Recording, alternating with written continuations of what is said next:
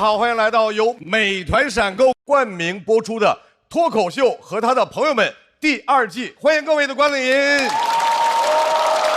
不开玩笑，美团闪购马上就到，感谢快乐不止一点点的下一代购物方式，美团闪购冠名播出。首先，让我们再次用热烈的掌声欢迎我们校友团的4位朋友：大张伟老师、罗永浩老师、李宇春老师、鲁豫老师，欢迎4位。这一赛段，我们继续请到了一直在幕后为优秀的脱口秀作品来贡献自己智慧的编剧老师的代表梁海源老师和苗苗老师，在他们身后的是全国的脱口秀俱乐部的各位主理人朋友，欢迎大家。还有楼上的脱口秀的各种好朋友，欢迎你们！你好。在这个赛段呢，我们叫做矛与盾之战。之前呢，向每位演员提出来了一个问题，就是脱口秀究竟是你的矛还是你的盾？根据他们的回答，42组脱口秀演员组成了矛和盾2个阵营。上半场有22组演员完成了自己的表演，大家可以看到舞台的右边是我们的晋级区，目前矛阵营有2组演员晋级，盾阵营有10组演员晋级。刚看到可能很奇怪，有的时候比赛就是这么残酷，而左手边就是要等待开战的演员和处于待定状态的演员。OK， 我们来正式进入到下半场比赛。下半场比赛要根据规则，还是盾阵营要出人。是了啊，盾阵营要出的这位朋友呢，他的脑回路总是让人哭笑不得，他的舞台表现呢，就是奇奇怪怪的好笑。对，就是针眼也较真啊！掌声欢迎李梦洁。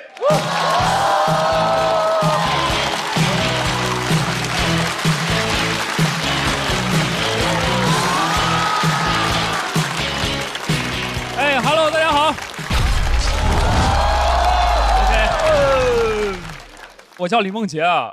我知道各位不认识我，认识，OK， 给不认识的朋友说一下啊，我也不是什么素人演员，我上过互联网一档很红的民生节目，1818黄金眼，我是因为跟一对狗和情侣吵架吵输的上那个节目，那个节目谁都可以上，但能从那里火的没有一个正常人。告诉你们，我对吵架的态度是我肯定吵，我不怕输，但必输。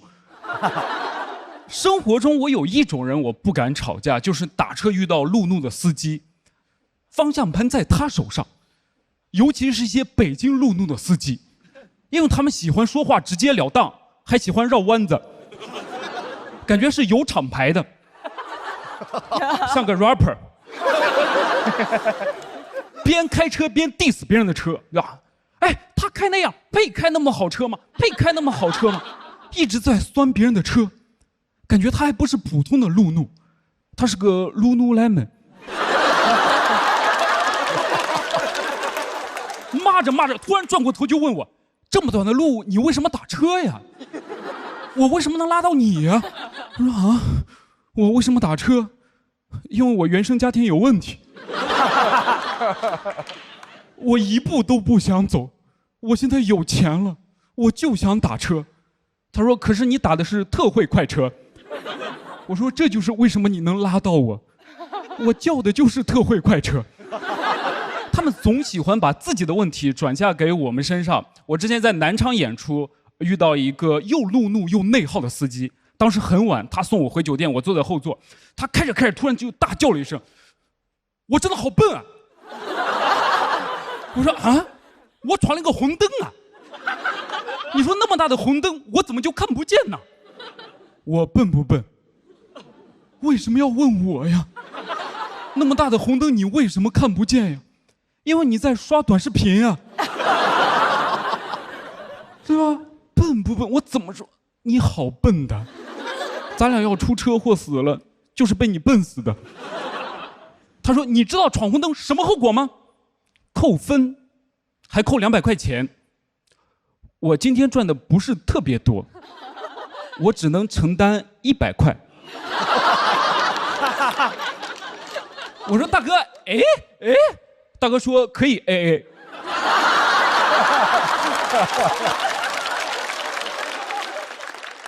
我说不可以，是你玩的手机。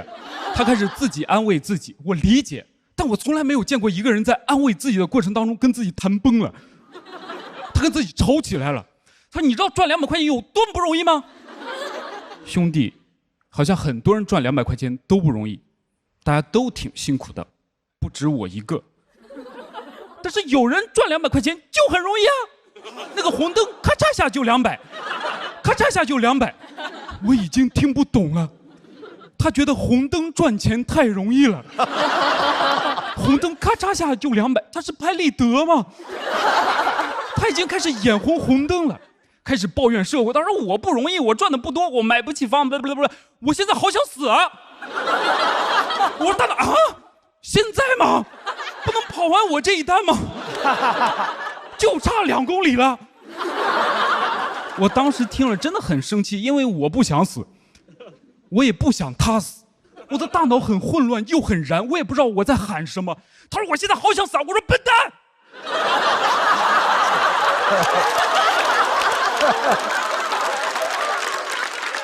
大笨蛋，别死，不就是个灯吗？有用，他脸红了，像红灯一样。有用，因为他最后把所有的问题归根于美国总统特朗普。他说特朗普坏蛋，欺负我们。我说对。他说那100块，我说100块给不了。他还是很生气，我必须要安抚他，不然他真的可能会出一点问题。然后呢，我就开始演，我自己想到一个好办法，你们不要轻易的学。我说，哎，大哥，等等，我突然想到了，你说的那个红灯，该不会是上个那个红灯吧？那个红灯他不拍，我很后悔说，因为我说完之后他就低头玩手机了。他说：“哥们儿，今天遇到个好事儿啊，咱们今天吃点好的，哥们今天多赚200。”我说：“哎，你不是没有被扣这200块吗？”大哥说：“你乐观一点。”我刚才有点失态了，没扣就是赚200。他越乐观，我越难过。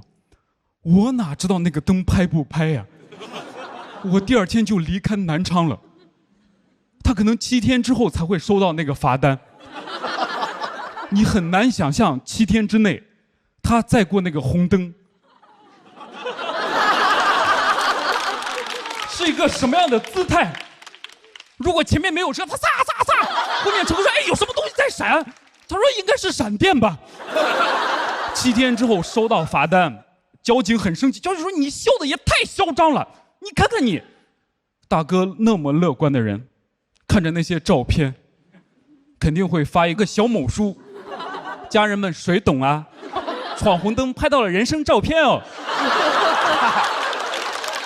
这个路口的红灯也太出片了。”但下车之后，我还是告诉他，我说：“你好好开车，那个灯会拍，以后不要玩手机了。”这个段子是我5年前写的。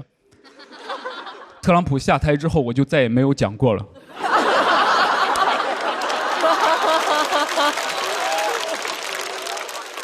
5年了，特朗普回宫了。我很开心讲这套内容，因为去年我遇到了跟司机一样的问题，我共情了他。去年我参加节目，首轮淘汰，我刚淘汰完之后，童漠男就下来安慰我，我说：“你不要安慰我。我自己能安慰自己，这有什么难的？”我说：“大家都挺难的，演员都不容易，那不止我一个。演员被拍灯本来就挺难的，但有人被拍灯就很容易啊。”我说：“你不是说我段子没问题，肯定能拍吗？”他说：“我哪知道那个灯拍不拍呀？我哪知道拍不拍呀？”开了。这是童漠男说的。他说：“我哪知道拍不拍啊？”我说：“我真的很难过，我参加了综艺，我觉得没有人喜欢我，我不想再参加比赛了，我可能只能演小剧场了。”他燃了。他说：“不就是个灯吗？你至于吗？灯我给不了你，但寻找王医生天津站1700人大剧院开场你来吗？”我说：“来。”非常感谢童木楠。我讲这段子其实就是为了感谢他，因为他拉了我一把。谢谢你们。讲到这里。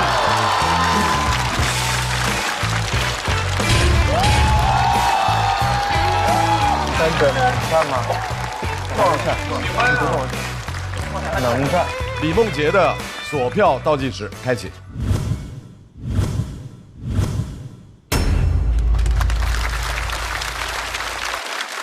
我喜欢他让童木楠逼着我拍灯那个。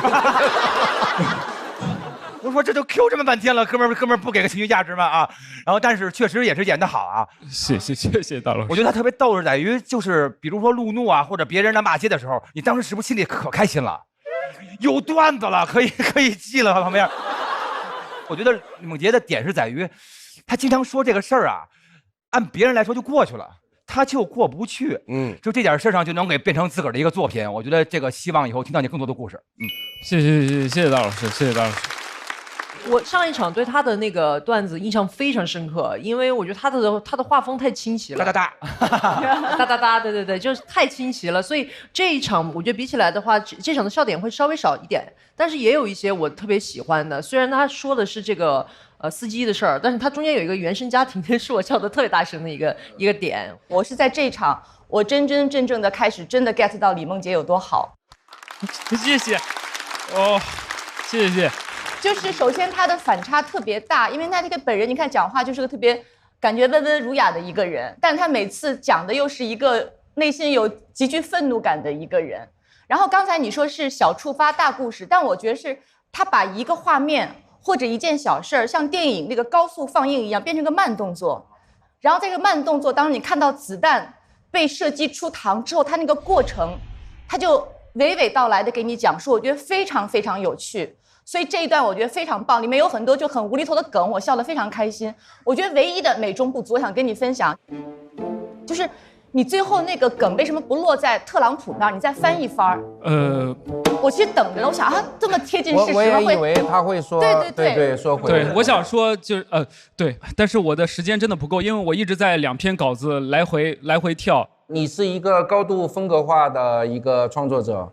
所以你的那个东西很难在别的演员身上看到，因为你脑回路特别奇怪，特别清奇，所以这个是非常可贵的品质。谢谢罗老师。我相信你有那种能力，是把一个微不足道的事儿不断的翻，不断的延伸，甚至把一个小事儿讲成一个专场。我特别期待看到这个。OK， 好，谢谢罗老师，谢谢各位。我们来看一下，在现场的朋友的投票结束之后。梦洁究竟是直通还是要等待挑战？我们要开启抢麦了，抢麦倒计时。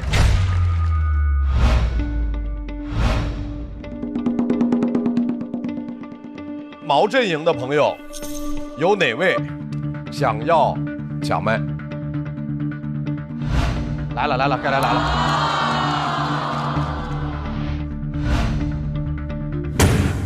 好的，一共有4位要抢麦。他们昨天不是这样的啊。好嘞，来吧，梦洁。我说一下我的理由啊，李玟我不会选他，因为我们是一个风格，我希望能给我们的风格多留一点。然后最先站的是秋月吧，我就选秋月吧。好嘞，秋月。下面这位演员在第1轮讲了他作为滑雪教练的故事，我们来看一下第2轮。也是故事型选手，给我们带来什么样的新故事？掌声欢迎秋月。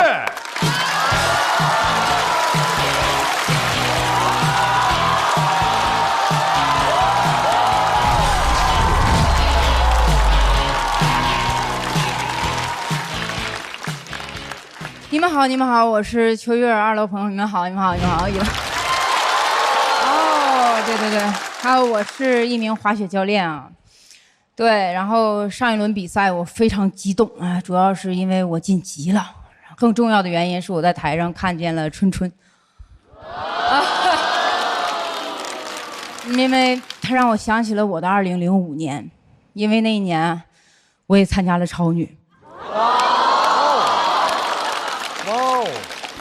真的，当时我就是被那个节目的 slogan 吸引了，想唱就唱。他宣传的是平民选秀啊。但我想说，人呐，真的会反复踏入同一条河流。20年后，我又被另一个 slogan 吸引，每个人都能说5分钟脱口秀。那一年我刚14岁，懵懂无知，有点懵懂，格外无知。真的，我当时知道这个消息，是因为我的同学在课堂上塞了一张纸条给我，他说我们的机会来了。哎，我都不知道啊，啥机会？丢人的机会。当时还是非主流时期，我还梳着一个齐刘海，我还有个底线，就是绝对不能让风把这刘海给吹劈叉了。所以我总有一只手在刘海的上方不停地拍打，像这样。而且校服袖子从来没有好好穿过，甩到最下面，然后扣在嘴上。哎，有画面，想起来了。双腿内扣，往左再往右。我还有2个朋友，他们跟我不一样，他们是斜刘海，斜刘海就是挡住半只眼睛的那种。他们俩一个往左斜，一个往右斜，2个人站在一起，勉强凑出1双眼睛。你们看着网上那个陶喆的图了吗？他们俩一个陶喆，一个哲陶。我们3个是一起报名的，但现在想想，当时的节目真的没什么门槛，我们3个这个造型全都选上了。当时我选择的歌曲叫做《刺激2005》，没听过吧？当时评委也没听过。它是一首串烧歌曲，太前卫了，没有人拿串烧参赛，一般也就串个2、3首最多了，我串20多首。我想做人呐，咱得留几首，这首不行还有下首，一首接一首，我都给老师串迷糊了。老师刚听出什么歌的时候，儿换下一首了。你想想，当初春春从海选到冠军，也就唱了20多首歌。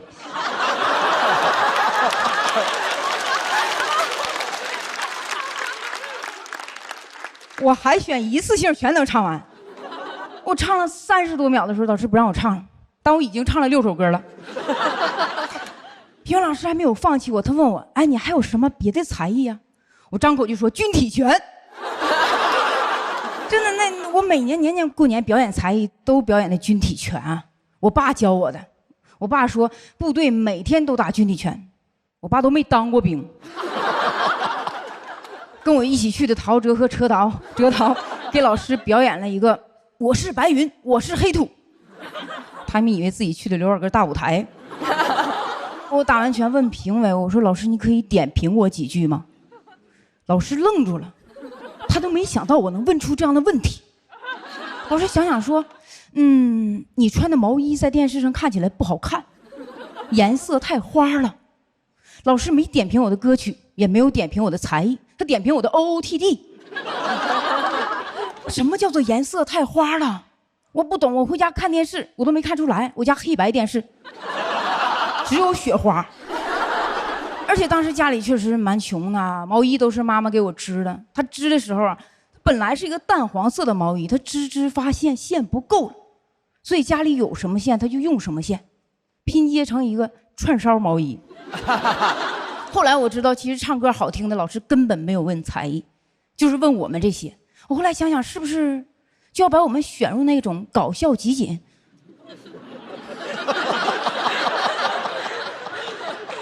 你们应该看过吧？就是那种我的情人。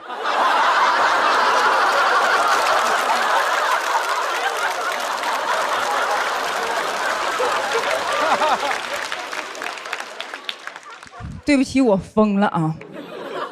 真的，我现在看那种搞笑集锦，我根本都笑不出来，因为我太害怕，看着看着，我下一秒就出来挥拳了。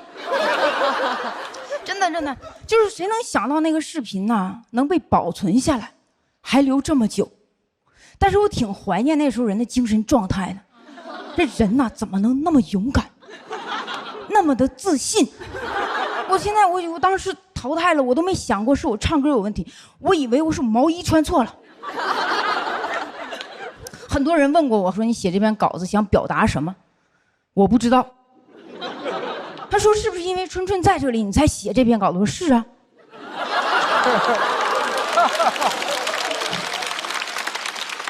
要不然我都忘了。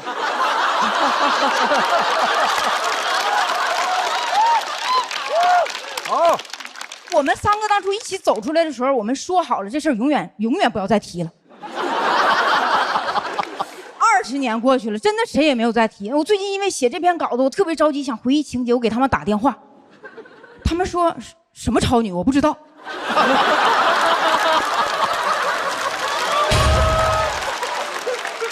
他说要写就写你自己，不要提我们。好的，李欣、张艺轩。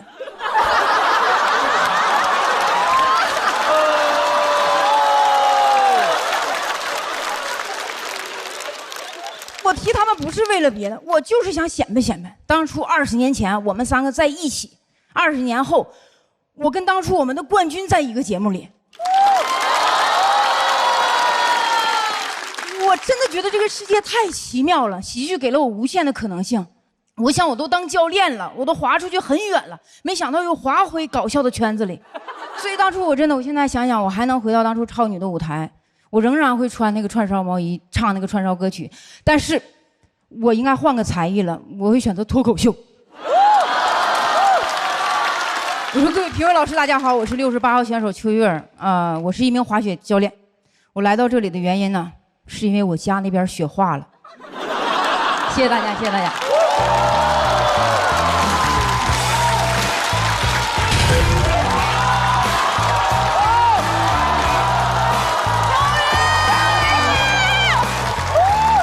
来，秋月的锁票倒计时。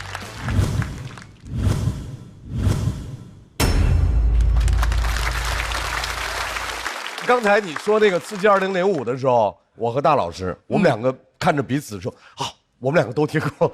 对对对，当年好多歌传唱在一起哈，一句就是一首歌，恨不得。对对对，就一句一首。春春，我想问一下，你05年海选的时候，你唱的什么？我的心里只有你，没有他。对啊，第一首啊。我在总决赛的时候，当时导演组有给过我一首花儿的歌曲啊，那唱了吗？没有，因为我当时不会唱那首歌，这也是合理的。那歌叫《化蝶飞》。化蝶飞哦，化蝶飞哦，哇，这个歌非常适合穿上毛衣唱啊。化蝶飞，穿上毛衣，我太合适了啊！你后来会了这首歌？我对。别逼着人家啊！我没有逼，别逼人说假话。对，来了。春春，你说真话，你现在会这首歌吗？化蝶飞，化蝶飞，是，谢谢。作为礼貌的回应，你是不是应该唱一下人家的？再不疯狂，我们就老了。教团的4盏灯都亮了，问一下4位，哪一段哪个瞬间是你特别喜欢的？大老师。他后来说，要不然我不说就该忘了。那个是的，是的。我还觉得他要怎么把这个事儿说破无毒，然后只是就用这个点说的，我当时就觉得这块必须得拍了，这个好棒啊，这块啊。而且中间有一段是他几乎一句一梗，连叠了5下左右，大概是。你当年的经历跟春春老师的这个互动，是跟作品是浑然一体的。是的，对，是一个作品的真实的、扎实的一部分构成。对，100%的契合度，非常优秀，非常棒。我听到后来就燃了那种感觉，而且能明显感到秋月就演到从中间开始，就是因为正向反馈太好了，变得特别的自如，节奏非常好，就是疯了，越来越舒服，真的。而且里面就最后听到感动了，对，因为谁都有小时候那个追梦的那种感觉，基本上每个人童年应该都有一件串烧毛衣，所以所有这种点加在一起，还有就是刚才罗老师讲的，就是艺术跟生活这么浑然天成连在一起，这太难得了。是，谢谢。在秋月说完了之后，最有资格发言的人是李宇春。对啊，来春春，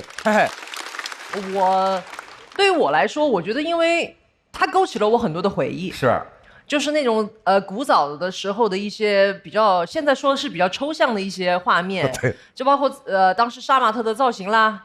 然后大家穿的衣服啦，然后大家唱的歌呀，然后包括在那个舞台上的一种自信的精神面貌呀，就是好像没有任何的负担啊，或者是我会不会丢人呢？就是有很多好玩的事，包括他说那个有一个集锦，就是我们现在去考古会看的一个东西。现在你那个还在吗？我那个就能找到吗？哪里能看到？因为我自己找不到，所以我才敢讲，我怕大家找到。我太喜欢找了，我太想看那个东西了。一定能找到，播了就找到了。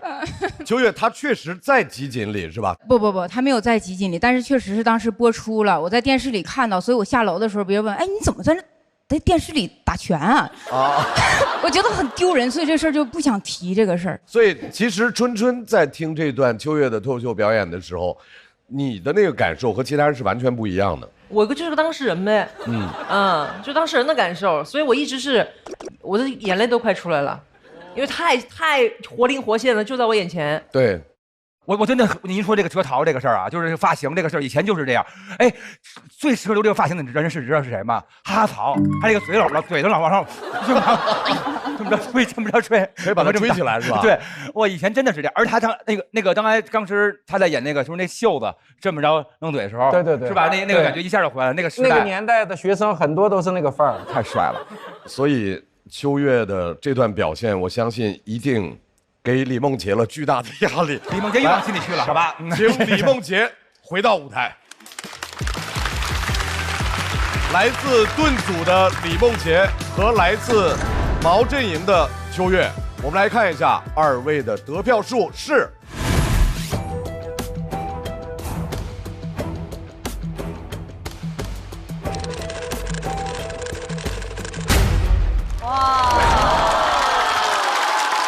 273票的秋月，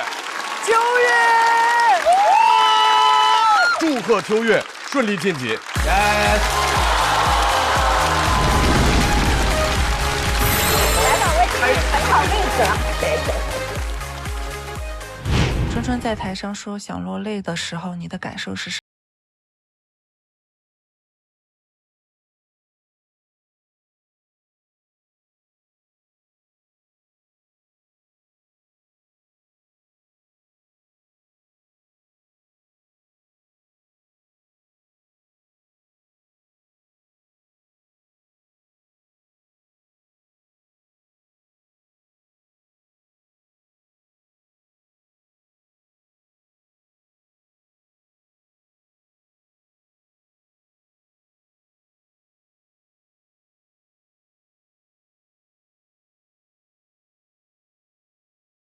？2005年的时候，给新的一年充满希望。05肯定比2004好。05年愿望就是想买辆车。21年给这个土房换成车了。衷心的祝福你们乘着音乐的翅膀越飞越高。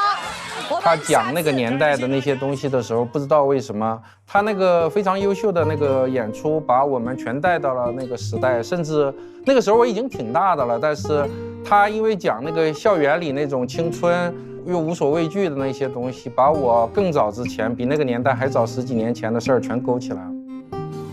稿子里其实还有挺长的一部分，关于我那两个同学，其实那两个同学当时一起跟我参加超女的时候，他说要写就写你自己，不要提我们。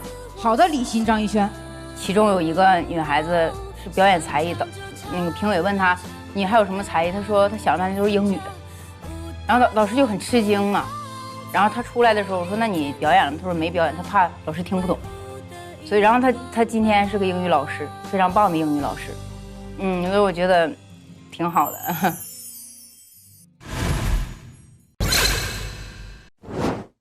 我们也要祝贺在下半场毛组开局顺利。那么毛组因为秋月的晋级，所以马上要派出的仍然是毛组的朋友啊。下面这位大家很熟悉，经验很丰富，上台了，上台了，维持胜局，比赛经验也丰富，编剧经验也丰富。今天这位朋友有一些新的经验想要和大家分享，掌声欢迎孟春。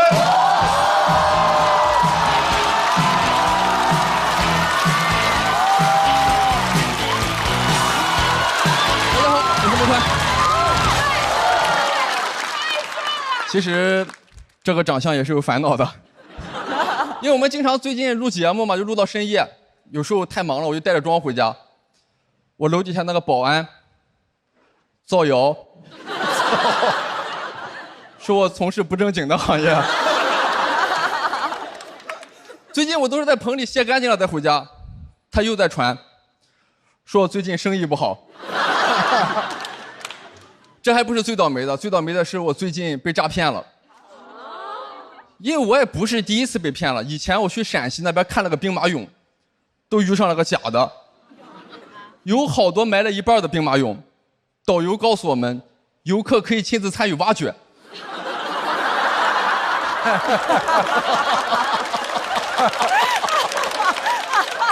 哦，这种游客，你们也知道，我们山东人就喜欢搞点挖掘。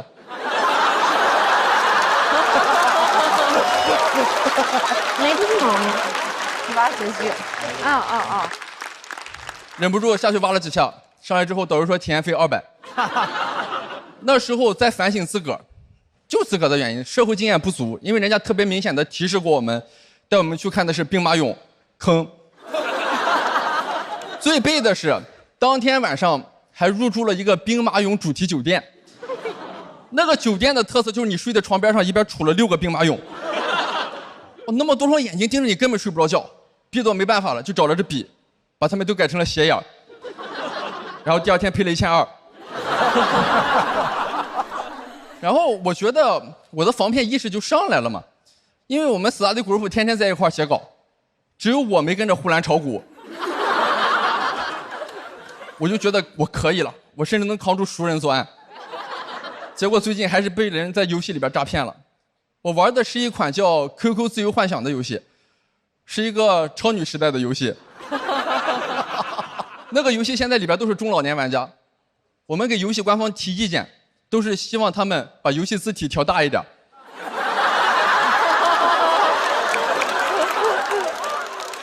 平时超级淳朴，没有想到会有骗子冒充游戏大佬。我要找的大佬叫满船星河压青梦，那个骗子叫满船星梦压青河。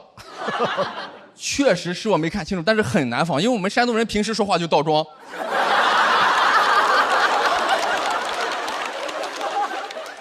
我的元宝、坐骑、衣服、裤子全被骗光了，就裸着站在游戏里边最繁华那条大街上。新手也是有新手装的，你光着一看就是被骗了。没有人会怀疑说，哎呀，这个人就是太热了。然后气得我就在游戏频道里边骂他。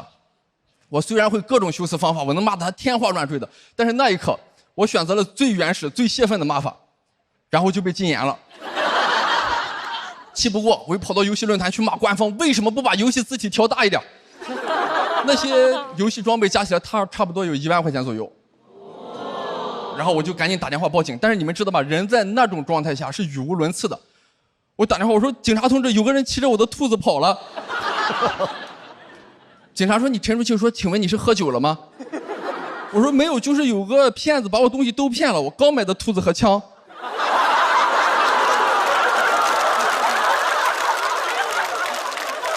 警察说：“兔子不重要，你主要说说枪的事。”后来说清楚了，警察说一会儿有专门的反诈民警上门。我们家还挺乱的，我怕反诈民警认识我，我就赶紧收拾东西。但没想到警察出警太快了，一开门来2位警察说：“哎，你们家报的不是被诈骗吗？怎么像入室抢劫呢？”然后问我说被骗了多少，我说差不多1万多块钱吧。我媳妇儿说：“你哪来的1万多块钱？”我瞬间就知道了为啥贪官被偷了不敢报警。然后我媳妇儿就跟警察一块查。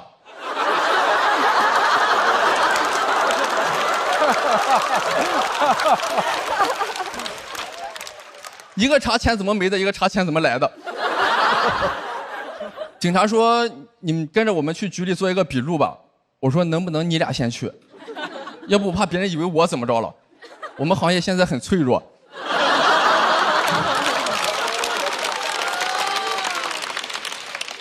然后警察说：“没事儿。”刚到楼下，那个保安说：“终于落网了。”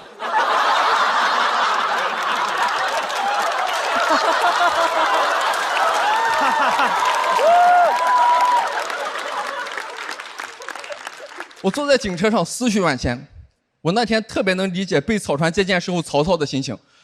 诸葛亮这个大骗子，当时就是欺负曹操没看清楚，骗了人家10万支箭，把人家装备全骗光了，而且多贪婪，一面插满箭还要插另一面，正面装完还得倒装。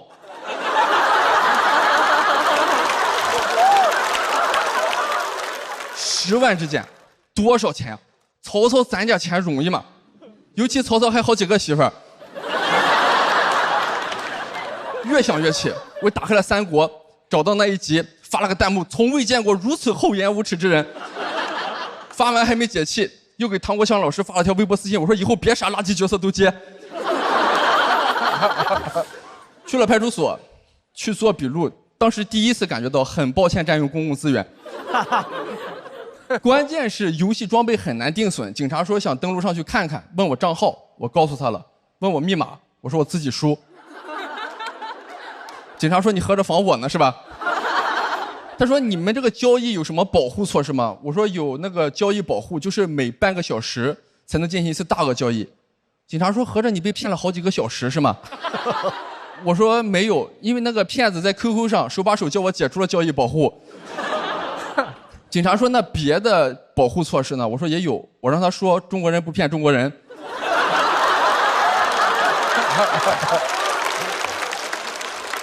当时我旁边还坐了一个被诈骗的姑娘，一直在那哭。听我讲完受骗经历，她开始笑了。她说你好笨呀。但是幸好报警报得早，警察和游戏公司一块冻结了骗子的账号，我大部分装备也被保住了。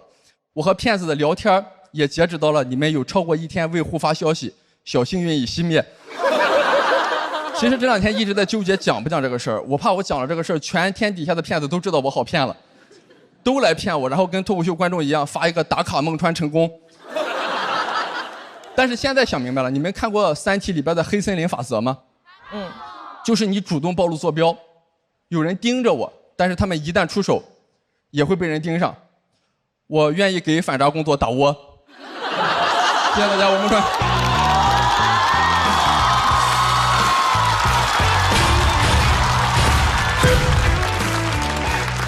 好，孟川的索票通道开启。再次掌声送给孟川。孟川，我多问一句，请问您是什么时候被骗的？5月份。现在的反诈意识会强一些吗？现在我把所有的 APP 字体都调大了一些。而且说实话，朋友们，当时我意识到被骗了。我还跟那个骗子说，我说我那当时现在70级嘛，我说80级的时候我准备投10万块钱，我那个弄装备，我到时候还找你。我觉得能放长线钓大鱼嘛，没想到那个骗子不懂延迟满足。我们这些中年人小时候打 boss 打不过，现在挣点钱了，觉得充钱我能打过那个 boss， 就是君子报仇10年不晚。老男孩是吧？就是开始追梦来了哦。对，老男孩。我有一个梦想。那你之前有过被骗的经历吗？就是太容易相信别人，我的粉丝经常骗我。他经常给我发私信说：“川哥，这条那个私信你回我，我就给你看个瓜。”然后给我看了个西瓜。谁为打游戏充过钱？没有。来了，有了。几年前或者是10年前，他玩了个游戏叫跑跑卡丁车。哦，我也玩过。当当当当当当。然后它是有微信排名的。哦，对。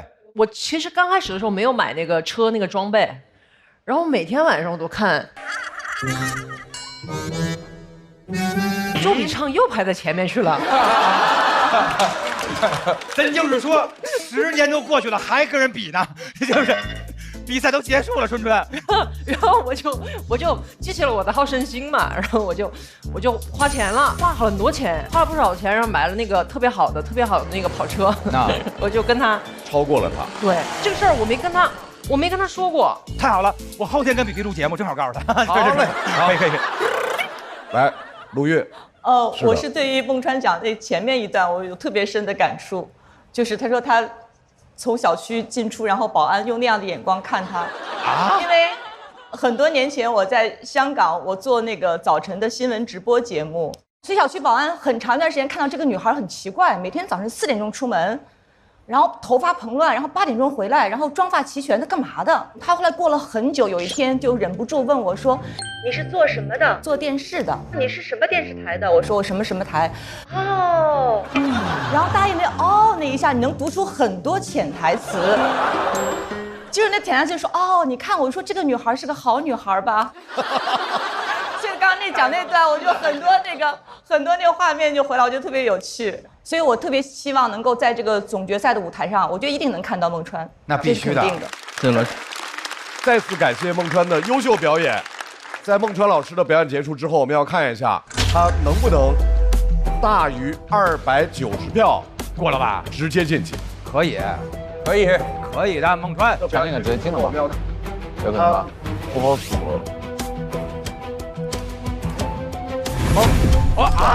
还差一点吗？哦，差一点。哇，这谁敢？抽球吧，真抽球吧。因为孟川来自于毛组，所以我们盾阵营要有朋友选择开启抢麦，倒计时。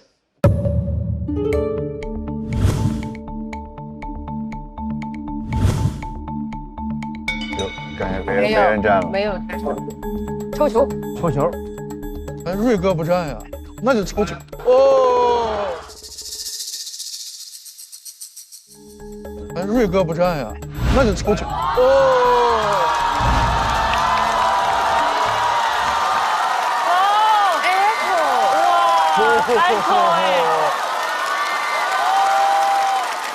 Echo。好。太勇了！我姐，我没想到她会站。我决定站了。可以站，你想站，因为你赢了票不会低。那你要站呀？我感觉可以站，没有那么难打。这样好好送走我的段子。我别，走到咱还有下一个，走到今天。下一轮咱们几个还能再慢慢演，慢慢演，慢慢演。你架手轻点，毕竟是总编剧老师。他不一定站我呀。我觉得咱们组没人站，没人站。我不站，我肯定不，我等到最后。那我要挑战他。那么马上要上场的这位朋友，他一次一次给我们带来与爱和家庭有关的故事。走了，朋友们，加油！来，把主动权拿过来。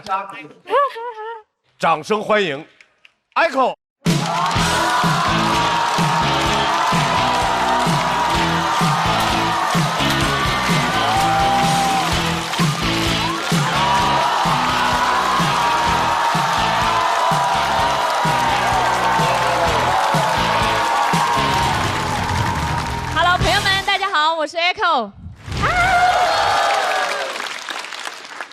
今年我整个夏天都待在上海，我觉得上海的男生穿搭还比较潮，他们喜欢叠穿哈，但我们那边的男生呢，还是走极简啊。因为很多次我特别想问他，我说 Hello， 帅哥，我注意你很久了，对你刚才在那儿蹲下的时候，对你有没有发现你屁股沟露出来了？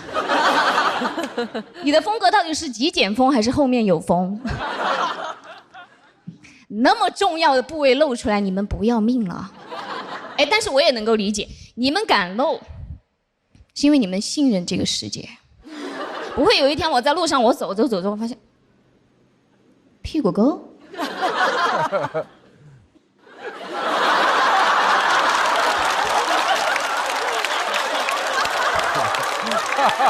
边沟假的。顶级呈现。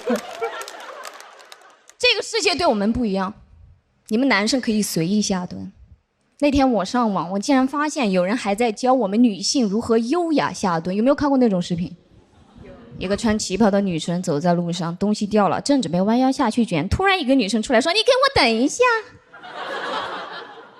我唱着他乡忆故知。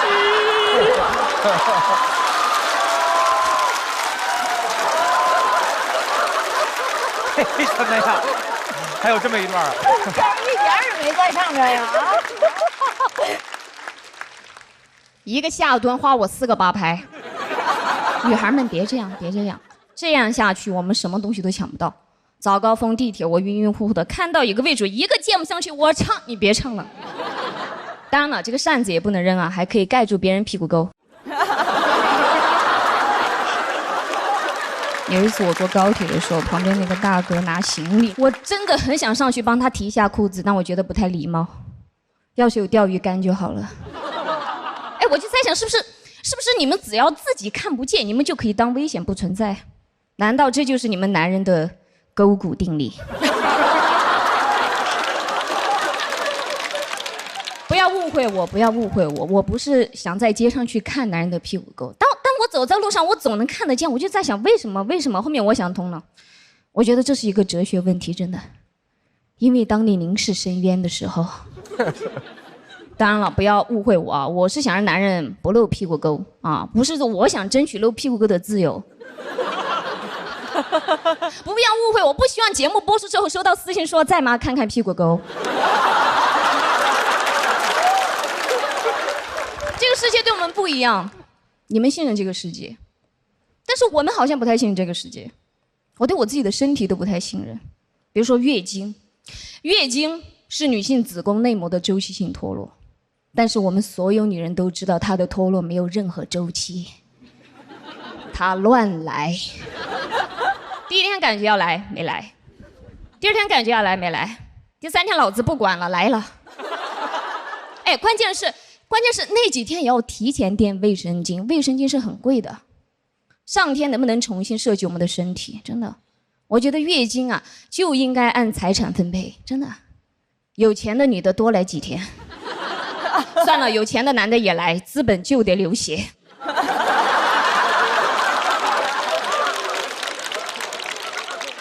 每个月买卫生巾至少花我50块钱，还没有算上暖宝宝、痛经药、洗衣液。肯定很多男生会问，洗衣液是拿来干嘛的？哦，那是我们痛经的时候喝的。对。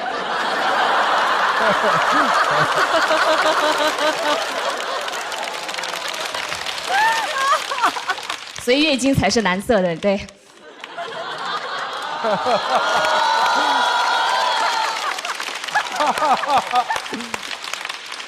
有一天我发现我13岁来月经买卫生巾花的钱跟我30岁一模一样，但我13岁没那么多钱，是不是上天设计我们的身体又设计错了？真的，能不能我13岁就绝经，60岁迎来初潮，60岁正是来月经的好年纪。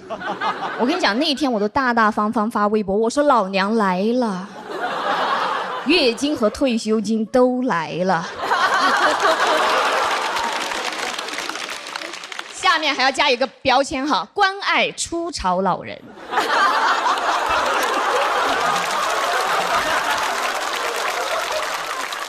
月经乱来，有的卫生巾品牌也乱来。我记得有一个品牌有一年出了一款负离子的卫生巾，主打的功能就是清凉、透气，让你在夏天用的时候可以从下凉到上。我用了它的卫生巾，那天我感觉自己很冷血，太冰了，那玩意儿太冰了，真的不是你铺的是负离子吗？我感觉随便去火锅店前台捞了10颗薄荷糖给我铺上去了。你知道那天我用完我走路哈，我感觉下面在吹口哨。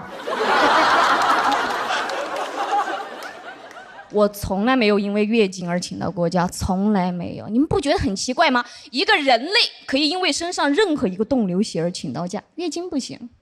老板，我请个假，对，我流血了，对，流了7天了。你哪里流血了？我下面流血了，无人在意，跟你们现在的反应一模一样，无人在意。所以我觉得上天设计我们的身体又设计错了，真的。我觉得月经它不应该从我们的下面流出来，真的。我觉得最好，真的最好，可以直接从鼻孔里面飙出来，真的，每个人都看得见了。我飙7天鼻血，我还在那里讲 PPT。老板都看不下去了，我说 ：“Echo， 你没事吧？为什么你有个鼻孔流血流那么多？”说对不起，老板，我侧漏了。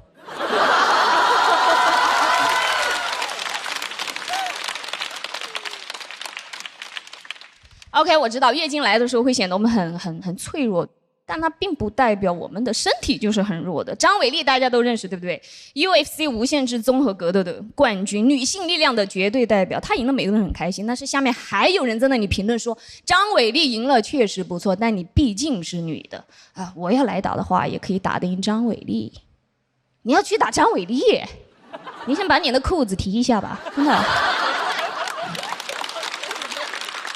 我可以这么跟你说，张伟丽可以边来月经边打你。谢谢大家，我是 Echo。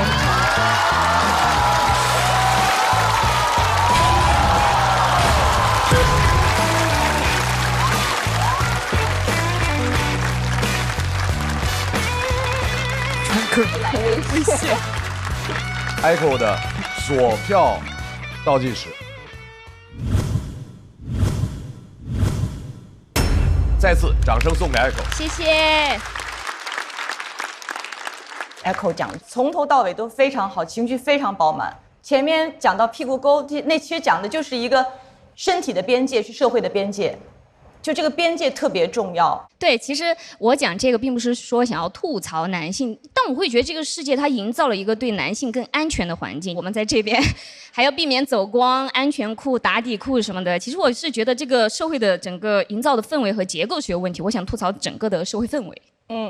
你的脉络其实是一脉相承的，它中间是有关联的，就是因为我们女孩都很难想象，其实你从小到大，首先成本真的很高，包括其实从小到大，我认为那2天疼痛是常态，好像它是我的一个生活常态，我没有想过我可以有别的选择。这其实是后来你们不断在台上讲到这个话题时候，我内心会觉得哇，很被赋予很大力量，会特别感动的那个时刻，就是这脱口秀特别好的一点。我有时候觉得在舞台上就是表达可能优先级会大于好笑，这一方面是一个审美的一个选择，同时就是因为有些时候表达特别的重要。有一个脱口秀演员他讲，你走进一个房间，你感觉很紧张，你就应该待在这个房间。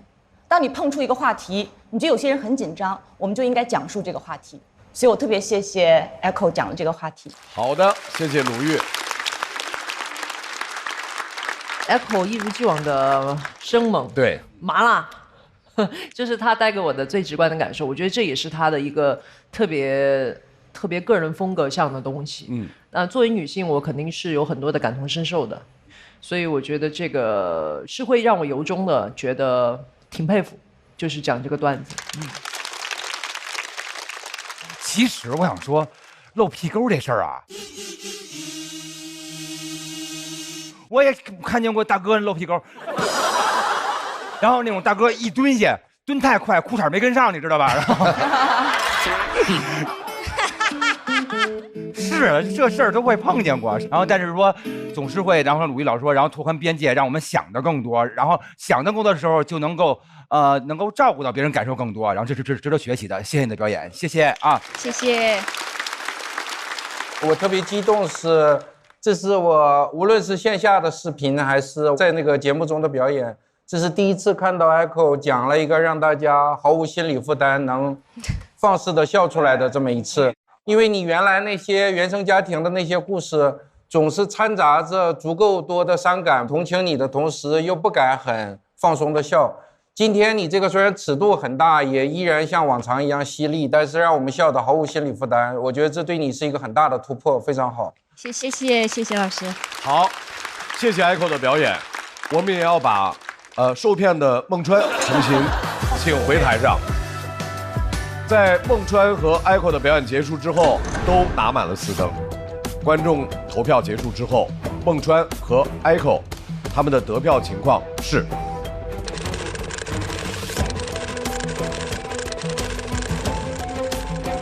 块儿哥收拾收拾吧，我感觉 Echo。不好说，我觉得还是川哥，我觉得还是川哥。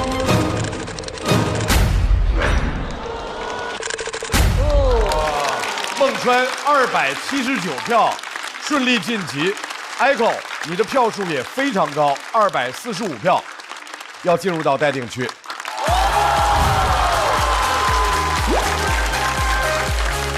245差不多是个安全分数吧？对。准备下一轮吧，非常棒，走不了，这个气场太好了，太紧张了，我上去我的胳膊都麻，差点把那个赞助商给走。我今天比赛有点过于紧张了，我特别想替我们的毛赢一场，就是那个好胜心今天有点格外的旺盛。其实我是最近一直在整牙嘛，今天说第一句话的时候，那个舌头还被那个皮筋给弹了一下，我就更。但好在都过去了。因为孟川晋级，所以继续派出演员的仍然是毛阵营。哇，毛炸了啊！今天可以，毛可以了。形势似乎有所改变啊，各位。相信你自己。毛阵营下面要派出来的这位朋友，表演非常有风格，大家一定要好好的看。慢慢的想，快快的笑，掌声欢迎王大刀。Hello， 加油，冲啊！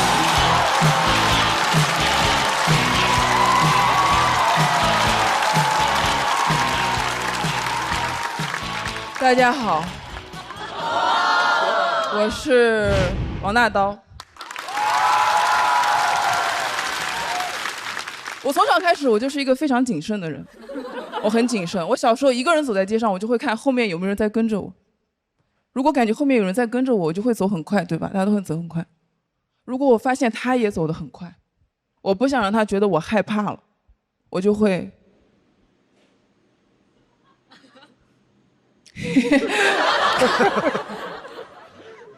我从小到大老是遇到一些变态，有时候我都想是不是我的问题，我就问我朋友，我说你有没有遇到过变态？他想了一下，他说今年还没有。我就想起很早之前我遇到的一个，是在大学的时候，大学有一年，我一个人走在学校外面的步行街上，有一个60、70岁的老头骑着80年代的自行车朝我骑过来，他的头特别的秃。当时建设银行的蓝光和建设银行旁边卖衣服的红光打在他的头上，随着他的移动，我以为有辆警车开过来了。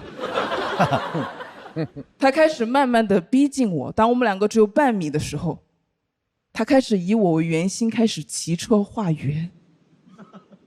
我当时一边往前走，一边发消息给我朋友，我说有个死变态以我为圆心在骑车画圆。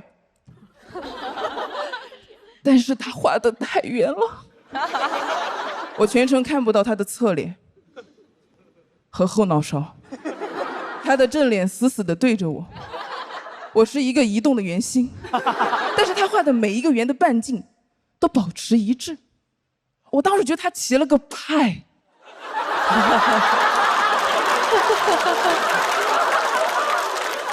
就这么绕了几圈之后，他终于说话了。他当时死死地盯着我的那里，他说：“看看。”朋友们不要担心，我没有给他看的。我当时想看看，他的用词也太精简，他的语气也太傲慢了。他没有用询问语气，可不可以看看？他也没有用主语，我可不可以看看？没爱看看。他只用了2个字，就让我的情绪这么复杂。我不可能表现出害怕或者是惶恐，让他觉得他骚扰到我了。他得逞了，而且我要比他更精简，更精简。所以当时他说看看，我说啊，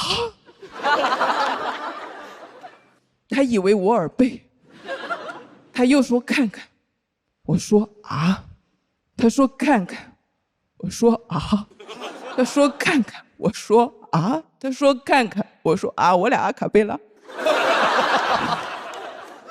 就这么几个回合之后，他可能觉得他今天看不了了，他就骑着车走了，消失在暮色当中。那个时候我的腿已经吓得就是腿发软嘛，就是我一个人就走回学校。然后朋友问我，他说王大刀，这么多年你是怎么化解这个变态老头对你的影响的？我想说，没有什么影响啊。他说那你现在为什么在骑车画圆？我现在就是有时候一个人在路边等人什么，就会骑车画圆。你知道我现在想起我19岁的时候遇到这个老头变态，我真的觉得他当时走的有点太轻松了，他全程连车都没有下过。我想如果我现在穿越回10年前，我再遇到他，我不可能让他走得那么轻松了。假设我再遇到他，他又骑着自行车开始以我圆心，开始骑车画圆，盯着我说看看，期待着我的害怕和惶恐，我就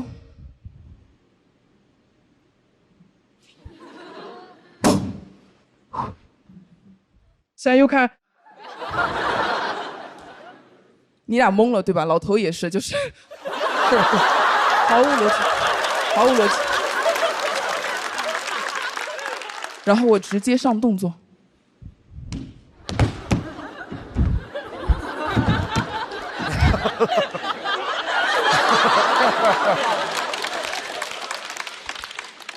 我直接起舞，他也不骑车了，他把车停下来看着我，他没有见过我这样的女人，他害怕了，他觉得我有病，他就骑着车仓皇逃离现场。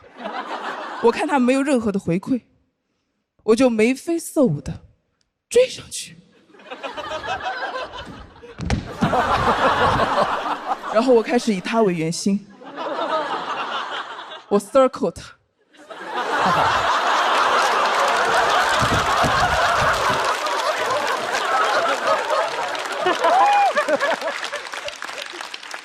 然后我会笑着跟他说：“我说 The show must go on。”你知道我是19岁的时候遇到的这个变态，我现在29岁了，10年了，我经常想起他，我时常觉得我没有真正的战胜这个老头，因为我无论如何我都没有办法回到19岁，真正的给他一枪或者给他一个巴掌之类的。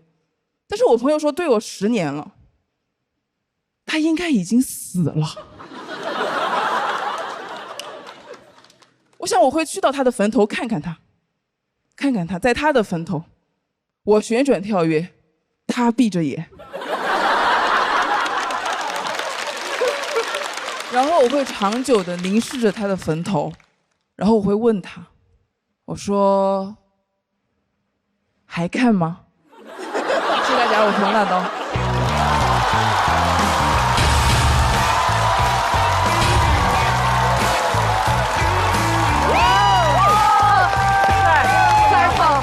王大刀的锁票倒计时，再次掌声。哦，我是唯一没拍的。那个 It's okay, it's okay. 感谢理解啊。那个上一轮的时候，我们都知道他是最惊艳的选手之一，是，而且他的风格也是高度个人化的那种。其实从上一场开始，就是你那个表演更像是一个舞台剧的独角戏，而不是像我们传统上所理解的脱口秀。但是我觉得脱口秀的形式是不拘一格的，就你尝试把一个青少年时代遭遇的一个阴影，然后心里一直没有过去，但是你用这么奇怪有点精神病的方式演绎了一遍，它是很触及心灵的一种很深刻的一个表演。我没拍的唯一原因就是感觉喜剧的密度，对，梗的密度不够。我今天听大刀的前半段的时候，我其实笑得挺厉害的，然后当然听到后半段的时候，我就笑容就收起来了，因为我听这个故事，我更多的感受，听完之后，我觉得我想给你一个拥抱，当然，我觉得这个拥抱其实不仅仅是我想给你的，我觉得也许也是你给我的。我猜测，也许是因为我们对那个时候我们没有保护好自己是有懊恼的。对，我记得那个时候网暴最厉害的时候，然后也有很好事的媒体跑来问我说你怎么看待，然后他就是直接当着你的面去说出那个你不愿意听到的东西。我说我跟你的反应，其实你在讲你说的话是是因为你不希望对方看出了你的害怕和惶恐，所以我好像在保持一种体面，我在说，那可能就是一种娱乐吧。但是在事隔多年，我对我自己非常的懊恼，我在想，丽水你在说什么？你居然说这是一个娱乐，没有人会网暴不是娱乐好吗？你怎么可以在那个时候你这样去说？我觉得你对自己极其的差。所以在他19岁到29岁这个过程当中，他永远会想到这个老头的脸，然后觉得说他为什么会有后面发疯的那一段，要 circle 他，要报复他，要什么？是因为他总是想，如果我可以回到当时，我也许可以处理得更好，我也许有更勇敢的，或者我更能保护我自己的一种方式。我不知道你是不是这样的一种心情，但是我当时在听到你的段子的时候，我已经感受到你肯定29岁的你肯定是比19岁的你要更加 strong 了。所以我觉得你也给了我很多的力量。谢谢。就是我觉得当时可能回击的，就我觉得我的反应还挺好的，我自己觉得，但是我可能就是想狠狠的弄他，就是我就是想狠狠的弄他，因为就是我受够了这种突如其来的没有办法及时取证的东西，让我挺愤怒的。这是一段非常特别的脱口秀表演，就是我平常比如说我觉得一个好，就是我笑特别开心，这段是我看完以后，我现在心跳比我平常快很多很多。你全程把我置于一种类似于纪录片式的压迫里边，它完全是纪录片，而且是那种街头所有的那种摄像头的那种，没有任何删减的，没有任何滤镜的纪录片，一镜到底，一镜到底，那个压迫感太强了。但这是一个特别好的一个脱口秀素材，就有那么好的表达，你帮助很多女孩说出我们可能想说不敢说的话，那你就欠缺有一个点，这个点我现在找不到，我觉得你一定能够想到，怎么样在压力最强的时候，我们已经难受到不行的时候，你让我们释放出那个全部的恐惧、愤怒和这么多年想说没有说的话，然后那时候一定是全场是炸掉的，我觉得就缺这一个。但除此之外，我就认为这是个非常棒的，但很不同的一个表演。谢谢李老师。我非常非常喜欢大刀，让大家知道女演员在台上真的可以表达任何自己想说的话题。而且大刀今天很酷的一点是，他只讲自己被骚扰的这一件事。他说他走夜路就会莫名其妙回头看看后面有没有人，这是每一个女人的共性，很勇敢。我觉得一方面情感层面，我在心里还是想狠狠地弄那个老头。我现在不知道他在哪儿干嘛，也不知道他对多少个人说了看看那句话。因为他实际上说的看看后面是有省略一些部位的名称的，是更直接更。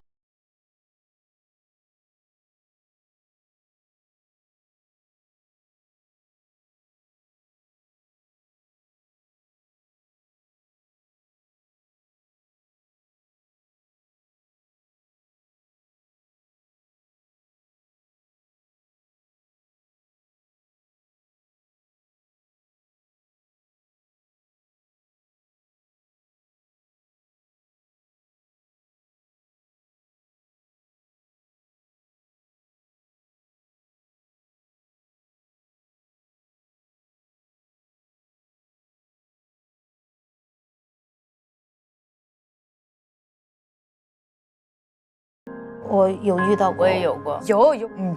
小时候吧，在我很小的时候，当时24，我也被性骚扰。之前我被性骚扰是报过一次警的，就是村子里的一个男人，然后去我家做客，然后那时候很小，然后他就把我放在他腿上，然后就摸我胸部，我感觉到那个行为是不舒适的，但是我也不知道他到底是一个什么样的行为。我其实是从幼儿园里面退学的，放学回家的路上遇到那种突然跑过来的老头，抱着我亲，捏我的屁屁，每天都哭着回家，也是因为这样才给我剃了一个寸头。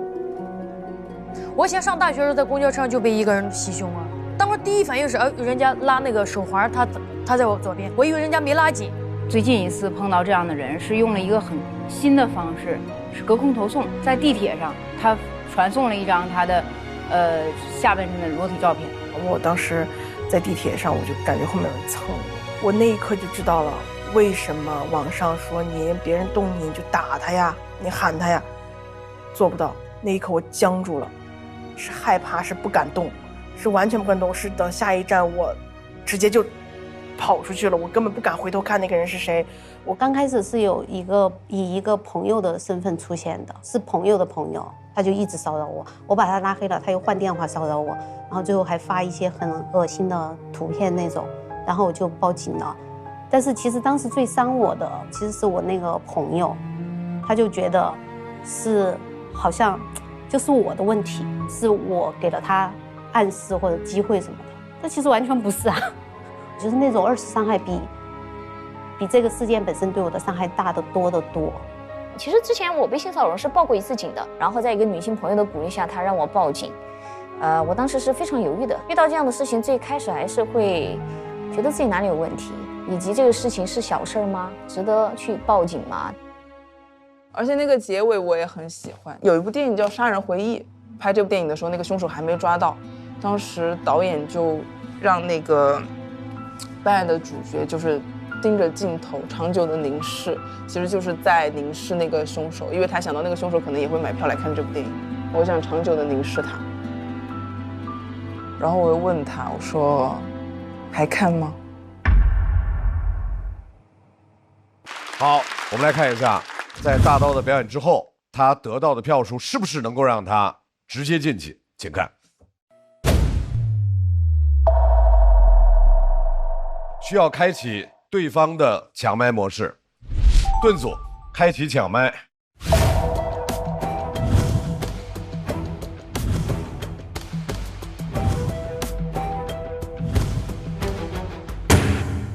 按照我们的规则，因为盾组没有人抢麦，所以我们必须要启动我们的有缘箱。加球球喽！这更紧张，这更紧张了。来，大刀，你就直接抽就好了。除了你，我们现场谁都能看到你抽的是谁。太好了，太热闹不行，事儿大。来，大刀，大家不给反应啊，完全就是靠缘分。都还行，都还行。哎，又扔了。随便来一个，怎么这跟年会似的呢？啊，谁呀？谁呀？志胜，来吧，志胜啊！来吧！哥哥，好看了，好看了。下面要出场的这位演员在娱乐圈真是进进出出，但是今天他的选择是返璞归乡，掌声欢迎徐志胜。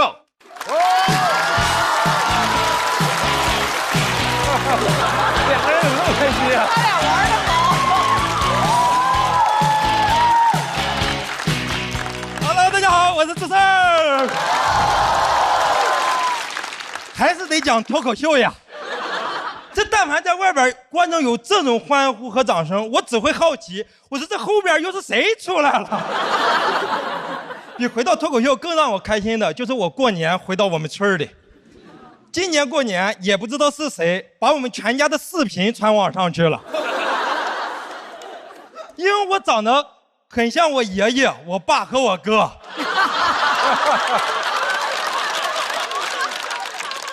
然后网友就说我全家共用一张脸，说在视频里看到了我的一生。就是我爸现在出门都经常被人说，哎，你长得好像徐志胜呀。确实过年的时候有很多人去我家里拍照，还有很多上了年纪的人天天去。就你们见过60、70岁的私生饭吗？就他们真的跟年轻的私生饭还是很不一样的，就他们真的有可能在你家里吃饭呀。而且他们是看着我从小长大的，那我在他们眼里那都算养成系艺人，知道吗？手里全是我的黑历史，在那一遍遍的说呀，说志胜，你还记得你当时偷谁家玉米吗？你还记得你当时打碎谁家玻璃吗？我说你还记得咱去年讲过一次了吗？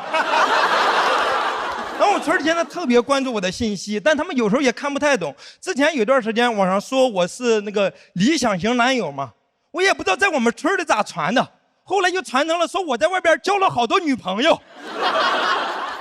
我奶奶都着急了，给我打电话说咱徐家可不出这种人，你赶紧都给他们断了。我说奶奶，你把村里的网断了就行。然后我们山东过年还要挨家挨户去磕头，因为以前啊会摆着一些老人的照片，过去老人照片会给老人磕头，但现在也不摆照片了，都开始放电视了。就是我还在那磕着呢，他已经把电视打开放我的脱口秀了，还在那儿，哎，这是你吧？是你吧？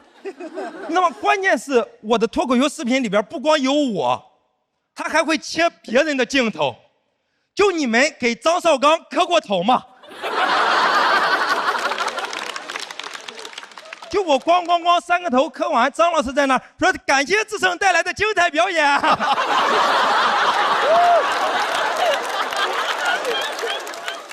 还有人带着孩子去的，在那说赶紧让大明星抱抱，让大明星抱抱。这以前都不让我抱呀，因为他们说谁抱多了就容易长得像谁。就我以前还生气呢，现在明白了，不是不报，时候未到。哦，我们老师还带着学生去那参观我，给学生说你看这个哥哥，就是因为好好学习，才能讲上脱口秀的。那是我觉得脱口秀最正面的一次。他在那给我要签名。我都急了，我说我小时候模仿我爸的签名，你也不要呀。但还是很开心。回去之后还找到了毕业照，然后发了个朋友圈说爱图，我赶紧给他评论，我说老师，你发的这张毕业照是我哥的。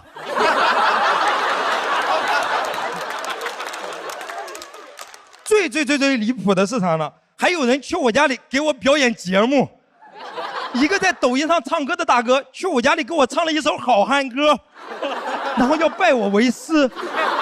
我说大哥，你是不是误会了？我只是刘欢乐在人间，但我真的不是刘欢呀。他还在那里问我说能不能带他上春晚，我说实不相瞒，为师现在也上不去了。那么山东过年还经常会喝酒，而且如果你们去过山东，你会发现山东最擅长的都不是喝酒，是劝酒，那全是道德绑架呀。我现在去，我只要说，我说今天不喝酒了，他说行，你现在大明星了，哪能跟我们喝酒呀？我说那就喝一杯行不行？他说行，你现在大明星能跟我们喝一杯，就已经是瞧得起我们了。有时候我还被拉着去陪酒，你知道吗？关键是我也不会劝酒，我就只能在那我说你是不是瞧不起我这个大明星？好吧，讲这里，我是我们村的大明星徐志胜。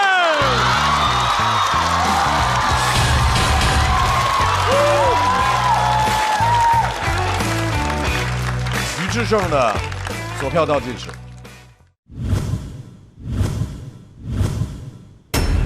好，谢谢大家，送给志胜。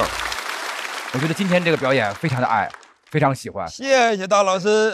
我希望就是有什么就来什么，不用想那么多，是不是？这也是我今年想明白最重要的一个道理，就是好好笑，好好笑。因为就是做快乐的自己，前提是勇敢做自己嘛，就是把自个儿讲出来就行。我希望你越来越勇敢，越来越快乐，好吧？哎，来了。谢谢大老师，谢谢志胜，我特别同意大老师的，就是咱们就讲咱们的生活，对，然后就把生活是认真的挖掘一下，这事儿其实挺有价值的。对呀，对，那就是哇，这就是最终的价值，对不对？太对了，张老师不枉我给你磕过头呀！得，太棒了啊！他的功力是这样的，他在他最差的时候也能瞬间给我们带入一个欢乐的氛围里，这就是功力。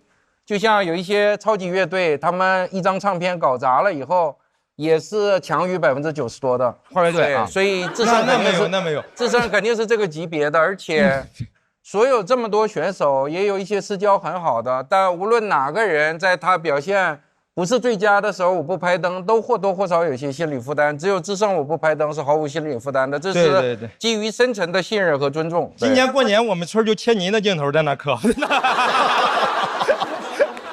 对，最后的这一段话又进行了非常成功的道德绑架。没事，来，春春，我想先问你一个私人问题，就是因为今天志胜分享的是成了名之后回老家的故事。对，就你当时成了名之后回老家，是不是也有盛况？我不光是在老家有盛况啊，走哪儿？徐玉春本身就是盛况，对因为我的比赛是在长沙，所以就是他们就觉得跟自家人一样的。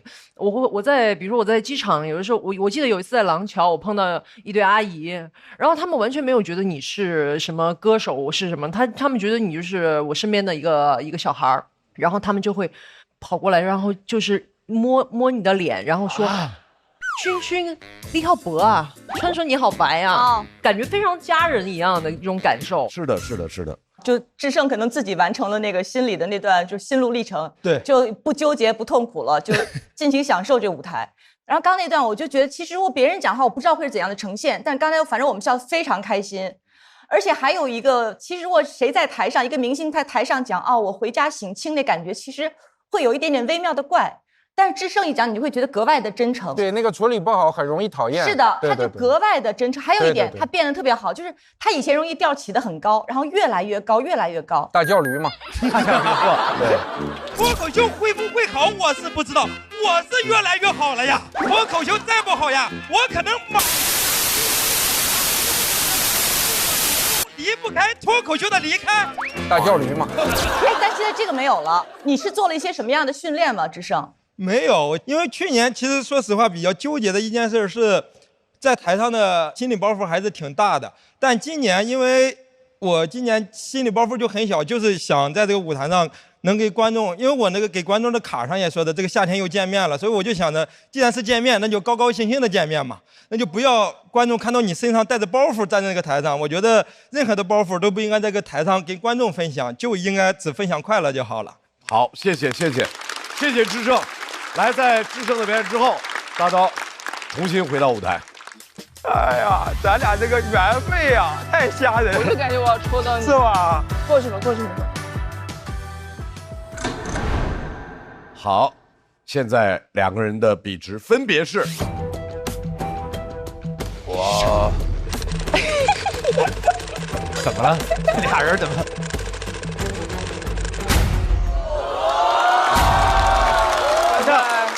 徐志胜267进入到下一轮。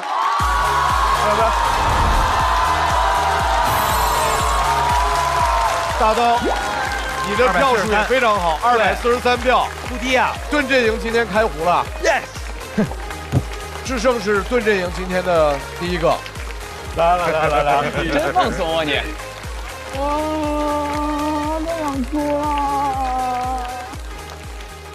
我当时抽的时候，感觉我要抽到徐胜，还在那偷着乐呢。我在这，我说这喊啥呢？然后我就发现越喊声越大，我就大概就意识到这个事儿就不对了。我是问 Kate 还是问谁？然后我一看观众就都看我了，我就扔下手卡，我就来了。因为我们俩之前在山羊的时候，他就帮我出主意，说了半天，我说志胜这没有梗啊。他说：“嘿，你还要我给你写梗？”我说：“你看我稿子里边有梗吗？”现在知道为什么不给我写梗了。哎呀，因为你在开放麦是紧的，你在这反而放松下来了。你看我懂脱口秀，我只是想不出来包袱，但脱口秀我来，我真懂，我懂，我这太懂了，我懂脱口秀。我是觉得你就是能干一辈子脱口秀那种人，你讲啥都好笑。是吧？对，就是你没梗，你没梗都好笑，没梗都好笑，你懂吗？志胜，这是一种极大的天赋。这是在夸人哈，就是你平时这样说话就很好笑，你懂吗？因为我平时说话是有梗的。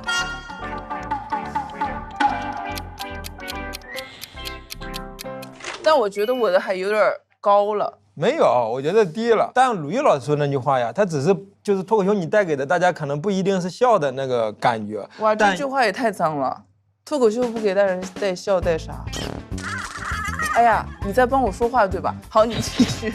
这点情商在大刀这完全不够用。如果大刀不进，我愿意腾出来10票给大刀。你腾10票给我票，好像还是……那咱俩说头台了，可以。哎，志胜哥。你说成为大家关注的焦点是什么感觉呀？你问这个干嘛？我这不是以防万一有火了吗？我先准备一下。就是那种很开心的感觉呀。具体是哪种感觉？那这样，我给你打个样。行。让生活更开心，感谢脱口秀的老朋友国民白酒老村长一路开心相伴，就是这种开心的感觉。我懂了。哎，你去哪儿？我去出道了，哥，咱们顶峰相见嘛。顶峰相见。真正纯良酒，好喝不上头，你值得拥有。盾阵营要继续派出他们下一位表演的演员。上一个赛段，这位朋友给我们分享了他很奇怪的创业经历。那么在这个赛段，我们来看一看他又有一些什么清奇的故事要和我们大家分享。掌声欢迎小块儿。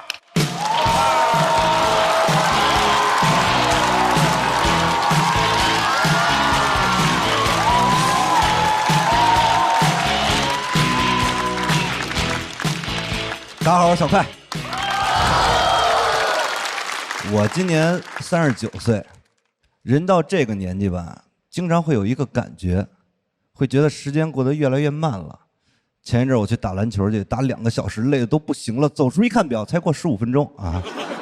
我当时觉得挺丢人的，想扣一个篮挽回一下颜面，给场上那些00后都吓傻了，因为他们打这么多年篮球，从来也没见过粉碎性骨折啊。而且我最近真的越来越意识到，我们这种中年人其实很难讨人喜欢。因为前一阵参加了一个同学聚会，我发现好多男同学吧，鼻毛都开始长出来了。我不知道你们见没见过男的鼻毛长出来那个样子啊，就感觉他突然间变得非常有魅力。因为你跟他面对面的时候，所有的目光都会被他的鼻毛所吸引，你看不到任何东西了，真的。我第一时间是想分散我的注意力的，不可能，根本做不到。没有人能够忽视房间里的鼻毛啊！而且我仔细观察了一会儿，发现啊，鼻毛就像 OOTD 一样，其实有很多种风格。有一个同学的风格呢，就是比较偏异域风情一点，因为呢，他只露出了1根2根，这种风格呢叫路易斯啊。好无聊。还有一种风格吧，就非常的乐观，因为他那个鼻毛吧，他一乐你就能观看到啊，微笑刺客啊。但是那天最让我觉得震撼的是我们的班长，他的鼻毛看上去吧，非常的有文化，因为你总感觉他鼻孔里边塞了2个沾满了墨的毛笔尖儿。你知道毛笔啊，有猪毫，有狼毫，我头一回见人毫啊，这就是人中豪杰啊。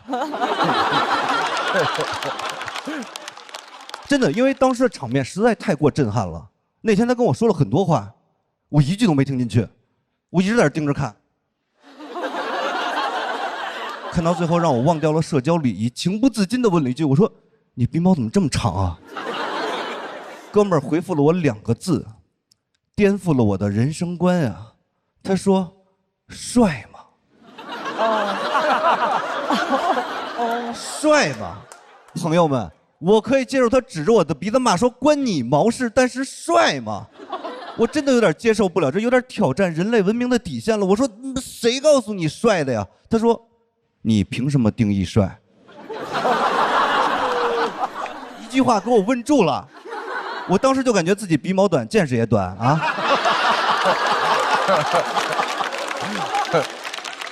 紧接着我用我残存的理智做了最后的挣扎，我说可是从来也没有人定义过鼻毛是帅的呀。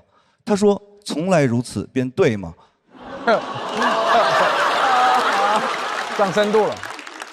我这个时候看他的鼻毛已经有点像鲁迅的2撇胡子了。但你知道人在被人怼的说不出来话的时候，第一反应绝对不是承认错误，而是换一个角度继续攻击。我说可是你鼻毛这么长，它多脏啊。他说鼻毛是呼吸系统的第1道防线，能够有效阻拦空气中60%的灰尘和细菌。现在这些东西都被你吸进去了，你凭什么说我脏？我真的是没有想到，美学上和科学上我都输了。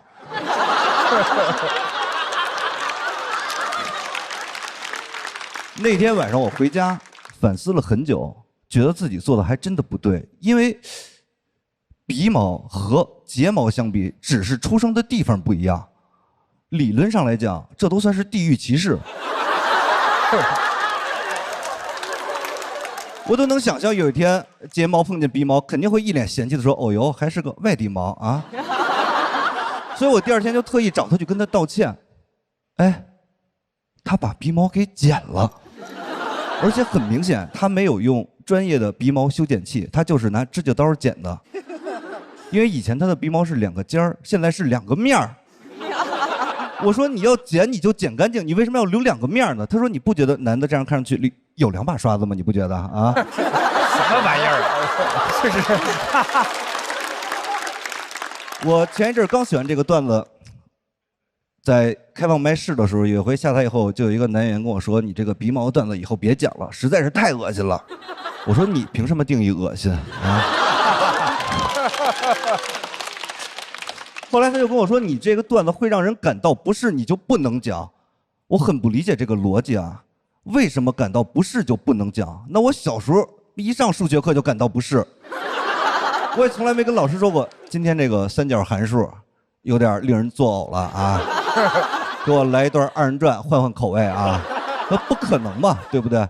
而且他又跟我说，你不要狡辩这些，说今天录制现场所有的女观众听到你说鼻毛2个字的时候就不会给你投票。我说你凭什么默认女观众的接受程度就不如男观众呢？啊，以小人之心夺姐妹之腹，是吧？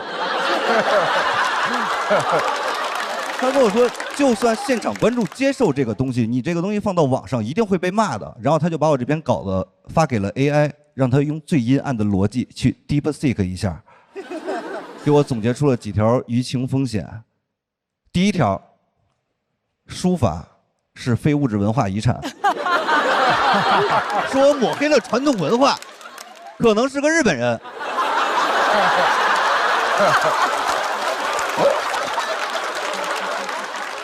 第二条，他模拟出了一个在环保部门的工作人员，说我们的空气中就没有这么多的灰尘和细菌。第三条，他说这个段子很容易引起外交纠纷，因为外国有很多人叫路易斯。念完他还问我这回怕不怕？我说这个 AI 不是真人，但真不是人啊，真人是不会这样 DeepSeek 的啊。他跟我说，你如果执意要在节目上讲这个，你要顾全大局，因为他说你讲这个东西会让人觉得脱口秀很低俗。实话实说，这一点我真的没想到。脱口秀是什么高级的东西吗？啊！我跟你们讲，我甚至觉得脱口秀的某些特质就像艺术界的鼻毛，你们仔细想一下，他们都有一些尖锐的东西啊，容易吸引到别人的注意力，也会让一部分人感到冒犯，但是也很容易被剪掉啊。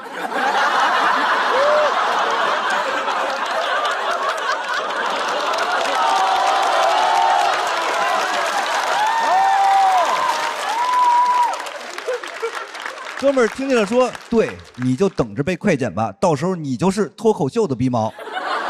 我告诉你，你拿这段上节目讲，你肯定会被淘汰的。我不知道你们是怎么想的啊，反正我是准备了一份淘汰感言啊。很遗憾，今天没有晋级啊，但是笑了的观众，你们好，你们的人生从此少了7分钟的恶心，多了7分钟的快乐。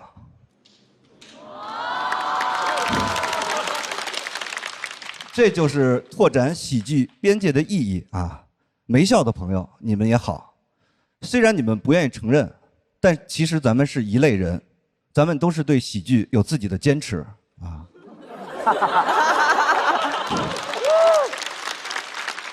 但是结果你们也看到了，有的时候坚持不一定有好结果啊。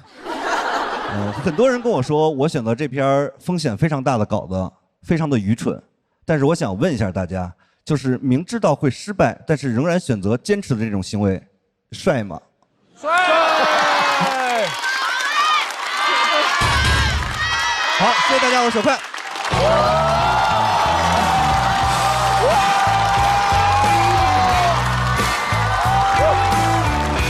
来，小快的索票倒计时。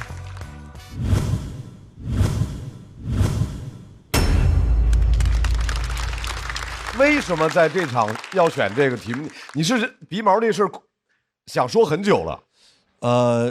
真的是这样，因为我其实是比较喜欢写这种段子的，就中国现在这个流派好像没太有，你知道吗？对，那可不嘛啊！因为这其实是一个非常小众的赛道，这条赛道只有你一个人，好吧？就是这条赛道应该叫什么呢？小快，一小嘴赛道。一小嘴下水道。罗老师对鼻毛这件事情极度在意。鼻毛的故事，我们生活里都经历过很多嘛。对，比如说随便说，就乐队的夏天，那个汪峰老师一唱到那种如醉如痴高潮的时候，怼了个近镜头过去，2撮大鼻毛露出来，就你们热爱的汪峰老师。哇！所以我本来就想着小块讲一个好玩的，但我觉得你是一个脱胎换骨的表现，特别棒，你帅。感谢感谢感谢。而且因为鼻毛这事儿，因为它不是说光中年之后，其实小时候就有鼻毛，都有。小时候老拔鼻毛，拔鼻娃娃啊。然后那个，所以说，然后但是咱们今天讲的时候，后边他就是突然间讲的什么剪掉啊，什么那些双关的地方特别多，特别精巧，是吧？对。从那个地域歧视那块儿的时候，对，就已经有好多精彩的地方了。他老说有一个人问他，那个人就是他自己。然后那个人一定不断的问他自己，讲这个东西是多么的一定有人觉得恶心，你要怎么处理这个事儿？他一直那个人是不是你自己？那个人是很多人，这个很多人对吧？因为有很多朋友都跟我说讲这个风险很大。其实像是说鼻毛，本质是个思维游戏。其实你可以变得更大胆一点，就是你最后的后半段非常全面，你把每一个可能有的问题都堵住了。对啊。你从 DeepSeek 对是啊，对，所以我就会觉得。然后他还燃了起来，我不知道为什么，作为听众，这个时候我就会觉得 OK 啊，然后我就没有拍。对，因为我是觉得这个东西本身它比较人接受的程度比较低吧，我就想让大家知道，我不是说一昧的没有考虑任何事情就把这讲出来，我也是经过深度思考 deep think 了以后，对，太 deep 了才讲的。我就想展现这么一个思考的过程，其实是对。我特别想听我们编剧老师是如何评价。我不知道，我自己可能脱口秀听多了，我就想听点不一样的。就感觉脱口秀好像就是也是越听口味越重的，嗨，越看越细节哈啊。对，然后我觉得块儿哥就是确实像罗老师说的一样，是在进行某种思维游戏，就是把一个非常细节的东西拔到它本不应有的高度，感觉像看《我爱我家》一样，不知道为什么。像里头谁呀？感觉好像像里面的梁天老师。急了，都不光是劝，都急了，就是各种方式都用过了，好言相劝，侮辱谩骂，动之以理，晓之以情，就各种他们都试过。就是我劝他不要讲鼻毛的其中的一个前半段，我也听得非常的不适啊，但后面呢还挺好笑的，你就也接受他的这个道理。鼻毛这个东西，它后来又硬上价值，它这个角度又非常的新奇。我真的要拍这个灯饰仔，因为它非常的无聊。但是我觉得一个人能享受无聊，能从无聊之中找出欢乐，才是一个人活着最好的精神。这就是人中豪杰啊！掌声送给小快。但是也要看一下小快的表演结束之后，我们笑台是2盏灯20，所以他就应该会接受挑战了。来，现在要在毛组里面开启抢麦，倒计时。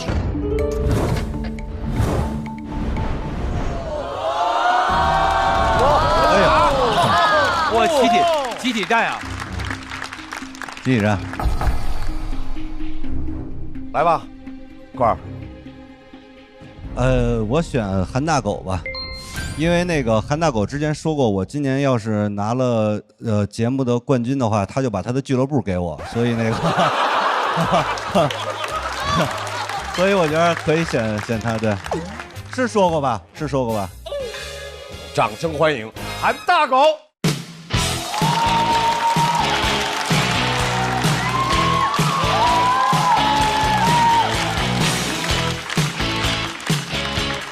1楼、2楼的朋友们，大家好，我是韩大狗。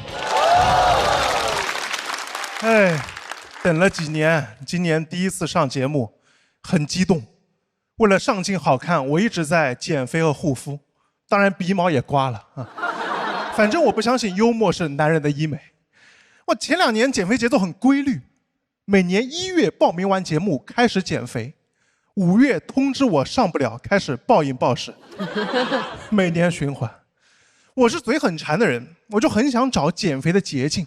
电商平台老给我推送减肥期间可以吃的低卡零食广告，都说馋了来一个，每个都不到1颗苹果的热量。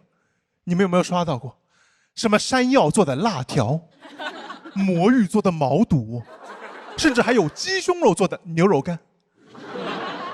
我全下单了，现在吃的比减肥前还多。我每天的零食约等于37个苹果，医生不敢远离我。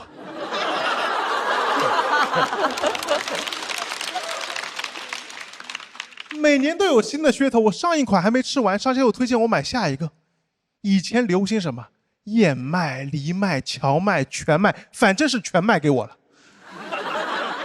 搞了款全麦饼干，做成一根根棍棒状。它的广告文案是饿了就拿出来磨磨牙，一听就很适合韩大狗。我吃了1个月，成功减轻了3颗牙齿的重量。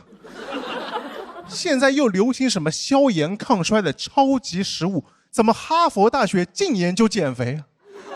这些食物你在中国都很难看到，什么牛油果、奇亚籽、羽衣甘蓝，听着像神奇宝贝进化了。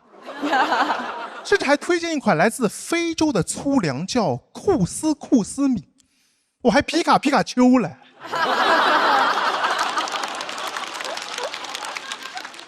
都想到去非洲找食物了。你以为非洲人瘦是吃了这些吗？不是宁可饥荒都不吃这些吗？我也吃过那个羽衣甘蓝，还不便宜，和吃氯化钙一样。后来一查，羽衣甘蓝早期引入中国就是作为观赏盆栽。那我去公园吃，无限量畅吃，直接问园丁哪里长得高了，我去啃2口。商家就喜欢给我们制造伪需求，越想偷懒，买的东西就越多，护肤更折腾，都不让你偷懒。我感觉所谓精致护肤的坑比我脸上都多。我想认真学一下护肤，我上网上搜男士护肤，刷到一个视频，他说男士精简护肤的5个步骤，精简完还有5个步骤，太看得起我们男士了。我们只有1个步骤，把水泼脸上。大部分男生都很糙的，洗个脸啥东西都不用，刷牙甚至都可以不带漱口杯，可以说是不以物喜，不以己悲。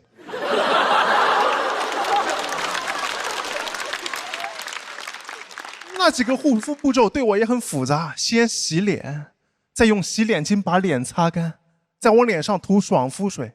我说我都多余把脸擦干。光保湿这个步骤还分出2个产品，乳液和面霜，都不知道有什么区别，跟2个脱口秀节目一样。可能2个节目都觉得自己是面霜，水分少一点。光是洗脸这个产品，商家营销也充满各种刻板印象。我感觉男人的脸可能是世界上最难清洗的东西，男士洗面奶都是主打强效清洁，感觉不光能当洗面奶，可以用作沐浴露和洁厕灵。很难见到不是黑色的男士洗面奶，直接来什么活性炭，这不是去甲醛用的吗？还有最经典的火山泥，感觉我脸上有灭霸一样，搞得我现在心中对洗脸的成见是一座火山。感觉男士洗面奶都不是生产出来的，是他们开采出来的。接下来要探索太空了，难怪马斯克那么想去火星，就为了找到下一个男士洗面奶原材料，去油腻。马斯克说电动汽车好造，美国爷们儿要脸。但我不理解为什么女士洗面奶卖得更贵。我甚至看到一款女士洗面奶提取自大米精华，还不是库斯米，还得配合他家那个糙米水一起用，卖300块一套。男士洗面奶火山泥29.9块包邮，这才是资本做的局。我翻开《资本论》，看到马克思说资本来到世间，每个毛孔里都流淌着血和肮脏的东西。资本说对啊，这种情况很容易堵塞毛孔，所以推荐这款深层清洁洗面奶。谢谢大家，我是韩大狗，再见。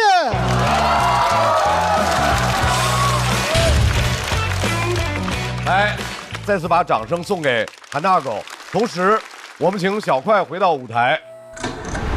小快和韩大狗的票数是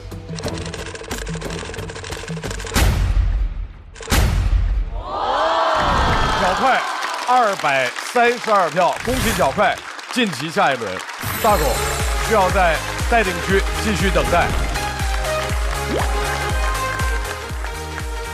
哎呀，我当时那个鼻毛，我虽然反对，但我心里觉得好。我当时是支持来的。我虽然说你鼻毛肯定不行，但是我是说错了。但你最后那份太多了，你又加了1份。行了，太多了。记住我哥哥讲得好，不是多，你就是那要不260，他不懂这个要不260，真是。因为是小快晋级了，所以下面要派出盾团队。盾团队要派出的这个演员呢，特别有特点，小火慢炖型，所以听他的脱口秀，你需要沉下心来，慢慢的听他好好讲一讲他对这个世界的小情绪。掌声欢迎孙书恒。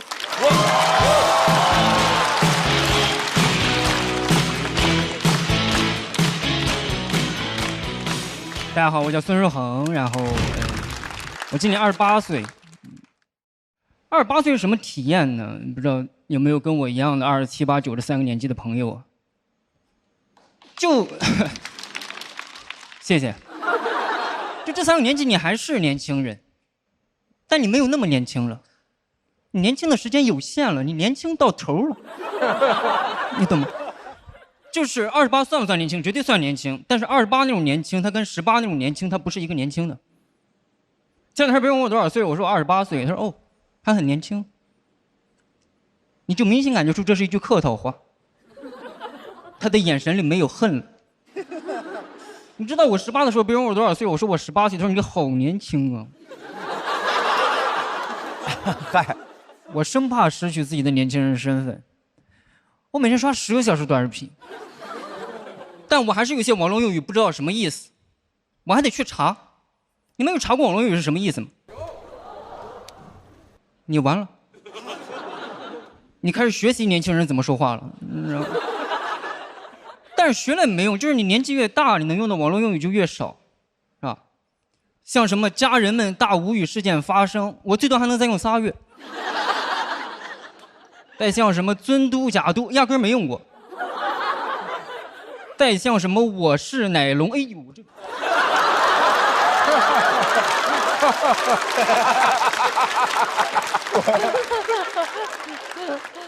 我都羞耻。我勒个兜，我勒个兜，哎呦！我勒个骚刚，咋说出来的呀？这些话是在什么样的语境下能说出来这样的话呢？到底是在他说在年轻的时候。28什么感觉？就是你不新鲜了，你懂不新鲜吗？就你也不是坏了，但你也并不好，你就是不新鲜了。我记得我新鲜的时候，我18岁的时候，那些网络语刚出来的时候，我那种喷薄而出那种时髦感，说出那些网络语那种新鲜感，有木有？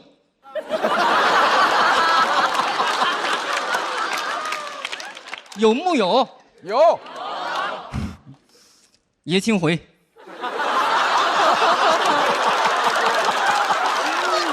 我打。时代的眼泪。而且28不是你活到28岁的，18岁是活到18岁的，28是你突然有一天发现自己28岁了。28不是20、1、2、3、4、5、6、7这么活的，不是，但是21，啊，28了。前两天我看一个电视剧，一个人说他25岁，我还想哇，我应该叫他叫哥。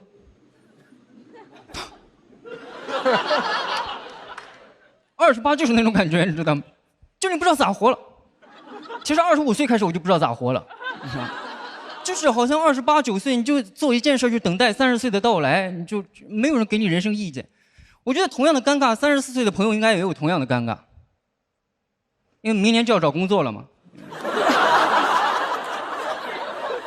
我就是年龄焦虑嘛，但我知道在座可能有些30、40岁的，或者说更大年纪的朋友会说，你还在这年龄焦虑上了，你到我们这个年纪你就知道了，就焦虑。就是什么玩意儿？为什么使这个劲啊？你懂吧？一个年纪有一个年纪的焦虑，就是那些30、40岁的朋友，他们已经习惯了自己不年轻这件事情，你知道吗？我们是刚碰上，我们不是很适应的，我们不是就很多东西一直陪伴你的，就是突然有一天丢了，你再也找不到，精力就没了，精力走了，你也没有精力去追它了，而且。就是肾上腺素也没了，新陈代谢都没了，你刚丢掉这些东西，你不是很适应。但是30、40岁的朋友好像完全不在乎这件事儿，完全不在乎。两个人喝着酒，他说：“哎，你什么东西掉了？”没事儿，干。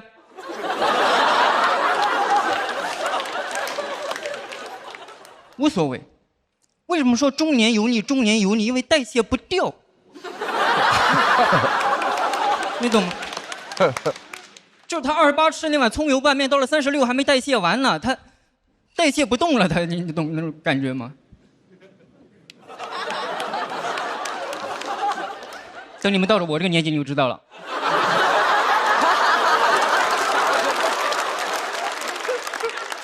很多体验都不一样了，谈恋爱就不如20岁、22岁那时候谈恋爱了啊，那时候谈恋爱真纯爱。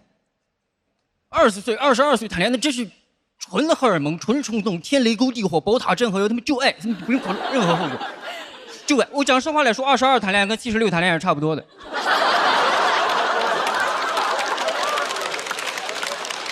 是吧？不用考虑任何什么结婚、生孩子、买房、买车，没有那个能力。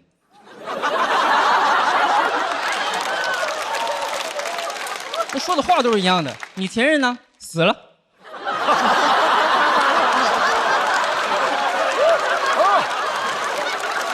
小伙慢炖，炖熟了。爱的太剧烈了，我现在不行。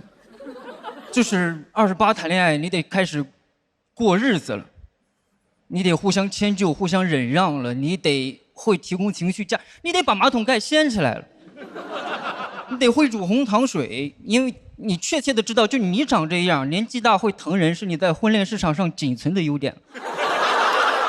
是你，就是你大脑运转的速度跟不上这个科技社会运转的速度了，你能理解吗？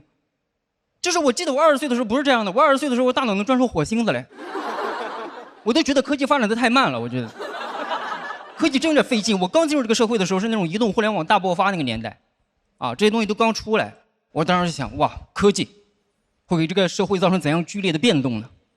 网约车，哇，合法的黑车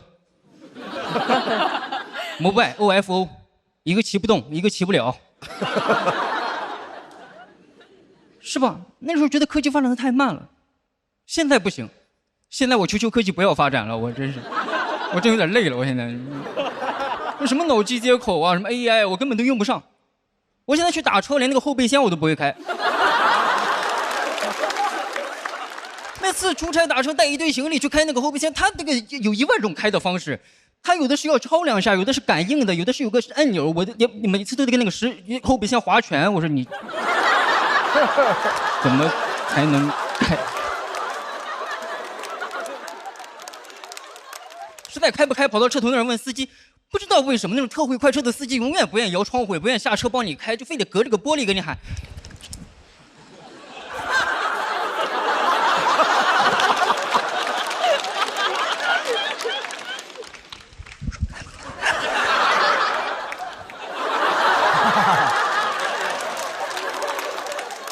都想不明白，2025年怎么还有这种沟通交流的方式呢？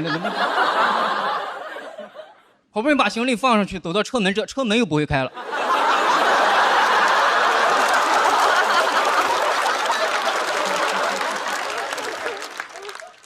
又得跟那个车门划拳，我说，哎呀，你这，我就想，科技这不是不是就划拳啊，朋友们？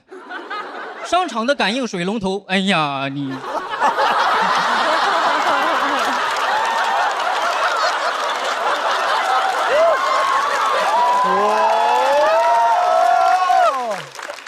而且你好不容易坐上去了，你坐那种电车还特别容易晕车，啊，油车不晕，就电车晕，啊，对吧？哎，你知道你们为什么会晕车吗？因为你年纪到了，就你懂那种感觉吗？你就什么都不干，你光在这干坐着，就对科技犯恶心。谢谢大家，我是王，谢谢你们到来。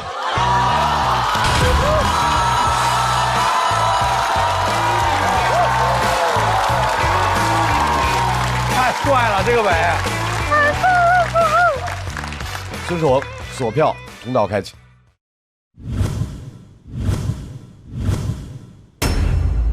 再次掌声送给孙书恒。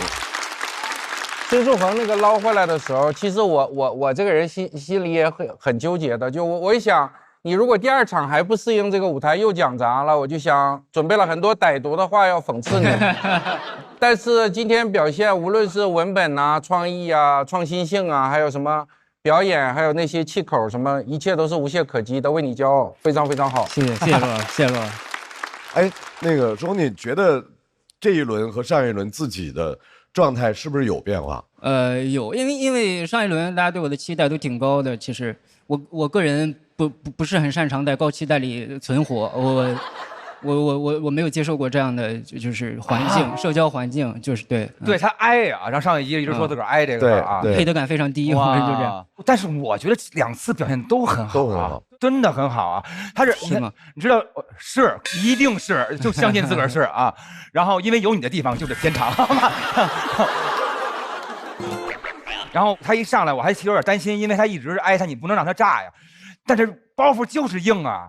而且孙书恒特有那种绽放感，你知道吗？就是前面一个鸟一点，砰，然后一下就炸了，以后那一下就已经得到了很多欢呼了。我觉得你有自己那些绝对了不起的地方，就不要在乎这些事儿，你就好好演你自个儿，特别棒啊，特别棒。谢谢。我拍灯主要是因为我年纪也到了。然后他讲的很多梗，其实我觉得在我看来不是梗，它是真实存在过的一些痛点，好像就是我28岁的时候，差不多。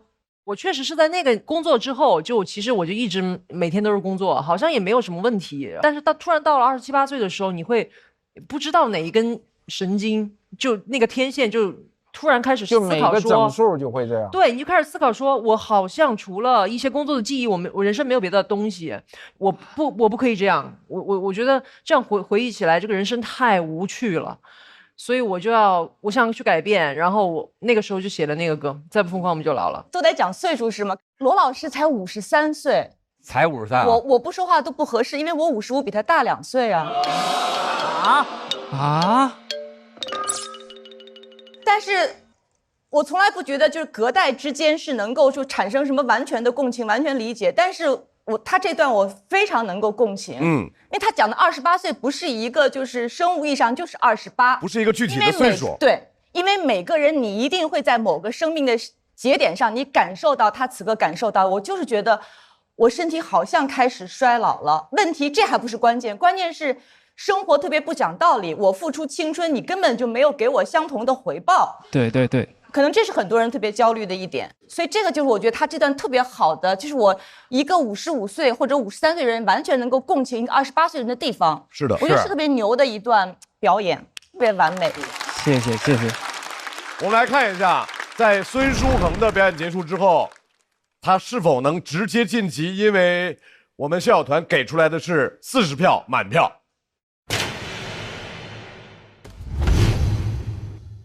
孙书恒没有能够直接晋级，那么就意味着毛组现在要派人出来挑战了。开启抢麦倒计时。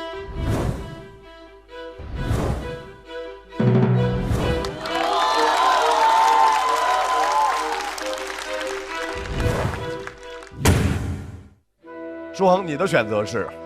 张俊吧。好的。大家熟悉俊哥的，因为演出行万里路，加油加油，也尝各地的美食，所以今天他特别想和大家聊聊他对食物的理解。掌声欢迎张俊！加油！对，好快点！大家好，我是张俊，2楼的朋友，你们好吗？你们好。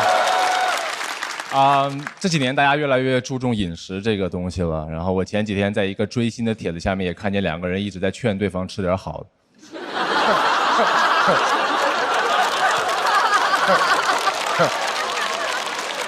可以，哇，一下就开了。我也喜欢吃点好的。我每次去一个地方演出，都会尝一些当地特色，就是那种只有当地有，然后其他地方都没有的菜。但我有一个很复杂的心理，就是我一方面很好奇，但另一方面我又很害怕。就是我觉得如果一个菜大众意义上非常好吃，它一定会流传出去，然后流传到上海这种大城市，然后变成预制菜。但它至少可以流传出来，所以如果这个菜只有当地有，就是我会感觉，比如前几年我刚刚来上海的时候，我发现这个地方几乎可以吃到全世界各个地方的菜，除了西湖醋鱼。上海没有一条西湖醋鱼，西湖醋鱼可能当年流传过来，第2天又流传回去了。江浙沪包邮是快哈，不知道为什么，肯定不是杭州，离上海太远了。因为在上海，你可以吃到新疆菜、云南菜、深圳菜，也就是海南椰子鸡；新加坡菜、海南鸡饭。海南这个地方有点东西，我前几天落地海口，打开大众点评，排名第1，东北菜。全世界菜到处乱飞，西湖醋鱼静观其变。你在上海也喝不到一杯豆汁儿，一滴都没有。他们要从埃塞俄比亚飞10几个小时把咖啡豆运到上海来，京沪高铁4个小时，没有人送一杯豆汁儿过来。你在怕什么呀？啊，豆汁儿送过来以后臭了吗？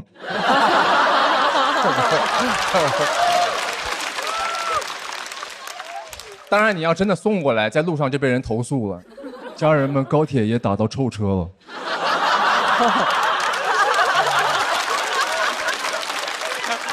太有意思了。我有些北京的朋友就跟我说，北京最好的豆汁儿就是只有2环的胡同有，其他地方都没有。你听听这话说的，只有2环的胡同有，其他地方他连2环都走不出来。3环的北京人去2环里面尝了一口豆汁儿，留在这儿。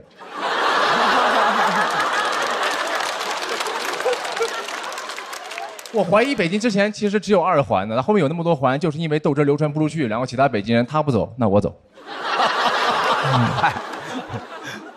去年的时候去新西兰演出，然后尝了一下新西兰菜，不是特别好吃。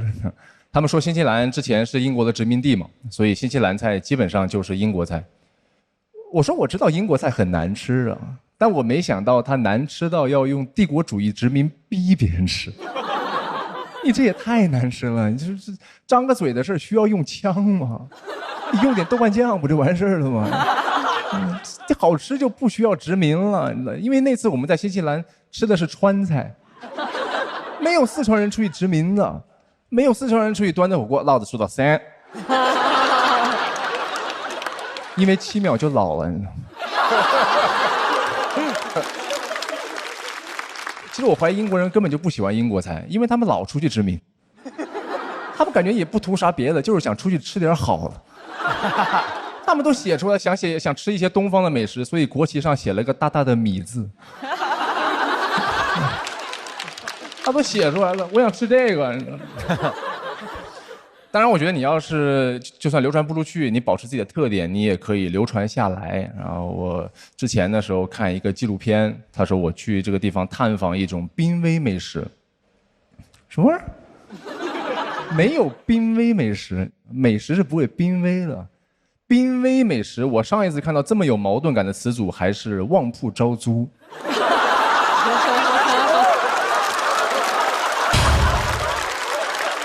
为什么？这可以。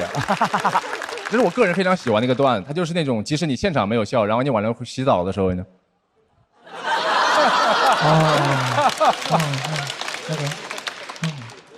没有濒危美食，你知道吗？美食是不会濒危的。没有人在街上喊救救北京烤鸭吧，没有人在吃北京烤鸭了。你今天禁止全中国所有人吃北京烤鸭，第2天也会有人在街上，我这里有一批新鲜的北京烤鸭。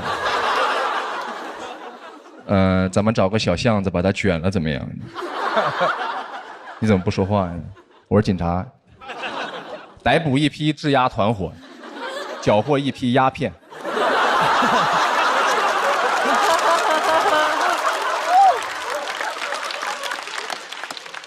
这个是吹风机吹头的时候哦。没有濒危美食，你知道吗？但你今天禁止全中国所有人吃西湖醋鱼 ，OK？ 我没问题。你把西湖醋鱼禁了，西湖醋和那条鱼都会感谢你。这是西湖醋鱼。你要有特点，你就不会濒危啊，因为豆汁儿还在，它很特别，它特别难喝。所以它有2批受众，第一批是那种正宗的北京大爷大妈，他们占总人口数特别少的一部分，他们很小众的，他们比玩那种死亡重金属的还小众一点。另外一批就是我这种游客，豆汁能有多难喝呀？能有多难喝？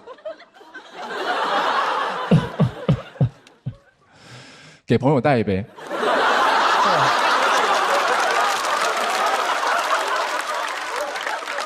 当然我没有成功带上高铁啊，不是因为有人投诉，是过安检的时候他让我喝一口。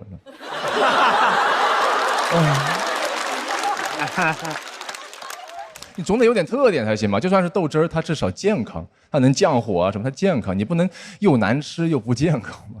垃圾食品难吃那就是垃圾呀，你总要有一点特点才行嘛。这也是今年导演组跟我说的话。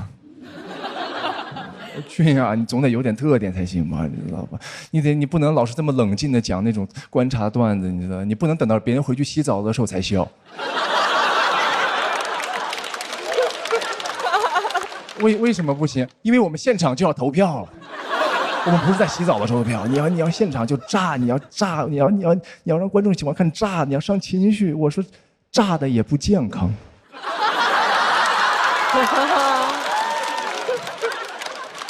炸的也不多少吃，这营养均衡一点，对吧？什么的，我现在贼烦那些炸的，他们每次炸完我头疼，你知道吗？他们炸完我现在属于是反炸脱口秀。谢谢大家，我张俊，谢谢。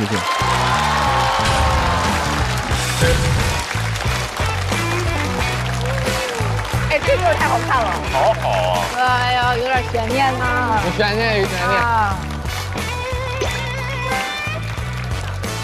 可以，相当可以。张俊锁票通道开启，掌声送给张俊。张俊怎么对西湖醋鱼和豆汁儿如此之耿耿于怀？就是很特别，你知道吗？我觉得你很特别，就别人就会好奇你。我发现这一轮比上一轮脱胎换骨了，终于。确实有点不健康的炸，奇怪的炸，塌房了。因为张俊在我心目中一直是特别奇怪的选手。很多年前他第一次登台的时候，你就觉得这人很帅、很酷，还有那种吊儿郎当的痞劲儿，然后还是出身高知家庭，差点读博士放弃了，然后就很奇怪，他每一场都很烂，你总是对他期待。他刚才有点凡尔赛吹牛了，他暗示他以前讲的比较高级，大家回家才会笑。我没有，我洗澡的时候完全没笑。但是就很奇怪，别人同样是帅哥，那个子浩，他每场都烂。当年他每场都烂的时候，你心里毫无期待。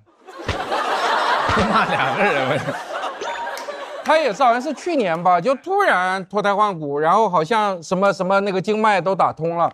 然后我就特别肃然起敬。然后你是我一直还是很遗憾的，就是我心理上从来没放弃过你但是我跟你说，罗永浩老师才是 rapper， 是不是？我说话太狠了，你就是烂，我拿你怎么办？但是今天这个好到我想站起来，真的很不错啊，这次特别好，谢谢，所有的都好，就是我想象中的张俊是情绪状态、表演和内容的契合度，对，刁钻的角度，什么所有的。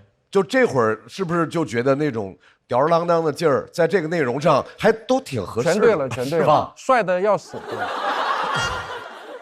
为什么以前很帅，没有帅的要死呢？我们不喜欢表演很烂的帅哥啊。对，但他一旦表演也全对了的时候，原来那个形象气质那一套痞帅的那些东西全对了，全出来了，期待全满了，是吧？非常高兴，特别高兴。到头了，祝贺张俊！哇，终于，我觉得也是开花的感觉，因为每次张俊其实演的那个话题还有角度，都其实很厉害。就是因为那个角度差点东西，没人往那边想，对，他一直往那边想，后来发现只有他一个人往那边想，然后。春春，你的感受？聊聊西湖醋鱼吧。是大家都不爱西湖醋鱼吗？对，我还行。你喜欢吃吗？为什么呢？我觉得还行。我可以，而且我对西湖醋鱼有特别好的印象，因为小时候一个电影里面有西湖醋鱼，我就有特别多的，虽然我没怎么吃过，但我有特别多的幻想。也跟电影满意不满意，一个黑白电影。所以你就完全不管舌头的反应了，对吧？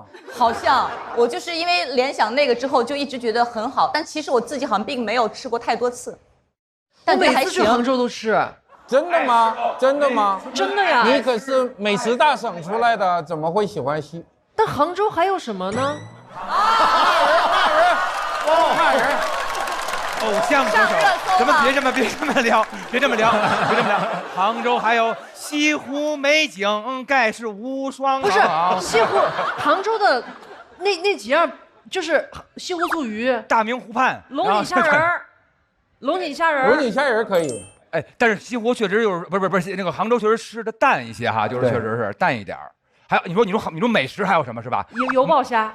油爆虾这就不少了，还有什么？大家那个不是上海菜吗？油爆虾不是上海菜吗？麦当劳，对，西湖，对，杭州确实有麦当劳。不是，别硬撑了。我在杭州过了2年的生活。哦，对，您在这直播嘛啊？它肯定是知名的中国美食洼地，杭州人都承认，所以这个我们不用硬帮他。腌笃鲜很好。那是上海的吧？哦，是上海的 ，sorry， 江浙。然后在杭州菜里，作为中国美食洼地的杭州，这个西湖醋鱼也是洼地上的一颗明珠。哇塞，就是真的，对，你是真喜欢吃对吧？对啊。哦，哇，这么棒！没有什么凹的，凹是什么意思啊？有人喜欢一种菜，怎么了呀？凹什么呀？尊重。不是我在想，他为什么能流传下来，是因为还是有尊老师这样人的存在。要不然应该灭绝了。没有，还有是因为它对我来说，小时候代表了一种富足的生活。小时候看电影里面就特别胖太的一阔太太说啊，你点什么？我说我要点一条西湖醋鱼。说我一个人吃的话，1条不够吃，但2条又吃不了。然后实际上我说哦，他好有钱的，所以在我的印象中，它代表着某种富裕的生活。胖太太跟吃方便面是一样的哈，一杯吃不了，2盆太多了。对，就那个。好，让我们结束关于西湖醋鱼的这个话题。那不然聊什么？这趴不就是聊这个味儿吗？我现在想问一下春春，对张俊这次的表演风格和文本的态度。我上一次看的时候，我其实就挺喜欢张俊的风格，我一直在试图总结那个风格，它是一种偏 Q 版漫画式的表演嘛。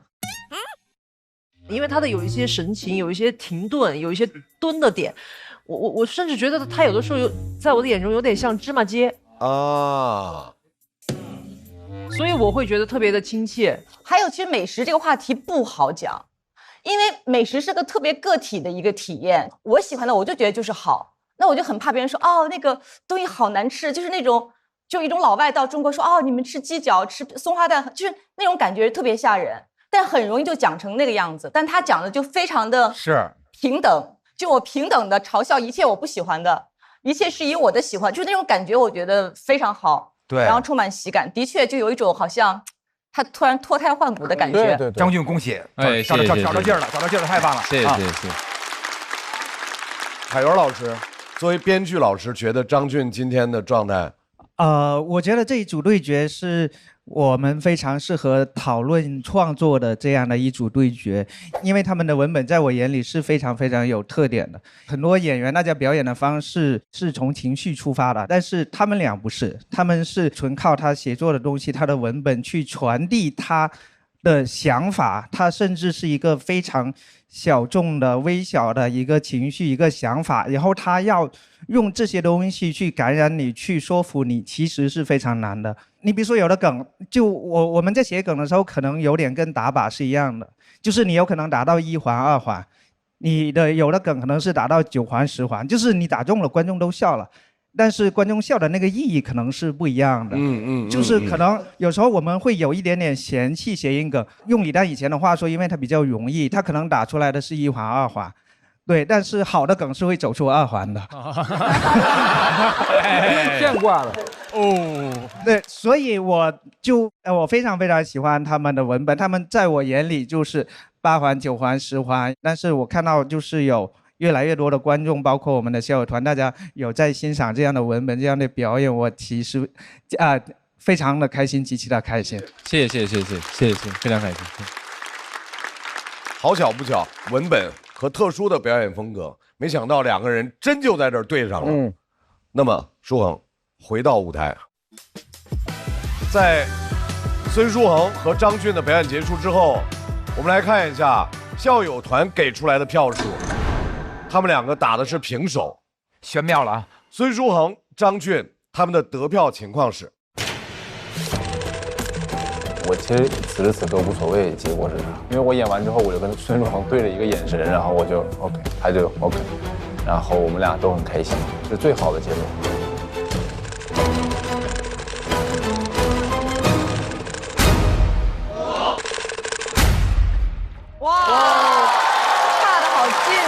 非常的接近。首先恭喜孙书恒276票顺利晋级，8分之差。张俊也非常好的成绩，268票，要稍微等待。恭喜！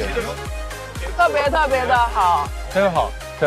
各位，这场的表演到现在就全部结束了。目前毛阵营晋级的是4位演员，盾阵营晋级的是13组演员。目前盾阵营暂时领先。各位好，欢迎大家来到由美团闪购冠名播出的《脱口秀和他的朋友们》的第2季的第2赛段毛与盾之战，欢迎各位。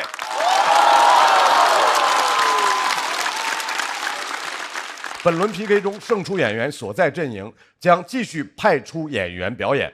本赛段一共有30个晋级名额，目前还有13个名额。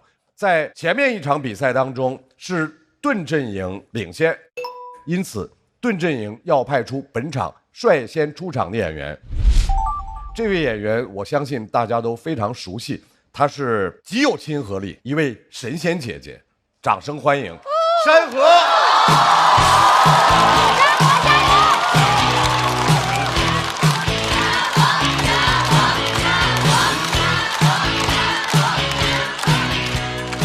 好，谢谢大家，大家好，我是山河，你们好吗？二楼的朋友们好，二楼的朋友们好，哎，感谢大家。哎呀，今年是第2次参加节目了，对吧？刚刚上台前，大家都说他们很紧张，我说我也紧张，他们说你紧张啥？观众喜欢你，你站台上一笑，一个酒窝就10票。那我总不能站在台上说，我说大家好，我是山河，话不多说，都在酒窝里了，投票。但今天想跟大家聊聊心里话，真的，因为我真的是在这个舞台上的我才是最开心的。其实私下的我真的不容易开心，因为我从小到大，我爸就教育我说，开心的前提是优秀啊，在我们家考得好开心行，表现得好开心行，什么都没干开心死刑。你还敢买玩具买零食立即执行。因为我爸是个警察嘛，你别说提供情绪价值了，他擅长没收你的情绪价值。因为我小时候我最开心的时候就是每周6晚上看《快乐大本营》，那是我最开心的时候。但是在我们家你看可以，不能笑，容易把我爸招来。爱笑的女孩运气不会好。有时候看得正开心，笑得正开心，站在你旁边，突然站在你旁边，马上期末考试了，不要高兴太早。我不知道高兴太早会有什么恶劣的后果吗？那些犯罪分子不会是因为太开心被抓的吧？黑帮老大跟小弟说：“你去把那个人做掉。”小弟说：“做人吗？最重要的是开心了。”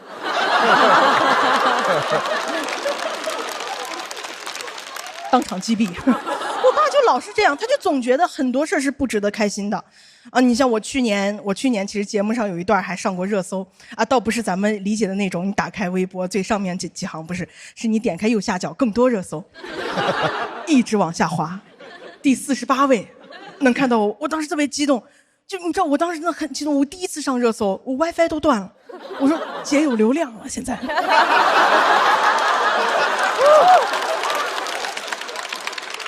我赶紧截图发到我们家群里面，切换回来一刷新，热搜没了。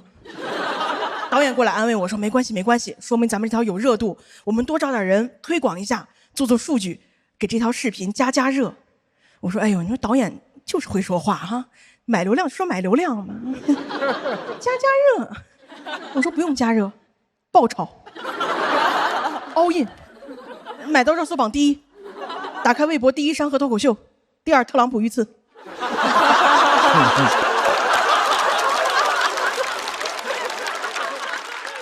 所有人打开微博都懵了，说这个人是谁呀？是他煽动的刺客吗？我爸听见了，开始说我数落我，说你假的数据做的东西值得开心吗？你值得骄傲吗？你什么时候能凭你自己的真本事上一回真热搜呀？我说人家真本事上的热搜都是得花钱撤的呀。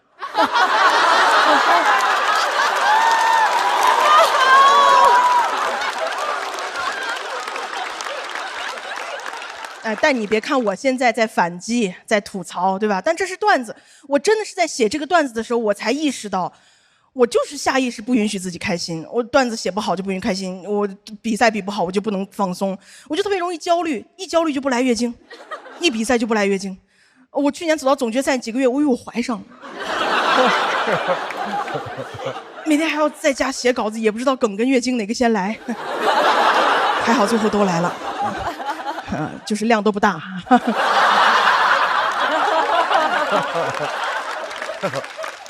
哎，所以我现在觉得啊，让自己开心是一种能力，对吧？就是应该让自己开心，尤其是压力越大的时候，就越哄着自己开心。那我真的别说什么把钱花在刀刃上，就花在刀把上。我妈整天问我说：“你买这些手机壳、盲盒什么玩意这些东西有用吗？不浪费钱吗？”我说：“你别管，能来月经。这不是浪费，这是我的挂号费。谁说没有意义了，对吧？秦始皇还有好几坑的手办呢。”对吧？一统天下压力多大呀，到现在还有隐藏款呢，是吧？所以其实真的想跟大家分享一下，我最近觉得啊，最容易快乐的方式，最低成本的快乐就俩字儿，出片儿。你们懂吗？我真的太享受姐妹们给你拍照的时候提供的情绪价值。几个手机对着你说，哎，就这个角度，对对对，好看好看，哇，好看好看好看，迪丽热巴。好，现在把脸转过去，算了，转回来吧。啊，我更享受大家拍完照之后那片宁静，低头一言不发，开始修图，熟练切换各个 APP， 精准调整每一个参数。我说哇，这是闺蜜吗？这是女娲？你有时候还不好意思看着修好的图说，哎呦，要真长这样就好了。他们异口同声，你就长。闺蜜来了。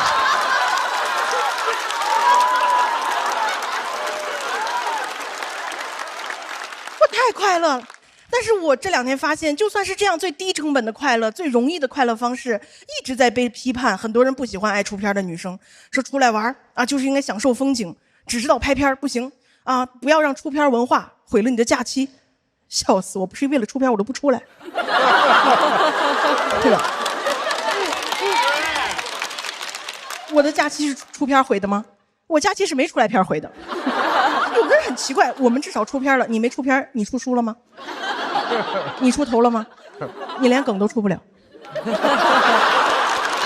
给他爸了呀？对，自个儿骂自个儿，净出丑了啊！我那会儿就明白，不是什么快乐方式的问题，也不是什么延迟满足、及时满足。有些人看见你快乐，他就不满足。有的人说的很严重，说你们拍照片、修图发到网上，不就是为了被关注、被认可、被夸吗？对呀。对呀。谁活在世界上不是为了被关注、被认可、被夸呢？对呀。对吧？我也没见过谁一夜爆火之后视频下架、账号注销、归隐田园。如果有就是查到啥了。陶渊明也是被迫归隐啊。陶渊明喜欢归隐吗？他写那么多诗是留给自己看的吗？你要说陶渊明喜欢归隐，我就说勾践爱长苦胆。真正喜欢归隐的是张博洋啊。陶渊明的诗是死后200年才流传千古，才被大家知道的。我觉得如果他早点被关注、被夸、被认可，他会更开心。他都不叫归隐，就叫转型。东晋李子柒，一句采菊东篱下，悠然见南山，直接爆火上综艺，种地吧明明。所以我觉得啊，可能我很难让自己更优秀，但是我想让自己更快乐。谢谢大家，我是山河，谢谢你们。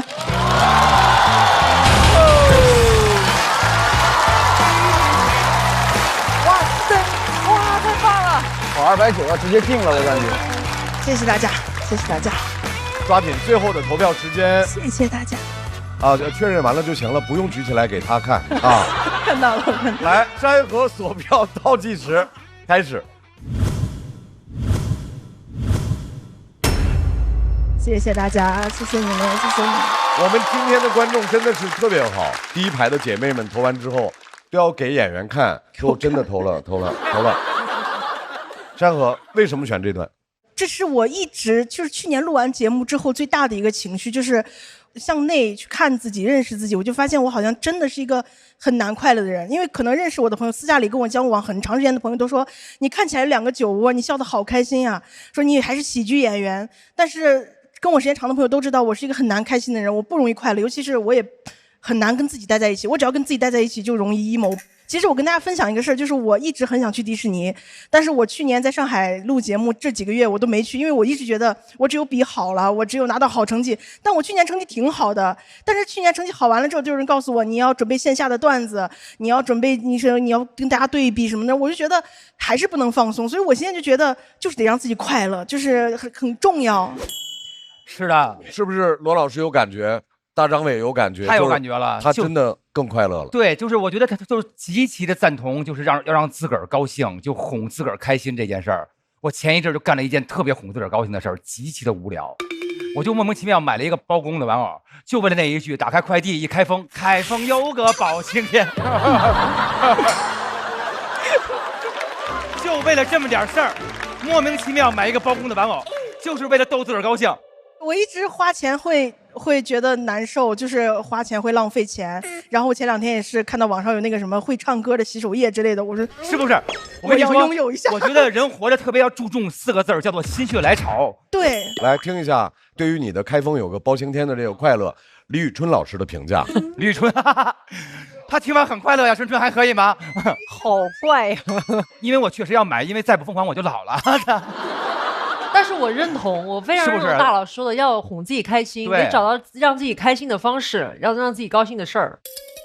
我让自己高兴的事儿一共有没几件，就其中有一个很重要的就是吃东西。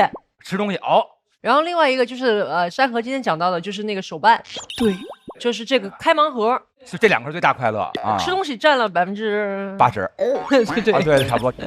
这个舞台上那种特别简单纯粹的快乐，好像后边随着大家越来越有深度，越来越有思想，越来越有表达以后，好像变得有点稀缺了。但是你这个就是让我想起来那个智胜那种，就是那种纯粹简单的快乐。是的，是的。但其实仔细想也不缺深度，因为它有一些人生的思考在里。这是最好的深度了，最终就是要快乐嘛啊！对，所以特别好。我觉得这就是最好的山河，因为上一季他有一场好像说讲胖又怎么样，然后你就讲了一大堆胖的那种快乐。情绪性进食有一篇。对，那个跟这个是一个感觉、一个高度的，特别快乐。很高兴看到这个最好的状态又回来了。谢谢老师，谢谢老师。我特别能够共情山河，就是我也是一个内心好像时刻有一些小焦虑，紧绷着那。对，我总觉得我要把所有的工作做完之后，我可以彻底的放松。但问题是你工作不断的会出现。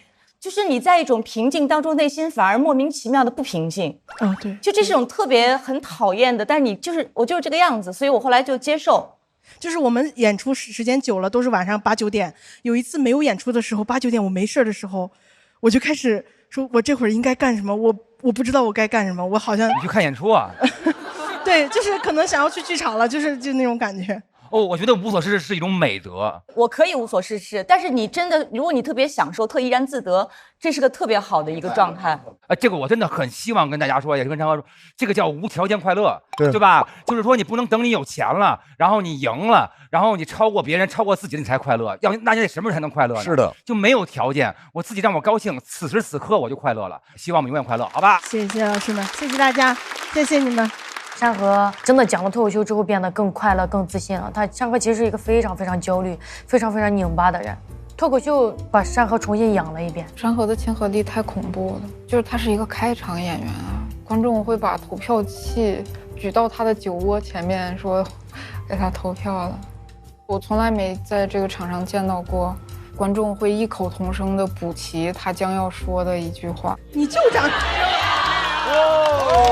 闺蜜来了。我也非常好奇，校友团的4盏灯都亮了，1排的姐妹把投票器都杵在眼前了。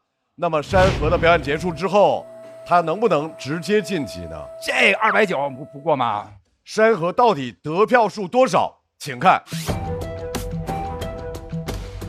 你觉得能进？290。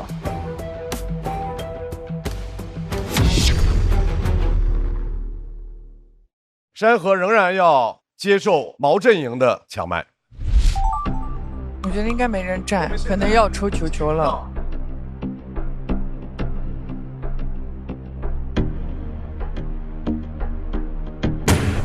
没有人主动抢，没关系，我们节目怎么可能容忍没有人抢呢？我们还有非常精妙的设置，叫做有缘箱，看一看山河能抽出来的有缘人是。山河还是老规则，什么都不要看，就是抽。来，山河。不要火锅吧？可以。好，来了，就这个吧。谁呀？火锅。火锅，火锅，来了。没事儿，没事，火锅加油，加油！锅。下一位要和山河1对1的这位演员，以前是一名云南的警察。上次和我们聊了他的新警察故事，今天要和我们继续聊聊他的云南故事。掌声欢迎火锅。第二个好，第二个好，好了。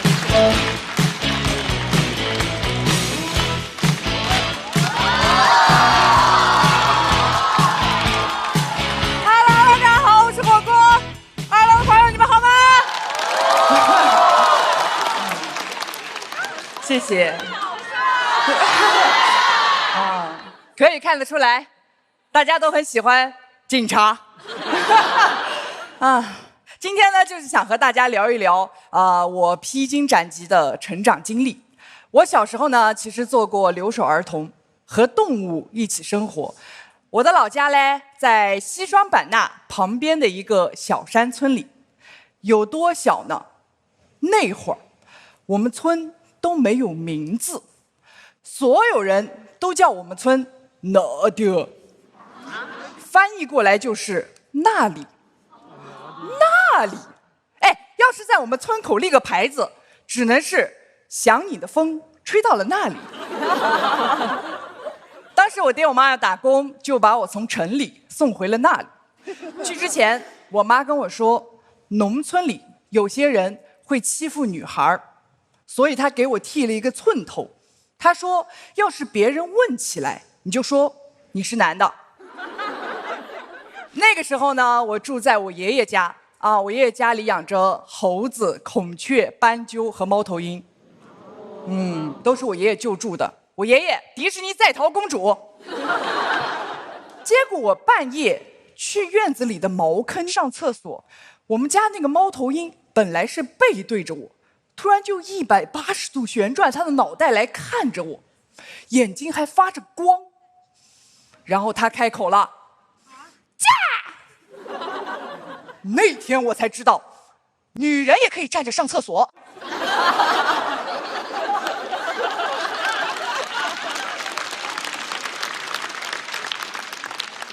还可以跑着上厕所。城里来的留守儿童没得什么朋友我就去逗家里的猴子。我看着猴子，猴子看着我，下一秒反手给我一拳。我的额头直接流下一股血，哎，现在这道疤还看得到，前排的朋友应该可以大概看到一点，就是猴子干的。哎，你们看，我额头上又有疤，我们家又有猫头鹰，云南有自己的哈利波特。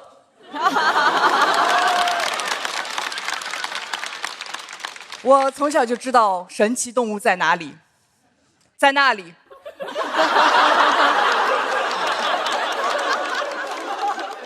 我妈是村子里唯一的大学生，那会儿我们村的女孩都没法读书，我妈通过改变自己的命运，也改变了我的，所以她坚持让我上学。哎，但是镇子小学里的那些人看不惯我，他们把我围住，问我男的女的，我说男的，结果他们笑我像个女的，是变态。用这个理由把我打了一顿，我就想了个办法，找猴子学猴拳，我就开始单挑猴子。猴子可太会干架了，他可以双手抱住我的头，然后双腿开始蹬我，感觉我就是辆共享单车。他来扫着我，骑着就走了。我就发现啊，近身战没用，我就找了根杆子，我去戳他嘛。猴子就使出了他的终极杀招，朝着我扔他的粑粑。Oh shit！ 你们可能没有被猴子扔过粑粑，很准。等我回到城里上初中啊，我依旧留着寸头，我觉得这样很方便。哎，结果过了一段时间，全校都在传，说初二3班有个不男不女的变态叫东方不败。有几个人看我油盐不进，他们就把我围住要打我。带头的那个人说：“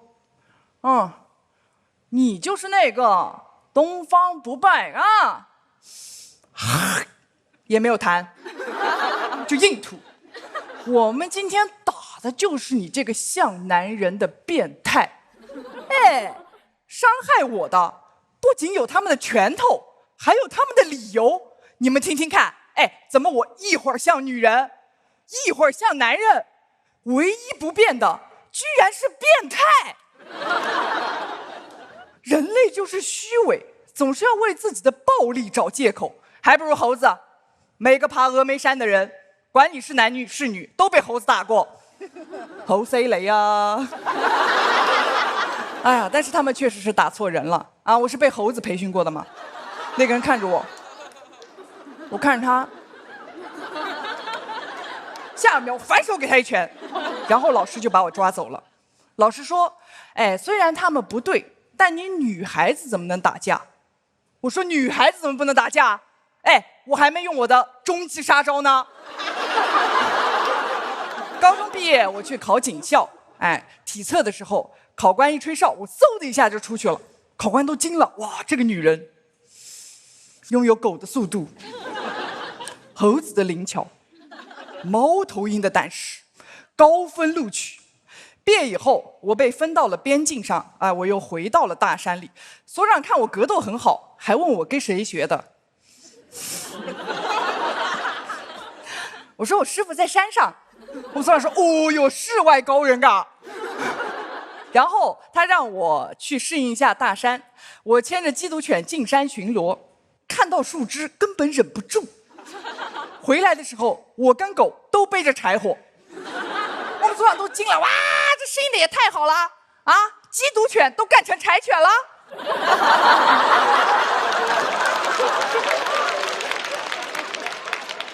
确实适应的不错啊。虽然生活一直很艰难、披荆斩棘的，但山野给了我旺盛的生命力，让我可以保护自己，也可以保护别人了。谢谢大家，我是火锅。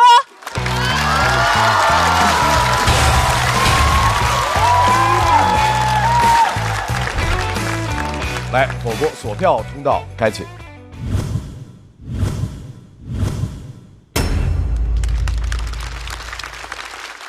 火锅想请教一下，为什么这次选这个内容？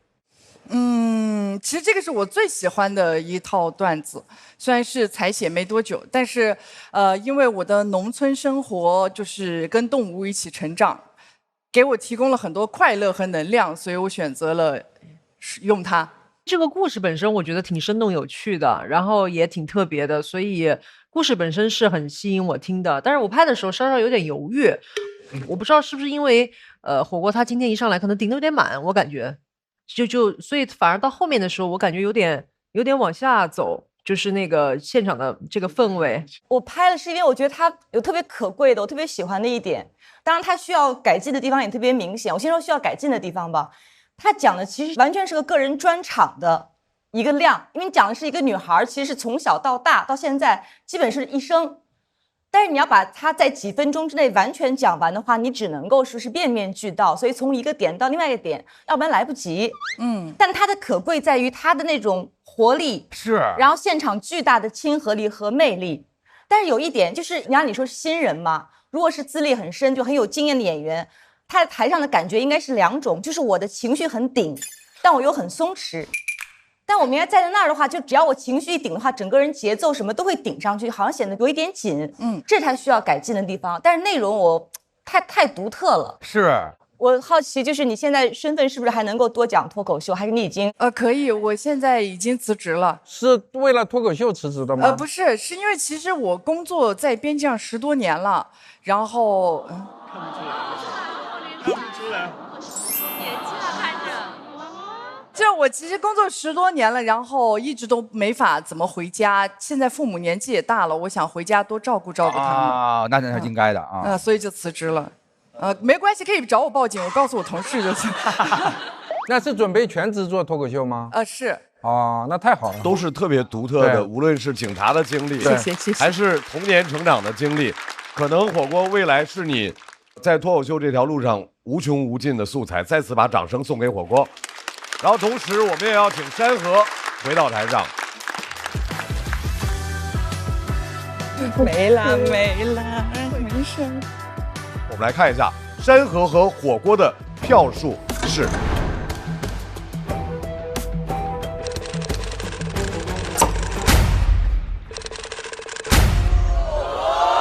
看山河差1分290。山河差1票，我的妈！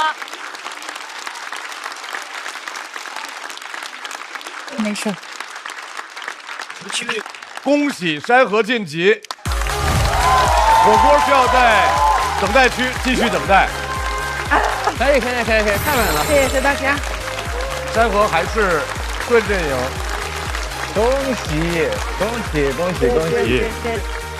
这个稿子我想表达的是被霸凌和反击霸凌的故事，但把它藏得比较深，就一直把它藏深一点，因为希望观众先笑起来。听到我被打的时候，他们其实有发出一些难过的声音，心疼我的声音，真的很抱歉。当时我处于觉得自己是一个弱者，所以只是在旁边旁观，并没有做出什么。但这个事情这是我初中发生的事情，我到现在依旧非常的懊恼和后悔。我希望当时如果能够有时光机穿梭回去，在那个时刻我可以站到他身边。我其实想表达的是没关系的，撑住，打回去一定会变得好起来。因为山河胜出，所以盾阵营要继续派出演员。盾阵营做已够吗？盾阵营做已够，够。盾阵营要派出来的这位朋友，她是一位妈妈，她有很多关于家庭生活的故事想和大家分享。掌声欢迎小雪。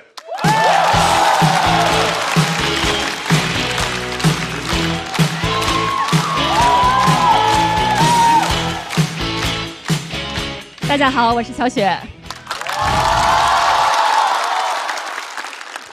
先自我介绍一下啊，我是一个老北京的中年姐姐啊，也是2个孩子的妈妈了啊，2个孩子，其中有1个是女孩啊，另外1个是女孩。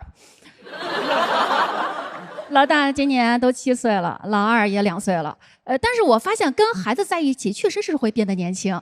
你看我现在每天变得跟孙子似的。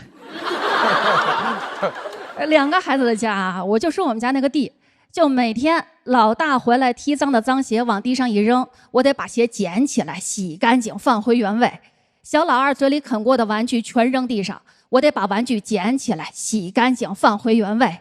老大老二拿我老公的牙刷刷地玩，捡起来放回原位。哦，你累不说，关键2个孩子老滋儿滋儿。北京话滋儿滋儿，知道什么意思吗？就是老哭，就是滋儿滋儿哭那种。小老二可爱哭了，有一次哭得可惨了。你们知道哭什么？哭自己5个手指头不一样长。哭了半个钟头，差点给自己哭哕过去。那我只能陪他边上嘛，你就等孩子情绪稳定了，你再好好跟他说。我说孩子，你看脚趾头也不一样长。老大也哭他爸不肯给他表演节目，不肯给他表演从9楼上跳下去的节目。我说孩子，你都多大了，你爸不给你表演这个节目，你还不知道为什么吗？就是因为你爸还不够爱你。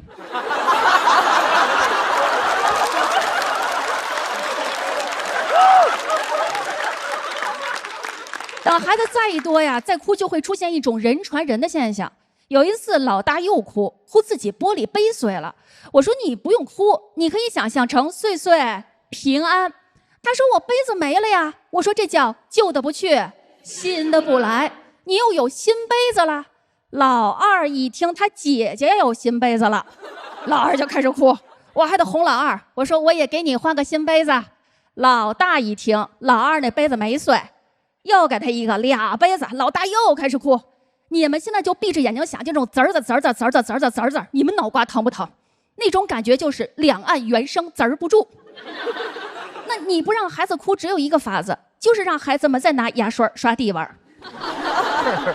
更热闹的还在后头，我老公摔了一跤，轻伤啊轻伤，那个腿是粉碎性小骨折。老大很懂事儿，跟我说，他说妈，这叫岁岁平安。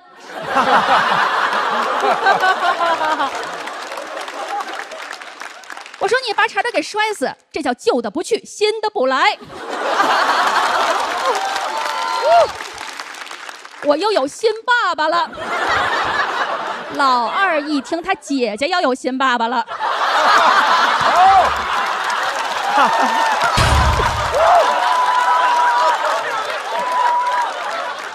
我还得哄老二，我说我也给你换个新爸爸。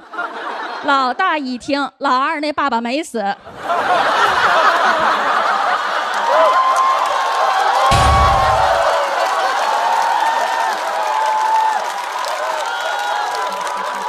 开始滋儿滋儿滋儿滋儿，给我气的，我说谁也不换爸爸，还是原来那个。两个孩子不哭了，我一想到还是原来那个，我又开始想。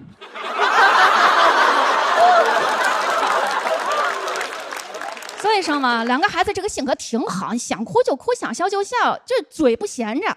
这个在咱们这个性格艺人爱人学里头，这个算什么？这算是艺人，对不对？那么接下来我给大家讲一讲性格的那个极端，讲一讲我的爱人。哎呀，我的老公是一个非常非常内向的人。其实上一期也跟大家聊过，我跟我老公还是很般配的，就是属于大家眼中那种最萌身高差。我的身高是1.70米，他的身高正好是1.58米。这是真事儿，这真事儿。就是我们是那会儿相亲那会儿别人介绍的，因为岁数都大嘛，就是相亲见面。第一次见面啊，哎，他看不上我。他看不上我，二楼的兄弟姐妹听见了吗？他看不上我。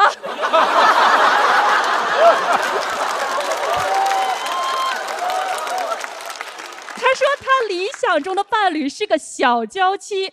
我说你可拉倒吧，你都1.58米，你再找个小娇妻，你图啥？图你俩进公园能免票。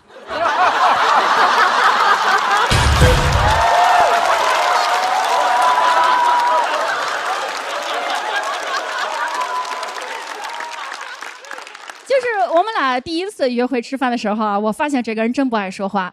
你看，咱们就说正常，咱们吃饭点菜，你得叫服务员，对吧？人家不张嘴叫，你猜他怎么叫？他拿手招。服务员不来，他可以一直这么静静的招。当时给我急的呀，我说你1.58米的个儿，你跳起来喊都没有人看得见呀。就这么招。我说那假如咱们这就着火了，着大火了，你也这么叫人吗？他说那他不会，他肯定不会，他会快招。有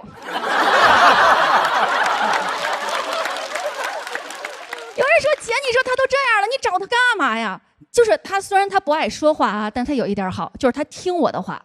你看我生我们家老大的时候，就是老公是可以进产房陪产的，我说机会难得，要不然咱们就是拿手机，你拿手机给我录个像，咱留个纪念，是不是？人真听话，真录。但是那会儿啊，是我把生孩子想简单了。你知道我们家那个老大生下来多重吗？落地10斤。有些年轻人可能对10斤都没有什么具体的概念，我专门去网上查了一下，我说一个孩子10斤相当于什么分量？百度跟我说的，相当于一个孩子的分量。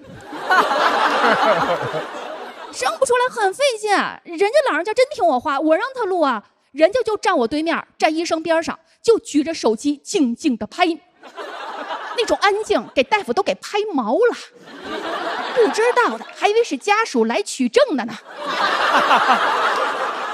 大夫都看不下去了，说你媳妇儿那生孩子2钟头啊，跟他说话，说点你最想说的，你非得别人提醒才反应过来，赶紧走到我边上跟我说，你还有充电宝吗？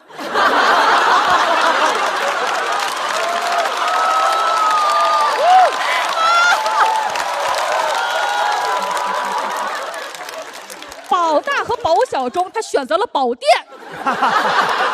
但是你说他虽然不爱说话啊，但是他是说心里话，他心里惦记这个家，咱这是实打实说。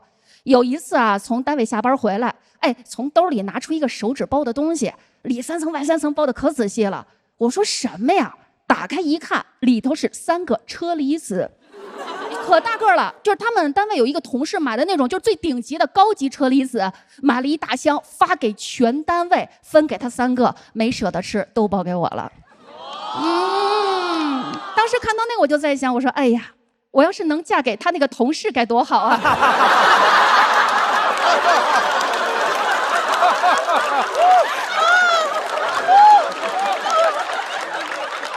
所以其实我觉得呀，就是婚姻中的匹配，没有说谁是谁什么十全十美的，是不是？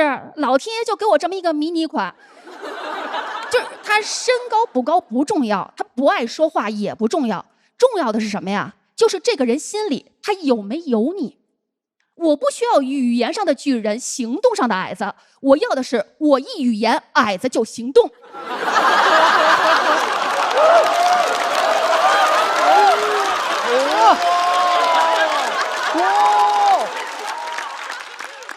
而且在我们家我也不需要巨人呀，在我们家我自己就能顶天立地，以后我还能带出2个小巨人。我是小雪，谢谢大家。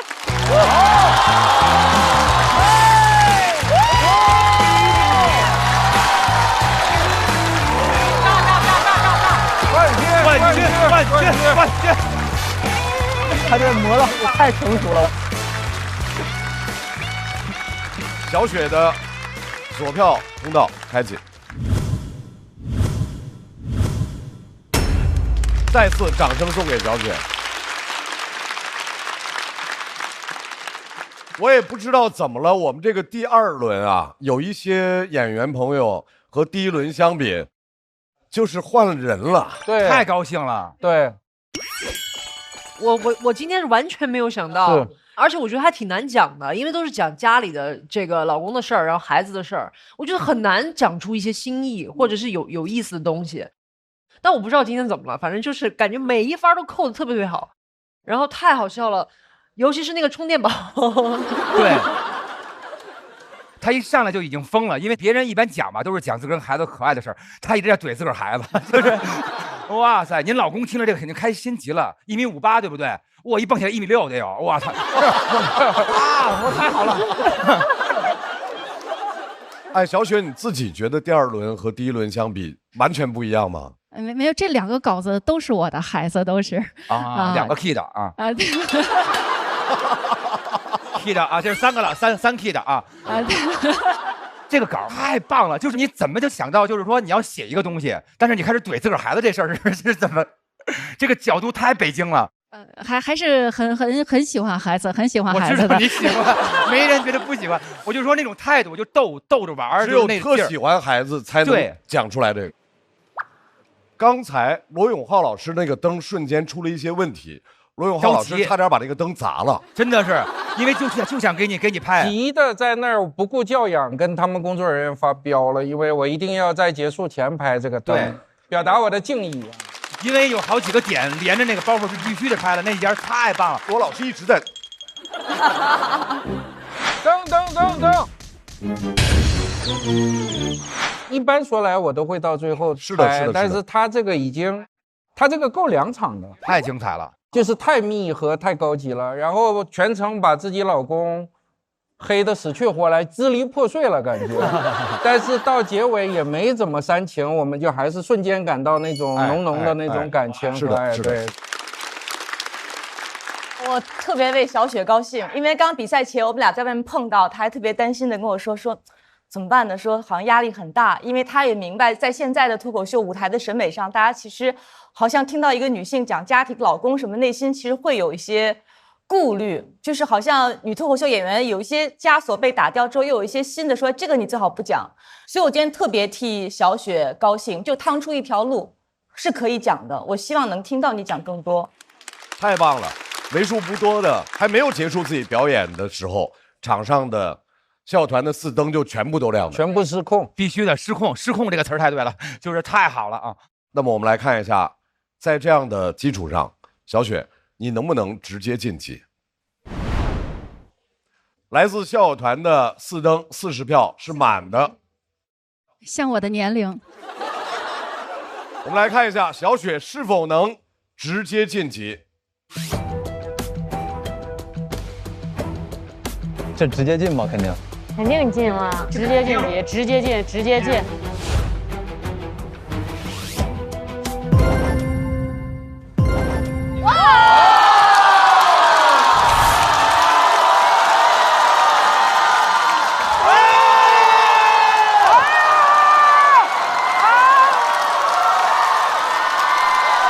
全场最高，这最高啊，最高，第一个直接晋级的女演员。恭喜小雪直接晋级，也是截止到目前为止所有选手当中票数最高的选手。小雪，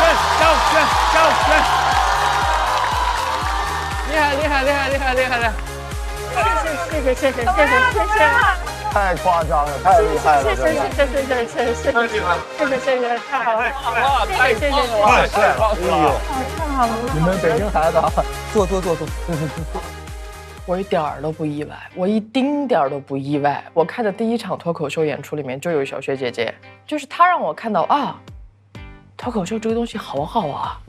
我觉得，打破了我一个所谓的自己的一个错误的想法吧。之前会觉得说，观众比较年轻，可能不是很 get 到讲家庭、讲孩子，但是小雪姐就完美的破掉这一点，也是给我一个强心针吧。那有很多的女性在职场之余，她就是妈妈，就是妻子，所以我觉得那也是一部分女性的生活，她可以去表达，就是觉得我们不能够再把一些新的束缚放到自己身上。人不是只有一种形态才是好的，我觉得这个好就好在我们都不一样，但是我们都还蛮不错的。我入行时候只听过学姐的传说，因为学姐中间有段时间回归家庭了，就从这个行业离开了。最近这几年，学姐又重新出来了。我俩19年认识，6年，她在台上坚持了很多年了。她是最早的一批脱口秀演员，脱口秀陪她经历了婚姻，陪她经历了孩子，陪她经历了很多事情。然后她把这些事情又反哺回来，在脱口秀舞台上把这些事情分享给大家。她总会抽出时间来。我要的是我一语言，矮子就行动。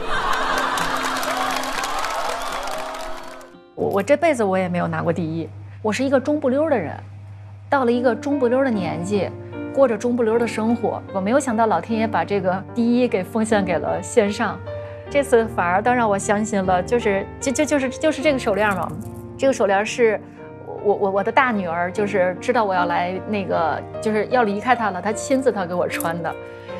一个7、8岁的孩子，真的一针一针认真的去穿每个柱子，穿完了以后，我感觉孩子都老花眼了都。祝妈妈演出成功，妈妈演出成功。但是我觉得，这个可能是算我请来最宝贵的一个东西。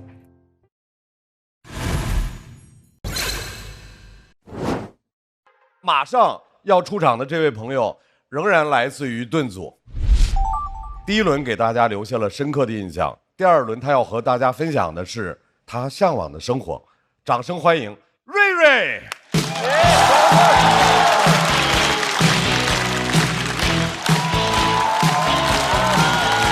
瑞瑞压力大了，老瑞让能顶住，看他稳，规则稳。哎，大家好，我是瑞瑞，谢谢大家，谢谢大家。比赛压力太大了。就是最近新写了好多稿子交给编剧老师，他们看完我新写的，然后让我写新的，压力太大了。就随便聊一聊，我老家是东北的一个农村啊，但是我不喜欢农村生活，因为经济条件不太好。大家来的时候今天下雨了，对吧？你知道我们小时候连雨伞都没有，赶上下雨，家长给孩子披个麻袋就出去上学去了，这是真的。而且也不知道为啥，家长是不允许孩子在披麻袋的时候笑的。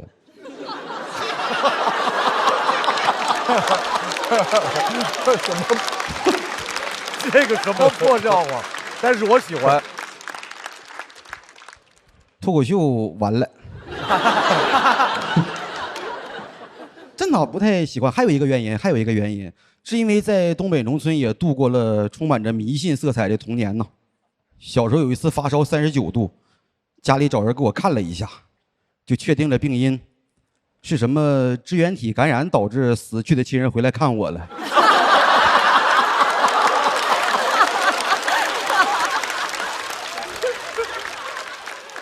治病那个办法也非常玄幻，叫立筷子。有人知道对吧？找半碗水，在水里面立3根筷子，同时念叨死去的亲人呢，就念叨谁这3根筷子站住了，就是谁回来了。我在旁边已经烧的不行了，他们在那边是谁，迷迷糊糊，我以为家里按电话来了。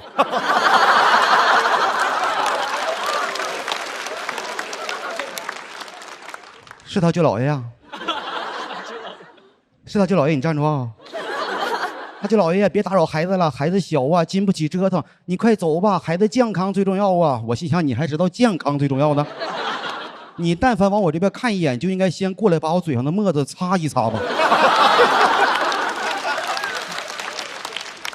哎，他念到我舅姥爷的时候，3根筷子就站住了，那肯定是我舅姥爷回来了，要不然你怎么解释啊？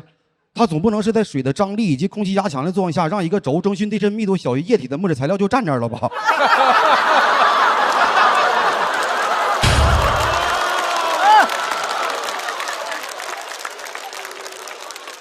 那也太荒诞了！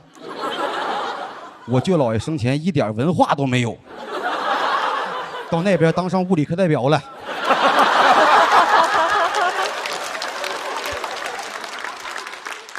说实话，你念谁都能站住。你说是特朗普吗？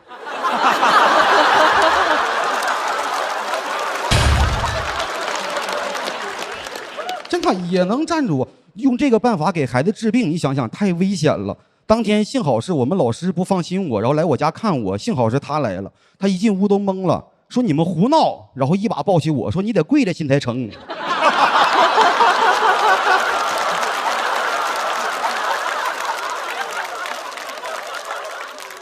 真的，东北农村物质和精神2个层面都匮乏。就是我们的小学是一个危房，就那种东倒西歪的。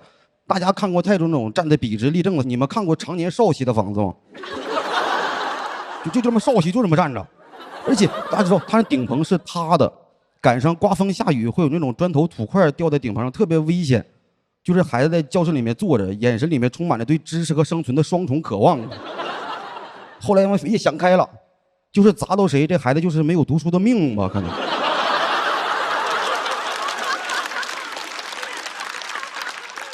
真的，有一天是赶上刮风下雨嘛，然后他天气很不好，房顶噼里啪啦响。我们老师看着房顶也很无奈，他跟我们说的话到现在我都记得。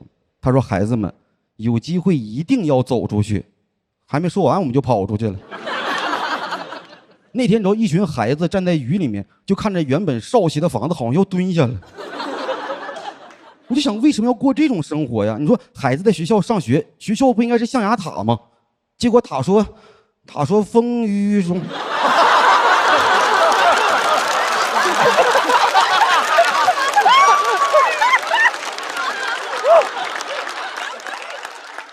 就是我有点真的不理解吧，不理解。朋友们，我今年35岁，我前35年就努力做一个事儿，就是走出农村。我非常努力，我想在城市里面生活。我希望我的孩子可以直接出生在城市里，他一出生就能看见高楼大厦、公交、地铁、预制菜，什么都得有啊。因为我在沈阳生活，现在勉强凑首付买了个房子，就非常努力。现在在城市里算站稳脚跟了。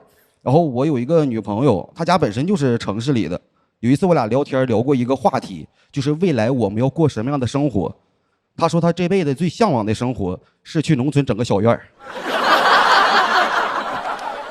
我说excuse me。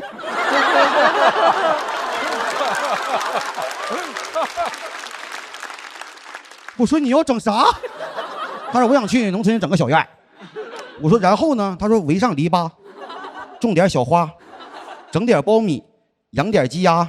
我说你说是不是去过我家？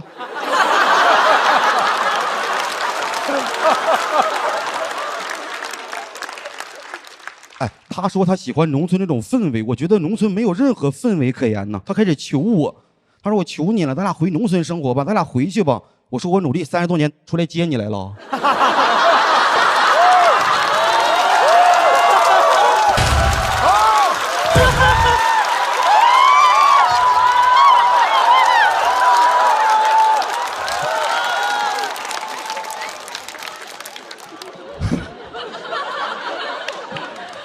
这是真的，我不知道有没有人跟他一样，他从来没有去过农村，他太向往了。有一段时间我是拗不过他嘛，带他回了一次我们农村老家。出发之前开心的像个小麻雀一样，然后我俩出发了，随着车程越走越远，周围的山越来越多，他开始害怕了。我这么说吧，后来我递给他的水，他已经不敢喝了。中途我还接个电话，我说我们快到了，都准备好了吧？挂完电话，我问他，我说你怎么不开心了呢？他说你是爱我的是吧？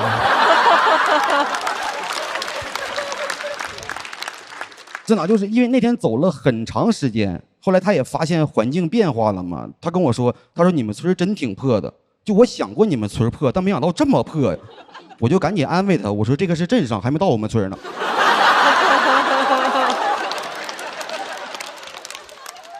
他说那你们镇上的标语写的挺好啊。我说哪个标语？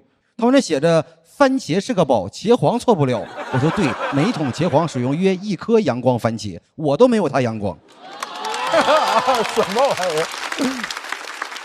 农村孩子接个商务不容易，你们干什么？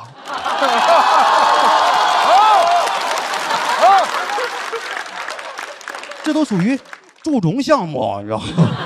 就是当天真的，我们走了好远嘛，最后来终于到我家了。但大家知道，你到一个陌生的环境，人的兴奋会大于紧张。一到我家就开始兴奋了，因为他一进大门，看见院子里跑那个活鸡，他说这我知道。这个叫溜达鸡儿，哎呀，溜达鸡儿真好。但大家知道，农村呐，民风淳朴，我妈也分不清这是夸奖还是点菜呀。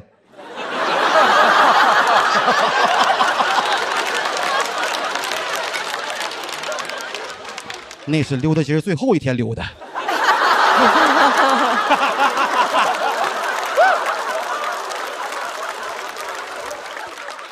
第二天去我大爷家串门，他说你可以看。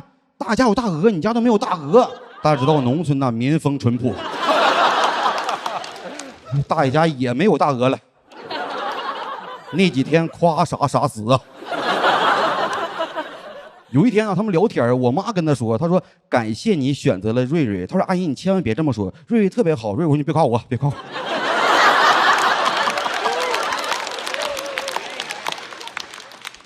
就是我为什么会带他回去？我以为回去一趟能打破他对农村的幻想，但没想到他去了一趟还是很喜欢。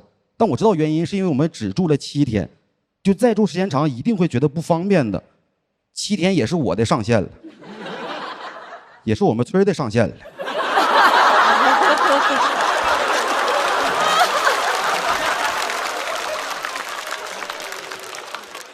再住我爸就在进山打猎了。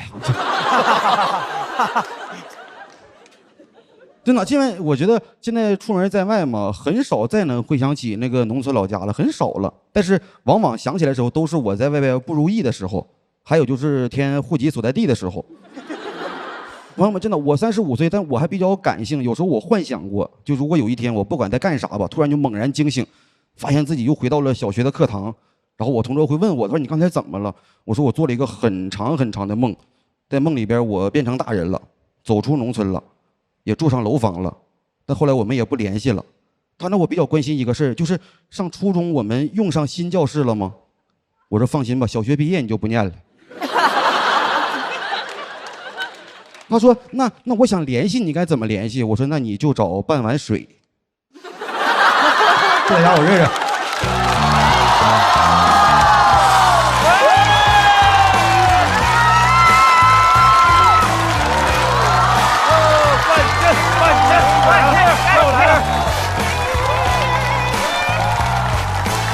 瑞瑞的锁票通道开启。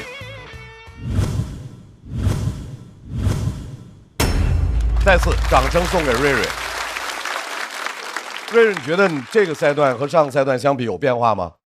我觉得这一场会比第一场的时候自信很多，会放松很多。尤其学姐炸成那样，我就彻底放松了，你知道吗？就随便讲呗，那就这种心态。然后就也感谢大家，我感谢大家的倾听，感谢。小雪那个，我相信要后边接的人是所有脱口秀演员的噩梦。我还想，哎呀，这个谁接谁倒霉啊，就一直在那儿焦虑。没想到你云淡风轻的就把这个翻到跟他不相上下的水准了，太棒了，真的特别为你高兴。哎，谢谢老师，谢谢老师，谢谢老师。我能再要求听一遍那个密度压强？来，那段贯口。它总不可能是在水的张力以及空气压强的作用下，使一个轴中心对称且密度小于液体的木质材料在重力平衡点上正好站在那，就仅此而已吧？你说？可以，练过啊！能走农村孩子的人是不一样，特别为你高兴，就是感觉我跟你说，所有的语言都是扁平的，无法形容我此刻立体的开心。我太为你开心了，你终于有自个儿的舞台了，特别。我知道这，因为从去年开始，大老师就说你特靠谱，但就是那个对，我知道，一直到今年，好歹是有一个表现能让您两位也放心了，就谢谢您一直的支持。太好了啊！我特别就感觉到演员这种慢慢的累积特别可贵，因为我过去这一年，我经常会刷到你的直播。啊，您也会刷到我直播吗？我直播间总共就17个人，其中有一个是我，其中有一个会是我。哎呀，所以我特别高兴，就看到有人突然一下子是吧？把他那光彩散发出来，绽放的感觉太棒了啊！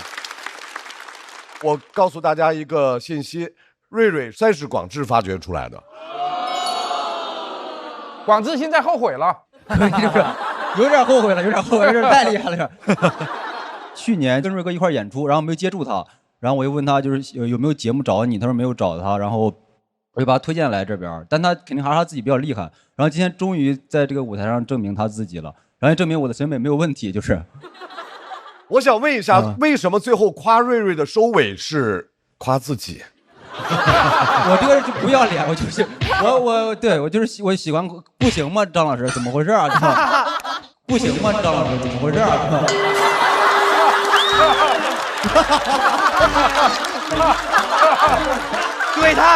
对了，这演出我多少有一点功劳，这是啊，不是我那个何老师，以您现在在脱口秀的地位，还有什么是不行的呢？没，您老师。我觉得现在最行的事儿，应该是大家一起来看一看瑞瑞的票数。好，校友团4灯全亮，瑞瑞需要有人发起挑战，还是瑞瑞难道又能直接晋级吗？请看。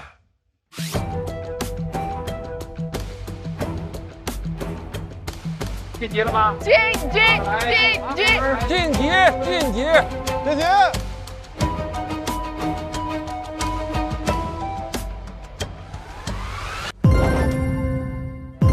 哇！谢谢。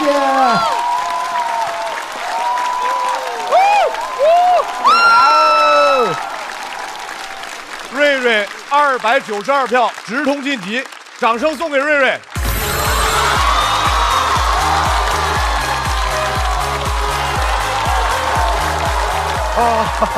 谢谢，200有你200，有你200，瑞哥牛，太牛。瑞雪上丰年，瑞雪上丰年。没想到，当头顶黄灯亮起的时候，我就感觉那种生命的光环呐，就给你加冕了。总决赛什么都不用去了，就这场就够了，打完了。这个味儿很正，而且瑞哥有巧劲儿，就是你看着这个人长得很糙，但是他讲段子的时候是很可爱的，对他的魅力，今年就发挥出来。我真羡慕东北的朋友们，他们因为生长环境和语言体系天生就很幽默。我来自辽宁沈阳。辽宁沈阳。我是黑龙江大庆啊！跟我说这是个东北语，结果是个沈阳语啊！经济环境不好，都出来讲脱口秀了。辽宁省沈阳市。吉林省吉林市。延吉。辽宁省阜新市。他俩正统大连人，他网红店。大连的一个郊区，他比我纯一点，他的意思。辽宁省鞍山市泰安县高丽坊镇永安村一组村中头。这是个 rapper。就是生来的那种幽默感，然后欠儿喜欢接话茬，直截了当，不绕弯，也不拔高境界，就绝不上价值。话还敢就让你开怀大笑。而且东北幽默有一种更现实主义的东西。你怎么整上大词儿了呢？还就是土啊，土接地气，接地气，包装一下咋的了？还有最主要是押韵，押韵对押韵468，一句话说就是二哥。大火烧2天，罚我爸6000。你要是文学的话，我喜欢邵雪涛那个飞行家，平原上的摩西。我喜欢猎人，有些小片段会特别有意思，我喜欢那种。基本都是从小品开始的。昨天、今天、明天，我是白云，我是黑土，他是我老公，他是我老母，我属鸡，我属虎，我73，我85，哥特别炸，特别炸，什么玩意儿？9898不得了，粮食大丰收，洪水被赶跑，百姓安居乐业，西瓜党的领导，精彩精彩。拍电视剧最好的就是马大帅，对，真好。那懂啊，我这是露出破腚，什么破腚啊？那叫破绽。我爸那么大，那能走丢了？你爸大还是城市大？范德彪就应该都属于4大名著这一类的，真的。哈姆雷特应该是马大帅，应该是并列的。哈姆雷特和范德彪就是全是逃不出人类对自身局限性的窘迫。对，精辟啊！然后我想看一下那个东北一家人，我感觉那是我最早的喜剧启蒙那种感觉。还有什么仙人马大姐，是不是也东北的？天津仙人马大姐。那我这段掐了别。你是一个热心的人啊！你是一个闲不住的人。还有这为了圆上那个梦，为什么我在这唱二人转呢？为什么呢？这不是脱口秀节目吗？正月里来是新年啊！大年初一头一天啊，老的就给少的拜年啊。少的给老的吧，斗反天罡了。但现在更多延伸出很多绝技的东西，比如说那钻圈、吹什么手套。我会那个用鼻子吹手套，拿那个杂技手套套脑袋上，然后这么吹，就是那个能吹可大了。你在咱东北夜场看过是不是？他会翻铲子，就是两个木头饭铲子，然后能打出快板那个点来，这个是活，纯活。说的是天塌乌云地塌小鸡仔儿就怕那老妖鹰丢人就是。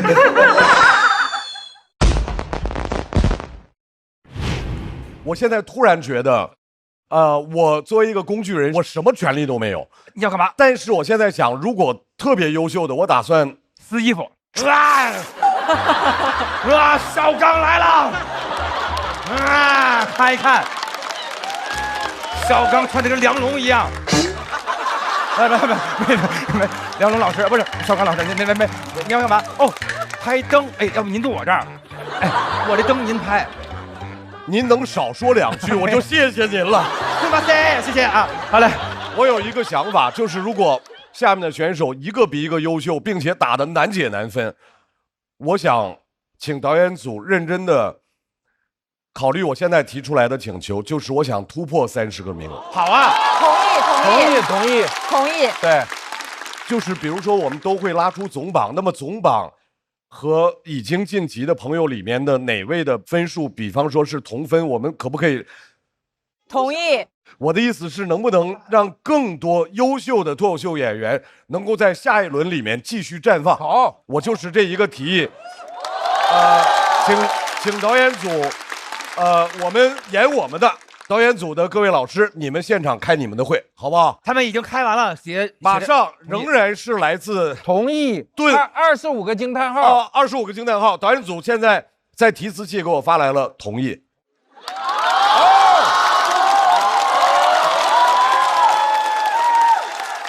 所以，这样各位放开了打，好不好？好。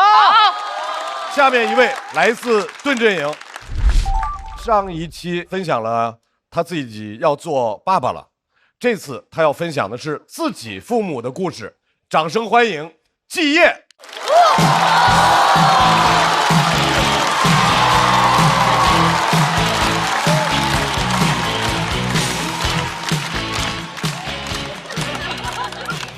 你们好。本来以为是盾打矛，盾封起来连盾都打，吃了上顿没下顿呐。雪崩的时候没有一个瑞瑞是无辜的。我不知道为什么要分组，没有必要。你看这个颜色，很符合我们脱口秀行业的现状，青黄不接的，就是。很开心，很开心。给你们来一些290票以下的表演。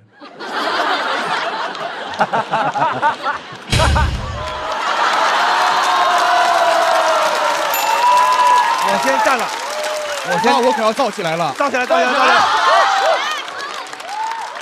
好，第一期分享了自己当爸爸的感受，很担心。我其实不太知道以后怎么教育我的孩子。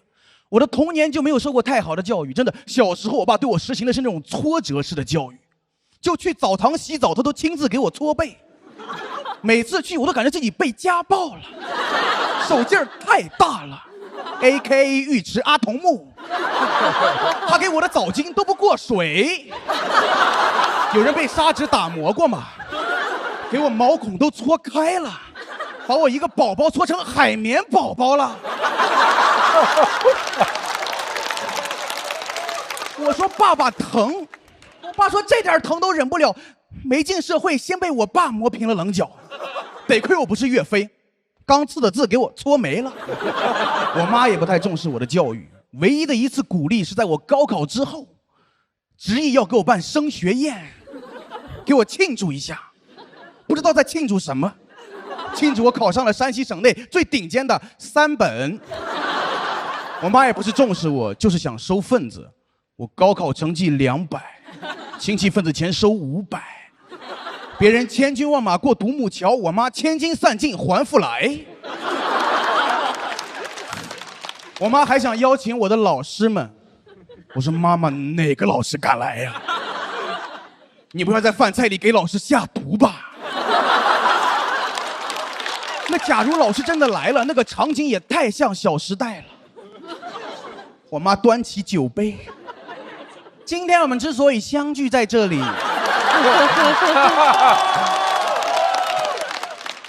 是为了庆祝我们家最优秀的孩子基业。太滑稽了，真的，每一句感谢的话听起来都很像阴阳啊。没有老师的辛勤栽培，基业走不到这一步啊。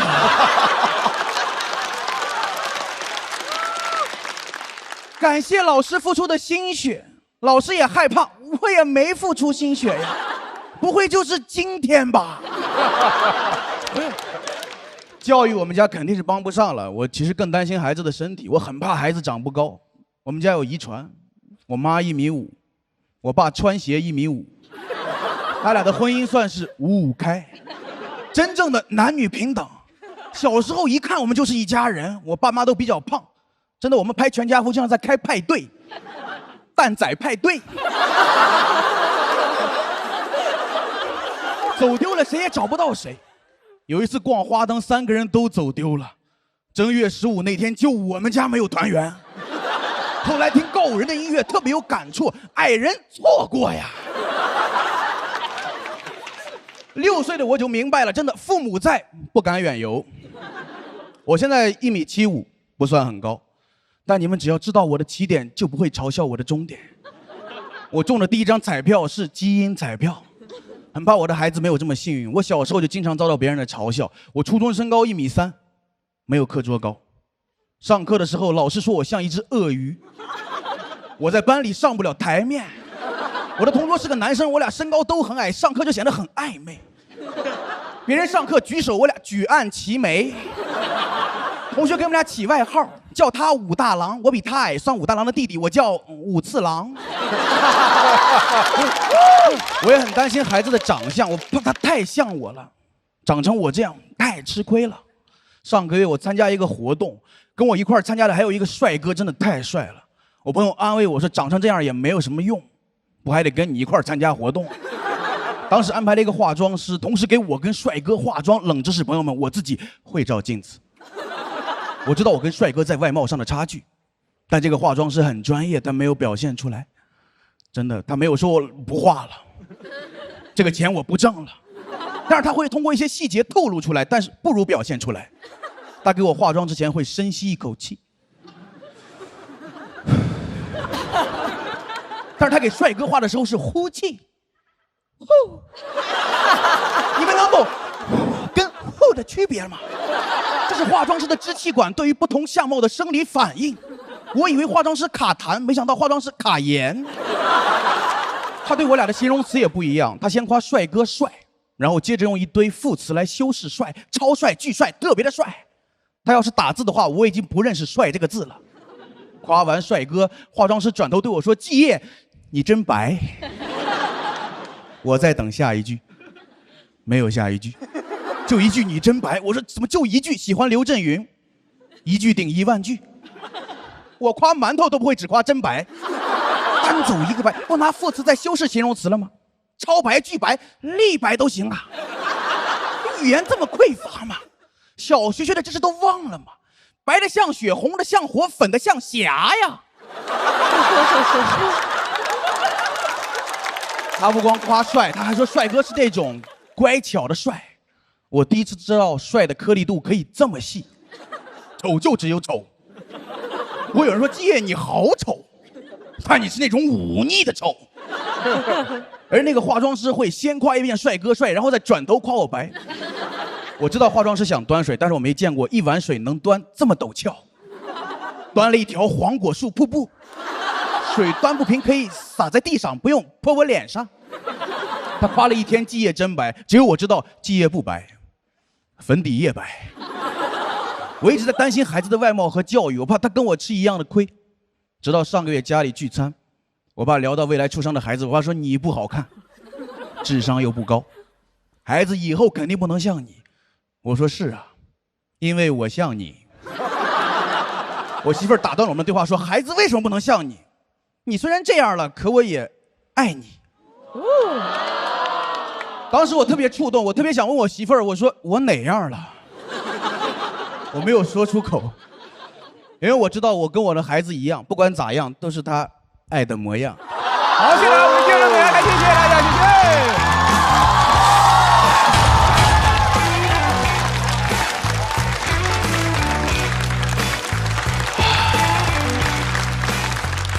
谢。一声长叹之后的季业索票倒计时。谢谢大家，谢谢大家，谢谢大家。季业刚才表现是非常出色的，哎，特别是他在那2位选手后边也是特别难接的，难接。但是你上半段我觉得几乎接住了，而且甚至有一种感觉要打个旗鼓相当，然后我就抓耳挠腮的在这儿期待。但是后边重讲帅哥和你的那个开始啊，就感觉那个作品的后半段的内容跟前半段比下来了。对，因为它是一个新段子。对，所以你感觉前边磨的是非常精致的，然后那个后边感觉就是当然匹配不上前边的那个质量和高度，有点下拉大车的意思，就是其实不差，但是就下来了。我懂。对，希望你理解。我对你的感情你是知道的。我知道，罗老师，我对你的感情你可能也不知道。就最近，疯狂在你的直播间里买母婴的用品，买的太多了，而且罗老师直播间真的很便宜，就是。基本上我跟罗老师同感，就是一上来的时候我还是很疯狂的在笑，然后因为加上前2个确实太炸了，然后我跟鲁豫姐的感受都差不多，我们有点笑不动了，完全笑不动，已经有点笑哑了啊！但是我还是很喜欢季业讲的内容。谢谢老师。我就是到后来我完全笑不动了，就是我身体上我笑已经跟不上了。后边的确不如前边，但是依然我在中间某个地方我一定会拍的。是的。所以它还是一段我觉得相当不错的段子。就是感觉都特别好，然后那个季业就是感觉家里特别爱他，有一个特别美好的家哈。对，季业家。那个大老师，你能不能每次就不要这么突如其来？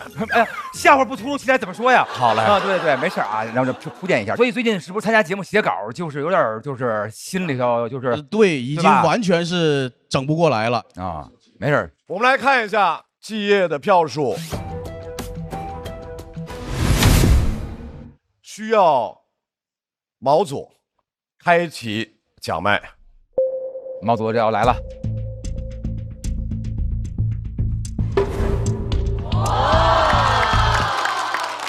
李文，刚好我跟季也是特别好的朋友，所以如果能在一起演出的话，特别开心。我俩真是好朋友，我俩对，真特别好，真特别好。他外面有多少假朋友我不知道，但他跟我这儿至少是真的。季业稍微休息。好，我们下面要上场的这位演员是目前场上仅存的一位在校大学生，掌声欢迎李玟。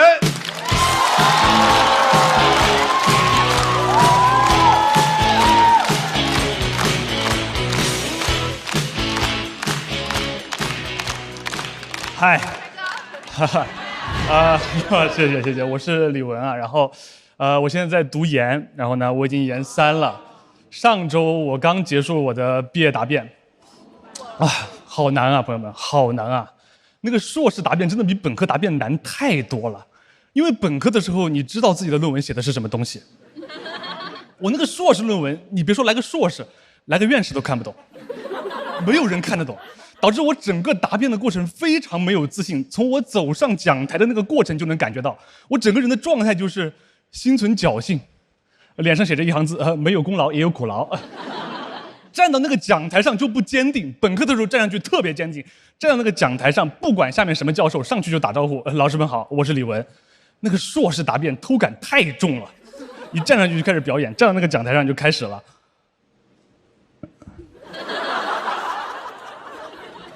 尊敬的各位教授好，很荣幸参加这次答辩。我是朱老师的学生。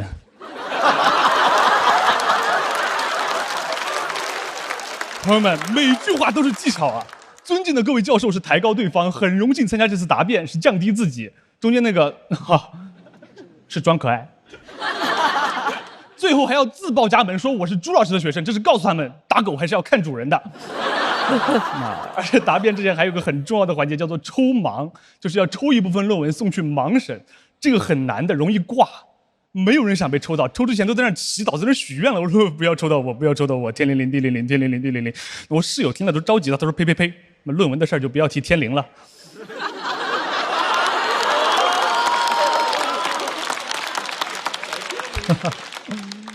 答辩完了有个感受，就是我感觉答辩跟讲脱口秀没什么区别。我在那个答辩讲台上特别卖力的讲，就是为了下面那些人给我投票。中间还做了4个导师。我讲的那些东西，他们一听就想笑，但是也没关系，他们还是会特别的包容，因为下面坐的是朱老师和他的朋友们。我已经悟了，朋友们，我已经悟了，讲脱口秀就应该跟答辩一样，上去我就虚张声势了，也不管真的假的，我上去开始表演，站到这个舞台上我就开始了。尊敬的各位观众好，很荣幸给大家演出。我的稿子是李诞改的，随便说吧，就是随便说。我的研读的就是这样，就是很一般啊。我读之前就有个人劝过我不要读研，是我爸的一个好朋友，叫刘叔叔。刘叔叔什么人呢？刘叔叔是一个暴发户，他连高中都没有上过，但是乘上了时代的春风，靠着养猪发财了。所以他一直觉得读书没什么用。你跟他说书中自有黄金屋，他说猪中自有黄金屋。他自己回忆起自己没上高中、没考大学这些事儿，一点都不遗憾，一点都不后悔，他只觉得庆幸，甚至觉得好险，我差点就让知识改变命运了。所以他一见到我现在就特别喜欢干一件事，他特别喜欢出各种问题来考我，因为他希望能考到我，然后证明你看读这个书也没有什么用。然后我印象中有一回跟他见面，在那个饭桌上喝的都已经不行了，就开始问你，他说：“小李啊，我问你啊，你们研究生一天到晚都研究些什么东西啊？”我心想，你问我这个干什么呀？你要考研啊？哎，但人家是长辈，你还是要好好回答的。我想着，那我就说一点专业的知识，把嘴巴给他堵上。我说我在研究甲苯歧化反应生产对二甲苯。我没想到他跟我说，我懂，苯是有毒的，猪吃了都要死。你还是注意安全啊。我说刘叔是这样啊，我们大学生呢跟猪啊，还不一样啊。这个甲苯跟苯也不一样，甲苯比苯多一个甲基，甲苯相对安全。我以为他就没什么好说的，结果他跟我说：“我懂。”那你为什么不研究真的呢？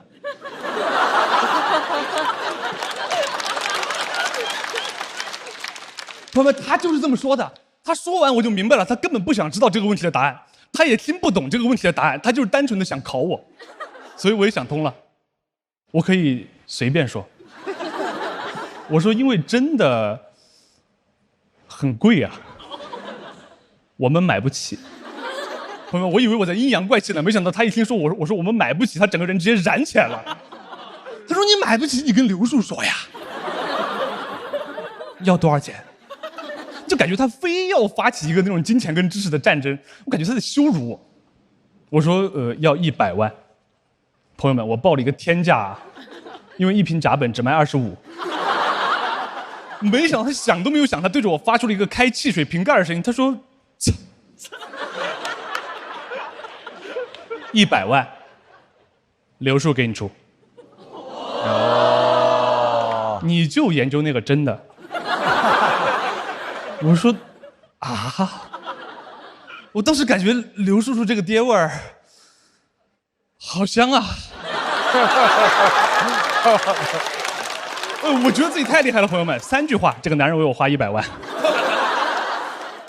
当然我知道刘叔叔是喝多了吹牛，但还没有喝够。刘叔叔再喝一会儿，他会开始继续讲他的人生，讲他从养猪这件事情学到的技术和经验，甚至从猪身上学到的哲理，滔滔不绝，滔滔不绝。我实在听不下去了，我想举起酒杯打断他，我说：“刘叔叔别说了，敬周老师。”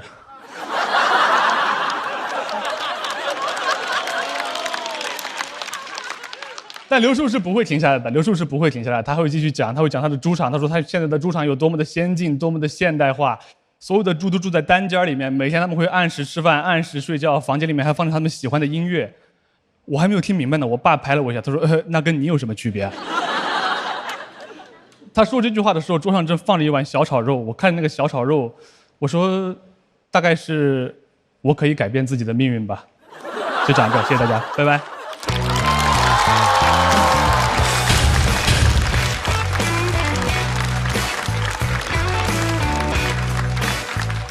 李玟的锁票通道开启。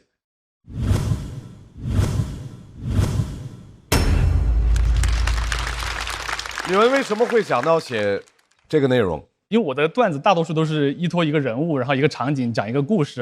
然后我这一次选择了这个故事呢，是想讲一个我对读书和上学这个事儿的一个态度。因为我觉得读书是真的是很重要的一个事情。很多时候听到一些这样的长辈，他们可能有一些幸存者偏差，讲到一些我觉得可能觉得没有那么正确的话，所以我想把自己的观点也来讲一讲。反正我听他的故事，我感觉很舒服，然后就是感觉是在那个身边的一种活灵活现的感觉。是。而且李玟的脱口秀有一个特点，你看这2次嘛，都有一个人会被我们记住。对，朱老师和刘叔叔。朱老师一直在，我就稍微有点遗憾啊，因为上回那个太棒了，然后那种感觉吊人一下，然后记住了，特别棒。这回特别盼着，然后从那个真假那块完了之后就没了。刘叔叔没口头禅呀，就没有创造一个口头禅出来一个，就是那个特别来回来去绕你的那个笑点，识别符号对，有点小遗憾。你看他形象气质，然后很从容和很舒服的那个表达演出什么的，都是像是脱口秀里边有很多什么泥石流啊或者什么，他就是典型的小清新的那种风格。李玟，其实你和刘叔叔谁也不用说服谁，你们只是有各自的追求。美团闪购可以帮助你们2个进行交流，你帮刘叔叔买一本书，刘叔叔送你一头猪，美团闪购做你的黄金屋。哇！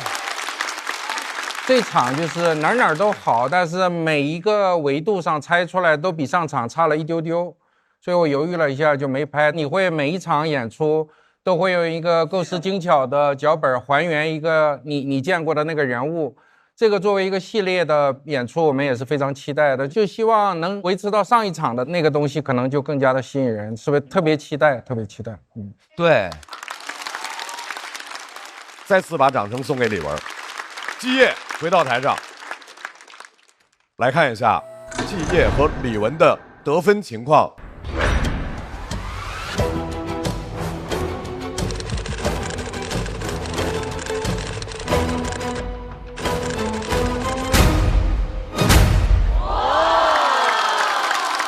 业245顺利晋级，同时李文要在等候区继续等待。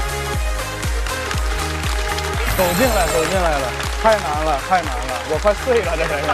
没事。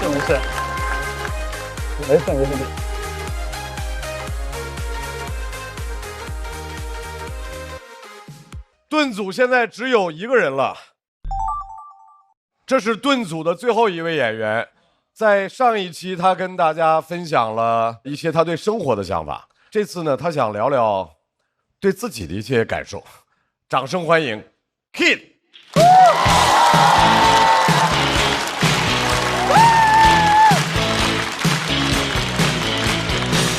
大家好，我是 Kid。二楼的朋友们，你们好。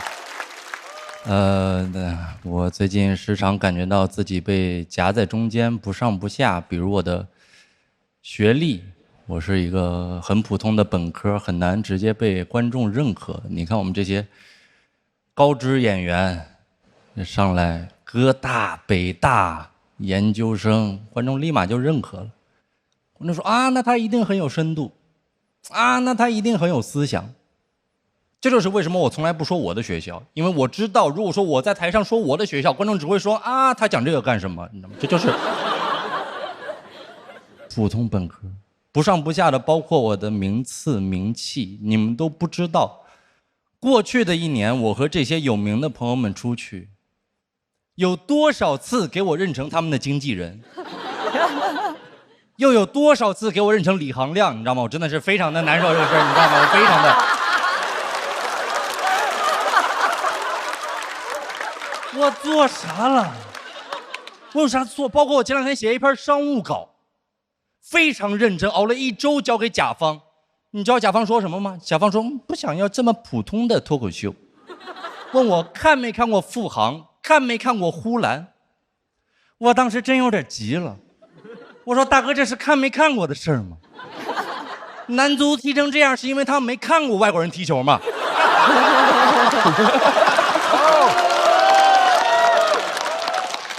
他们不是每4年固定看1次吗？那该不会是他们打开电视一看世界杯，恍然大悟，我靠，还能这么踢吗？还能往门里踢吗？那只会是外国队一看中国队，我靠，还能这么踢吗？很难受。我说我普通有什么错呢？你知道，我甚至每一次我在台上听到那个田忌赛马的故事的时候，我都会深深的和里边的中等马共情。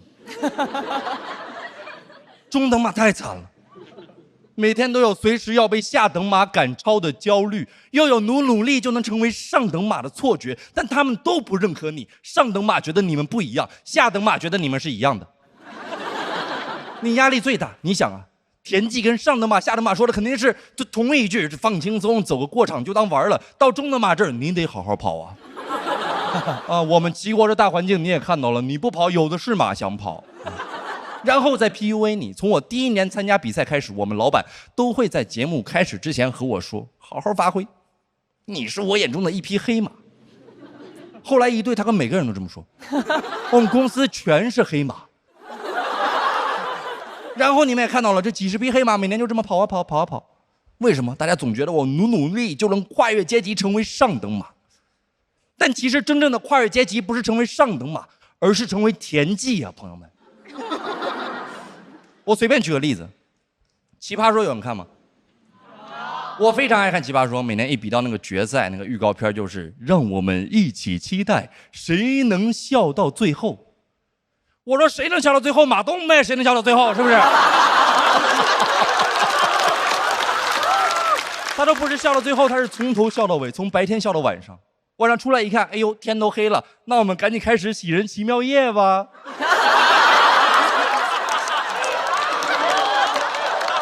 人生的真相，无尽的轮回，上中下等马都是别人牌桌上的筹码，你能改变什么？你只能改变自己的心态。我还行，因为上学那会儿我就是普通班的中不溜，但我心态特别好。有一天我同桌学崩溃了，哭了，说火箭班那些人过的才是真正的人生，我们前途不一样，环境不一样，命运不一样，我们没有任何一样的地方。我说哎，我们交的学费是一样的呀。那么心态，什么前途、环境、命运，在我这儿就一个，就是爸妈不一样。咱们是比上不足吗？咱们是祖上不足，你知道吗？那要是本来按我那个成绩，我是考不上大学的。好在我碰到一个特别好的班主任，碰到他之后，我也是发现了伯乐也分上等伯乐、中等伯乐和下等伯乐。然后高二开学的时候，他来班级里说算总分，去年我们班是普通班的倒数第1。但同学们，这不是失败，只是我们恰巧不擅长算总分。所有人必须在这个学期找到各自最擅长的一门猛攻。有同学说：“老师，我没有擅长的。”班主任说：“孩子，人是不可能没有优点的，放心，老师陪着你。语文不行是英语，英语不行是数学，都不行咱就是艺术。”朋友们，我当时才明白什么叫应试教育。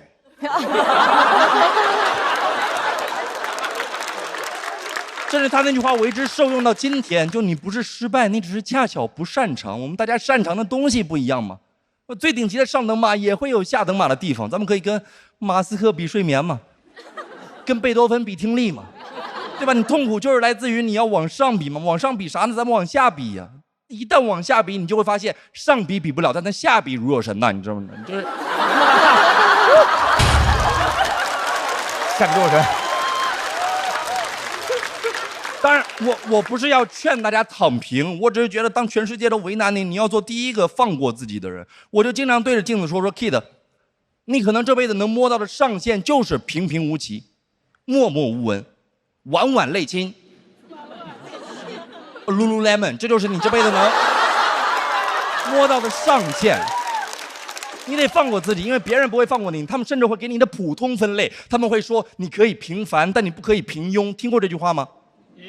你可以平凡，但你不可以平庸。我第一次听到的时候，我巨生气，我说这有什么区别？这不就是近义词吗？我都平凡了，为什么还给我分那么细呢？那我也可以在这对有钱人说，你可以富有，但你不可以富贵。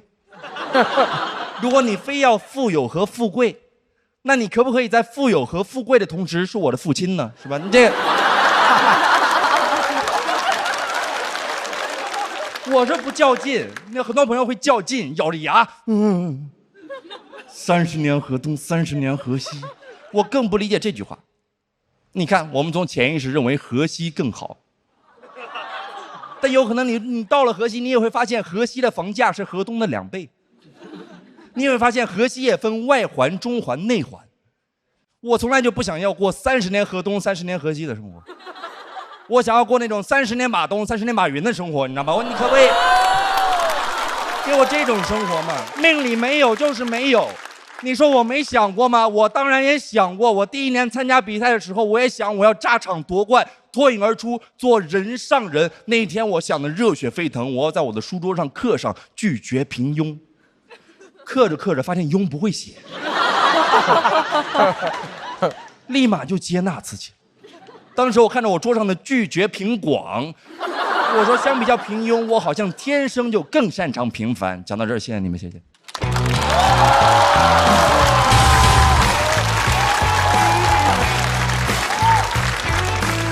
帅 ，Kid 锁票倒计时，再次掌声送给 Kid。提到了中等马的理论，还挺有趣的，是，但是您仍然没有拍灯。对，就是 Kid 肯定是他比较好的一场演出今天。然后，哎，你是真的跟自己和解了吗？就想开了吗？还是只是一个节目效果？我没有觉得这是一个节目效果，这只是我现在的处境，没有人不想更好。我好像很少给你拍灯，咱们也好多季了。对，但其实我觉得你天分是非常好的，不是假惺惺的，就特别喜欢你，很期待，非常期待。谢谢罗老师，谢谢。我觉得 Kid 从上一次的那个 PPT 那个之后，他就已经完成蜕变了。我觉得那之后他就一直是非常好的，包括这一篇，我个人非常喜欢。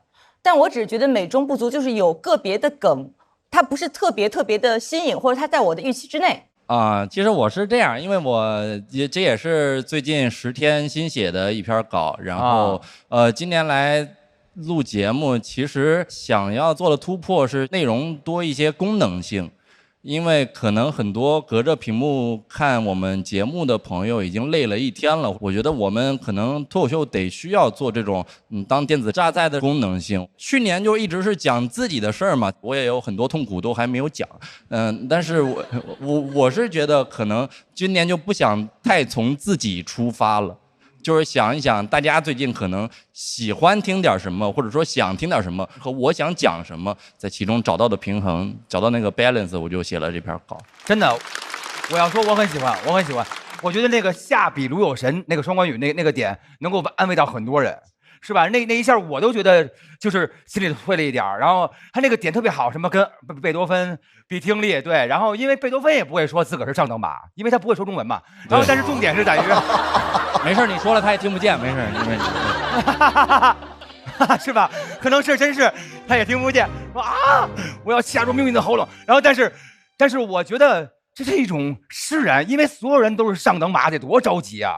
而且我不知道这个上等很多时候是虚的吧？因为我见过很多所谓的上等人，不是站在高处，是被钉在高处，你明白吗？他们很疼的。然后其实中等什么下等有点不好听。就是有自个儿的逍遥，有自个儿的自由，其实，然后我觉得也是一番风景啊，我觉得挺好的啊，是这样的。谢谢。我觉得他帮我解决了一个我现在的一个问题吧，算是一个问题吧，就是尤其是我第一赛段来的时候，我有一个特别大的困扰，我其实反复的跟导演组说过，就是我在所有的这个校友团里面，我觉得我的这个脱口秀的专业的知识是不如别的老师的，所以我就很焦虑。我完全不同意。你对脱口秀的 sense 是特别好的，你只是少听了几个脱口秀名词而已。嗨，罗老师，我刚刚那一段其实只是为自己做个铺垫。幽默了，幽默了，非常棒，非常棒。我错了。然后我现在要转折了。好，甩包袱甩出来吧。就是听了 Kid 的讲的这一段之后，我反而觉得我解放了。我其实不用做这个校友团的上等马，我就当一个野马。我就来我的这个感受，我的乱说的赛道就好了。野马很好啊，奔驰起来，做野马最开心。掌声送给 Kid。谢谢。我们来看一下 ，Kid 现在是30票，他是不是要迎接挑战？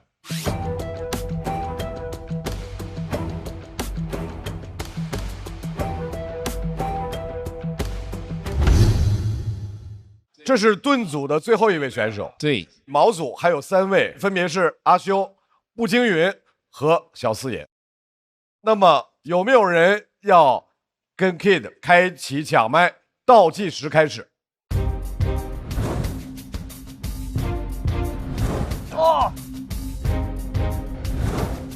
站吧，站了，站吧，小四也说不定可以，站吧，都站起得了。小四爷，因为他已经是中等马了，但我还是个新人，我还是个下等马。没有，您是黑马是吧？来吧，咱们赛啊！来 ，Kid 稍微休息一下，站起来，小四爷加油，加油，加油，加油！接下来要上场的这位演员，通过上一场的表演挤进了贫穷赛道，今天他将继续和大家分享穷的感受。掌声欢迎小四爷！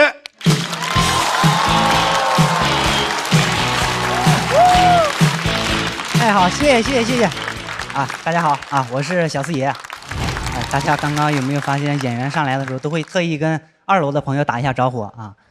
啊，其实故意的啊。要不是你们能投票，没有人在意你们啊，没有人。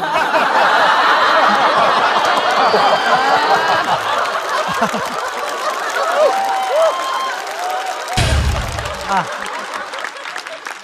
但是我在意啊！你们好啊！你们好啊！谢谢啊！对啊，当然你们也好哈，你们也好啊！对啊，行，开玩笑，说回我自己。哎，其实我在讲脱口秀之前，我是在小剧场门口检票的。啊，对，当然检票员工资很低啊，低到什么程度？我爸有一次问我工资多少，我说完之后，他安慰我说：“他说没事啊，别人在上海吃香喝辣的，你应该都能闻到吧？啊，没事，他们只是比你先闻而已啊，毕竟闻到有先后。啊。每个月都月光，但是有些人月光他是主动选择的，赚的多花的多。那像我这种赚的少的，就属于被动月光。就是我也不想月光，但是上海不同意。说是月光，其实我的钱每个月都坚持不了31天。啊，对于我的钱来说，我每个月都是闰月。但是为了省钱，基本不吃早饭。一天只吃2顿饭，明明是住在中国最繁华的城市，却总有一种住在廉价酒店的感觉，就是不含早。小钱我也舍不得花，经常出地铁站一看下雨了，旁边有卖伞的，根本舍不得买伞，我就等雨停。结果雨越下越大，我还跟雨说，我还是喜欢你小的时候。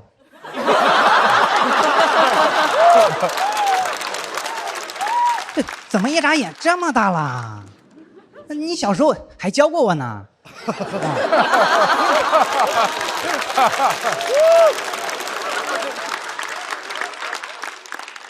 我都这么穷了，就让我生气的是，还是有人想让我多花钱啊！我之前租的房子涨价了，得重新找房子。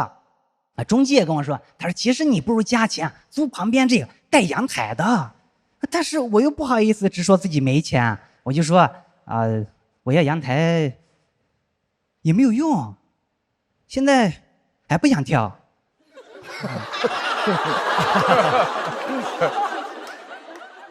他不死心，继续劝我说：“阳台晒东西方便。”我说：“不用，平时有什么需要晒的，我发朋友圈就行了。”他为了证明房子不贵，劝我说：“其实也加不了多少钱，平均一天也就1顿饭的钱。”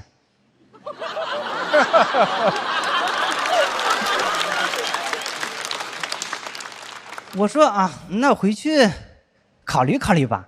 中介说这有什么好考虑的？我说考虑少吃哪顿饭。我还碰到过卖保险的给我打电话，让我买保险，说一天也就1顿饭。我又没1顿饭。我说你们这是什么险啊？他说意外险。我说饿死算意外吗？他说不算。我心里想确实不算，少吃那么多顿，我饿死那不是意料之中吗？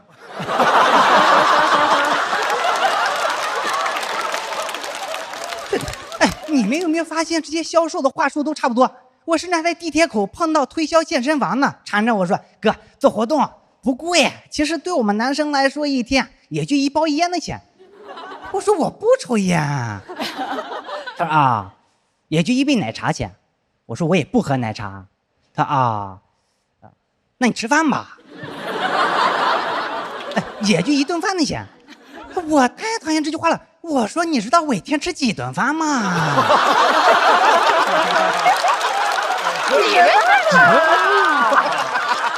太讨厌。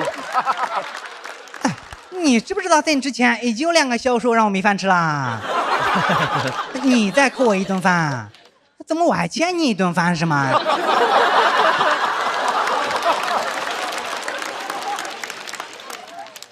你想让我再出去要1顿饭给你啊？要是都按照你们销售说的来，我就变成了有阳台、有保险、天天不吃饭，还去健身、空腹有氧。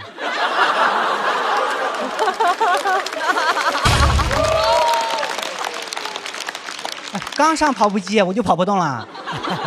教练说你没吃饭呢。我说对呀，不是你在地铁口让我少吃的吗？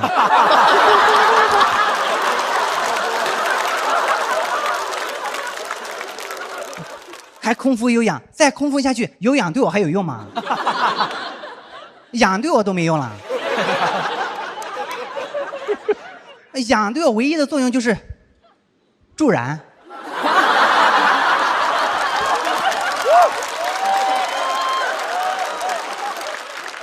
火化的时候烧的比别人快，肯定比别人快，因为我已经在健身房染过指了。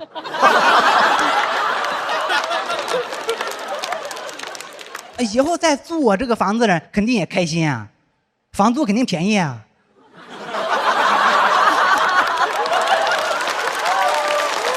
好，凶宅，而且是凶宅里面最吃香的类型。我是个饿死鬼，谁怕饿死鬼？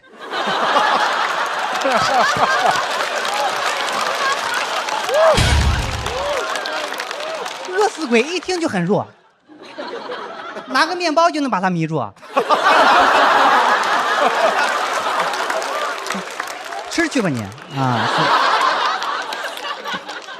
就我觉得这些销售对钱的态度是有点双标的，因为他们想让我们多花钱的时候啊，语气多么不在乎，对吧？一切也就一顿饭，但是当我们要跟他们讲价，他们好像对钱又是那么的吝啬，对吗？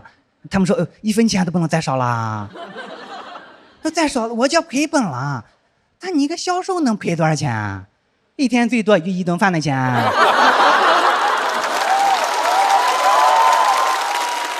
你不是不在乎吗？对吧？反正我是不会听他们的，我更不会少吃饭。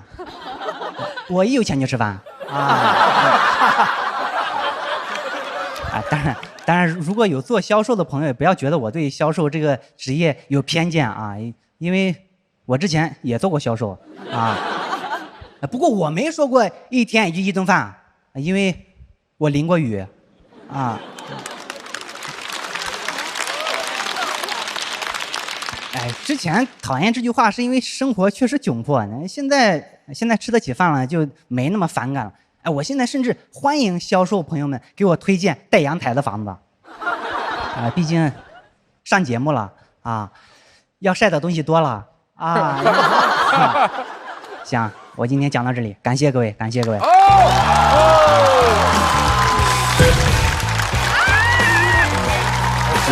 太厉害了！小四爷的锁票倒计时，热烈的掌声！他太厉害了，怎么这么厉害呀？大师课太强了！各位现场的朋友，你们有没有发现？我觉得很多演员可能会被前面你们的沉默吓死，但是小四爷仍然叫不疾不徐。就在他的节奏里，真的是，而且就这么一顿饭，真是，而且那句话说的特别有魔性啊，就一顿饭的钱。我也想说，他那个音调特别的洗脑，他越说越长，越想撒娇，对，撒娇呢，干嘛呀？就一顿饭的钱。而且他那个拿着一顿破饭不停的翻的时候，我心里在数5分、6分、7分、8分，数着数着我已经乱套了，数不了，而且最后还能扣回来，真的是炫技一样的表现。哎，怎么想出来的？就是那么一顿饭的钱，就这点事儿。而且我甚至觉得广智幸亏转型了，要不这个穷鬼赛道他也守不住了。对，打不过他，太狠了，太狠了。没有。哎，但是穷鬼赛道里面现在有一个新加盟的高寒。高寒是装穷，没有，高寒是落魄的凤凰。我比他俩有钱多了。你看看，高寒，你觉得小四爷这段表演害怕？害怕。我上回我跟他 PK 嘛，然后我们后采，我说你这样稿还有几篇？他说他有一个主打秀。我说那我以后再也不跟你 PK 了。哎，小四爷，我问一下，就是说了脱口秀之后，你的那个生活有变化吗？现在住上了40平的出租屋啊，现在啊，以前是也是个大单间。大单间啊，10平啊，10平啊，是。而且还有一个消息，大老师，哎，就是他在那个有了钱之后，其中一项消费就是去看你的演唱会。没有啊，没有，哎，没有。是大老师比较慷慨送给我的，对，感谢老师。只是我听说您是这个第一次看演唱会，对，确实是人生第一次，所以非常感谢你。本来这不是我的消费水平啊，没多贵。然后，但是重点是在于您感觉看得开心啊？开心吗？很开心，比脱口秀现场嗨多了，真的。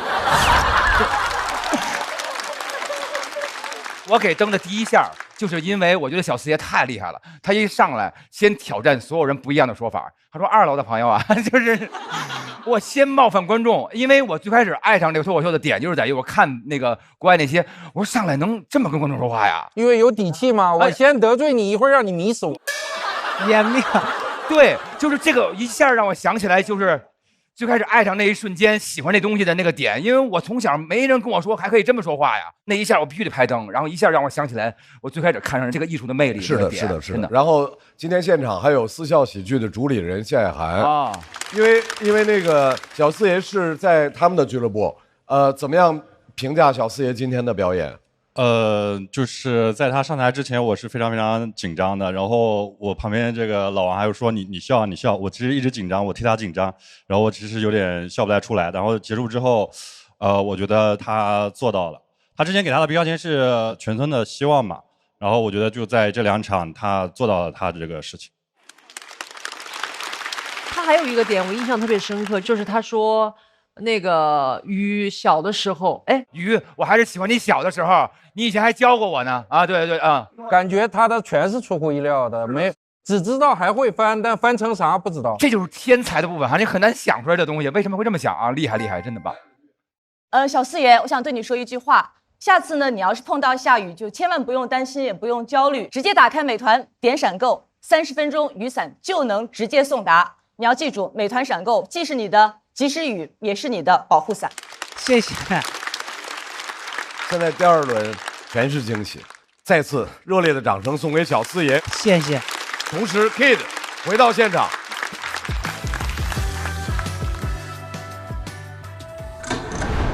我们来看一下全场的票数是。肯定小四爷265和28。275、285。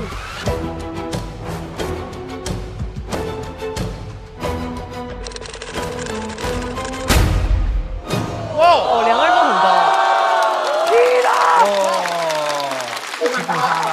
都很高。小四爷276票晋级下一轮 ，Kid 260票也有很高的票数。稍微休息。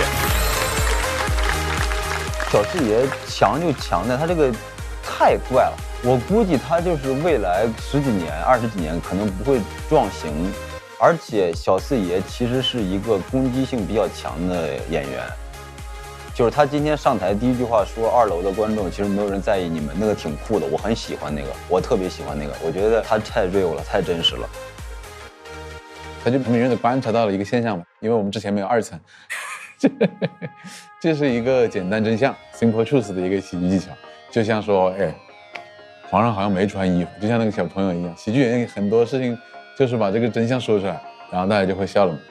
我觉得他就是有极强的洗脑能力，接下来好几天可能一直都在那边念叨，也就1顿饭的钱啊，我不知道像不像。你怎么知道我一天吃几顿饭啊？你知道我一天吃几顿饭吗？我一天只吃几顿饭啊？我一天才吃几顿饭呢？你有1顿饭的钱，小四爷简直太有才华了。你知道我一天吃几顿饭吗？高斌够了，够了。连续2次都输给了对手，会有点难过吗？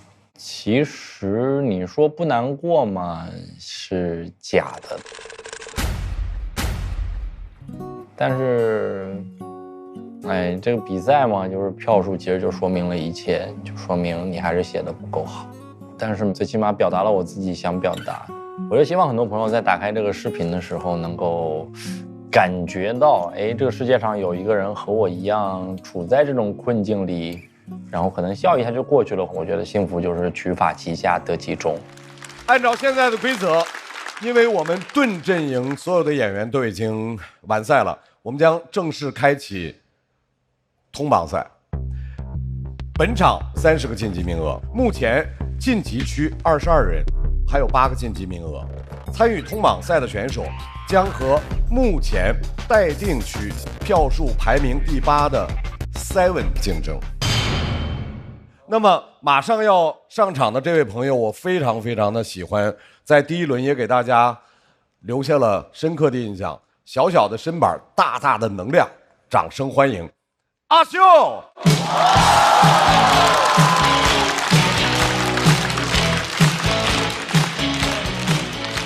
2楼的朋友大家好，1楼的朋友好，大家都辛苦了，谢谢大家。我叫阿修啊，我性格非常犟，所以大家可以叫我修犟。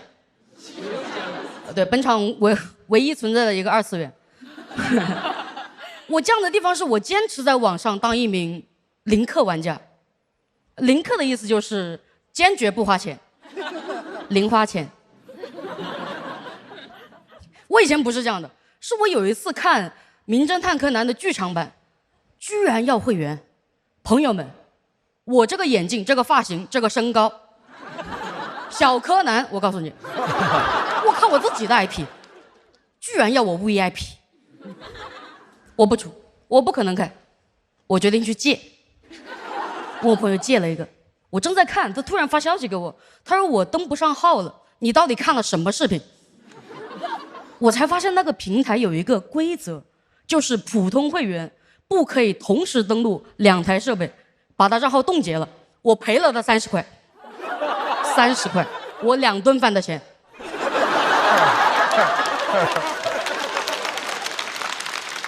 从此我就发誓，我不可能再为会员花钱。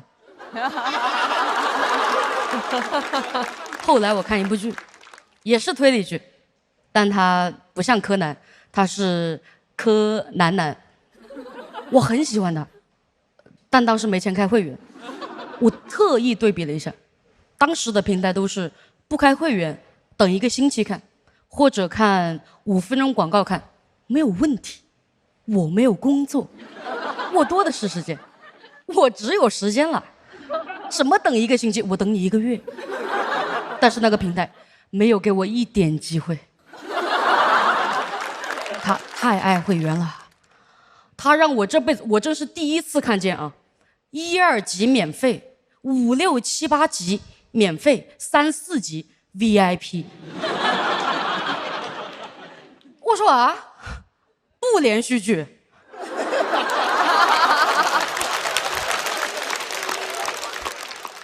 我本来就是正常看完1、2集，我说很好看呀，然后点开第3集，没有画面哦，直接蹦出个2维码，我以为是广告。我看了5分钟，我才意识到他在向我要钱。我说你要这样搞可以，我3、4集不看了，真不看了，要钱不看了。第5集免费，我看第5集啊！你不是推理剧吗？我也可以推理。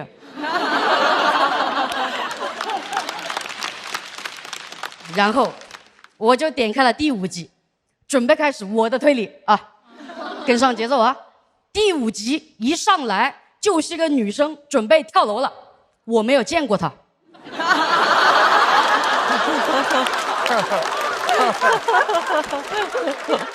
这个很刁钻。你不知道为什么，就是一张陌生的脸，真的我不配。那第5集一点开，女生就穿着白色裙子站在天台上，准备 CT jump， 就准备跳了。这个时候那个镜头开始往下挪，楼下站着20多个人，没有一个人去救她。我说干什么呀？我都想去救，我想钻进屏幕里救她，然后问她3、4集发生了什么。我当时真的有点脾气来了，但脾气有，钱确实没有。我就找其他东西推理，我发现我不能看3、4集的全篇嘛，但我可以看预告片。预告片30秒，我说没问题，30秒足够我推理了。点开了，说是30秒，没有啊。点开那个预告片，没有1秒钟画面，我看了30秒，弹幕。满满平平密密麻麻的弹幕，同样的一句话：贫穷使我们相遇。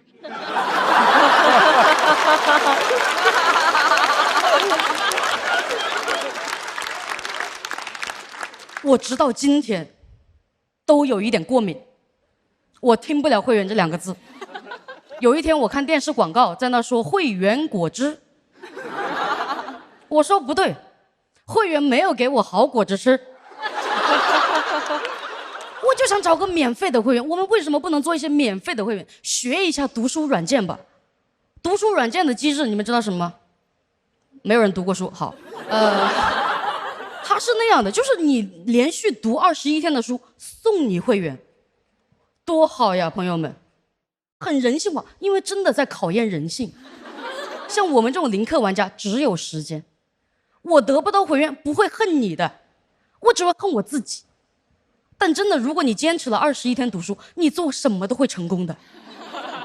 你不缺这个钱。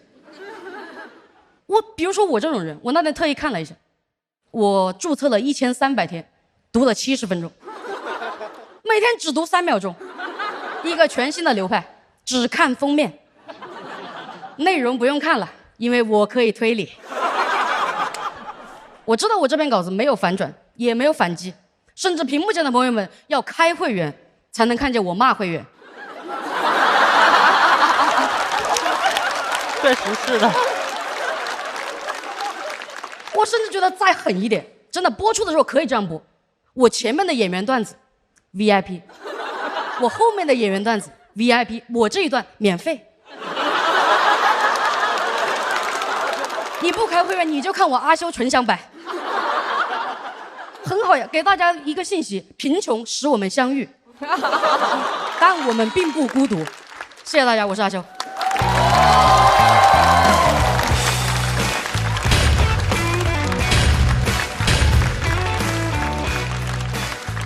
阿修锁票倒计时开启。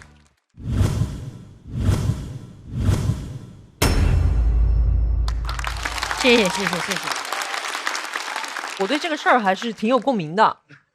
你也不买会员吗？我买了，我买3个月，然后看完我想看的我就给取消了。但是我其实更有共鸣的一个点，他没讲。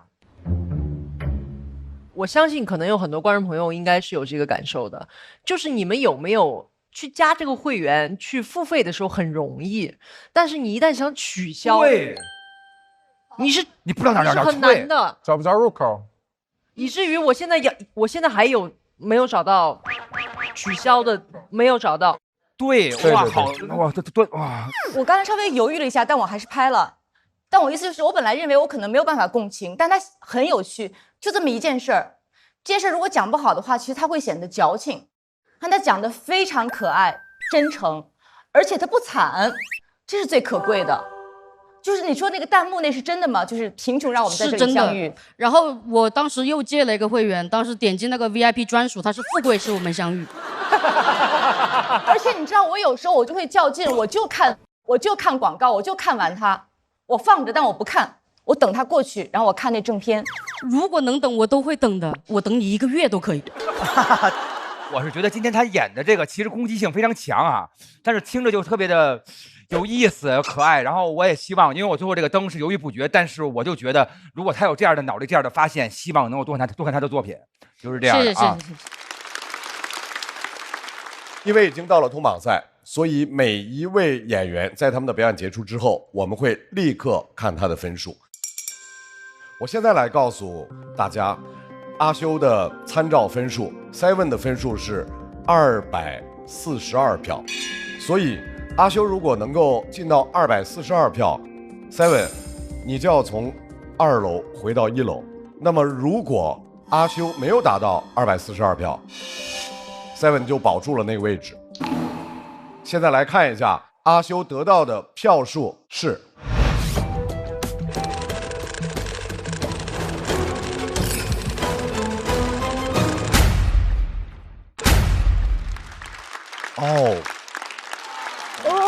我没有想到才201，我也没想到。很遗憾，阿修没有达到242，所以阿修先回到等待区。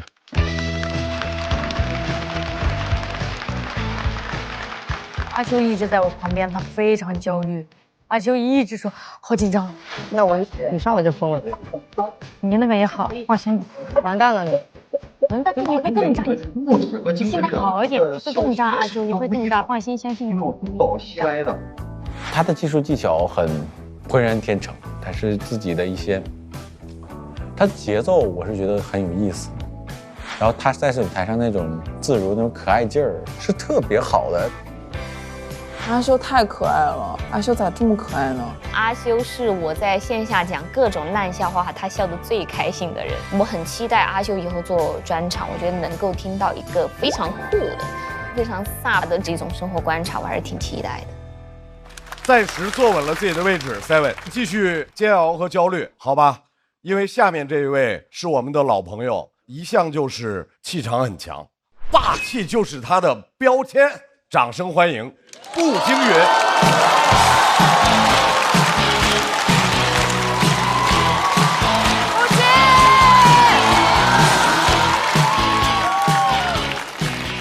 Hello， 大家好，我是步惊云。Hello， 辛苦了，辛苦了啊！我特别讨厌一些俗语，比如女人30如狼，40如虎。我今年35，如狼似虎。如果真是这样，那我今天来讲点虎狼之词也很正常。实话说，今天不是来表演的，我是来坦白的。前段时间我出轨了，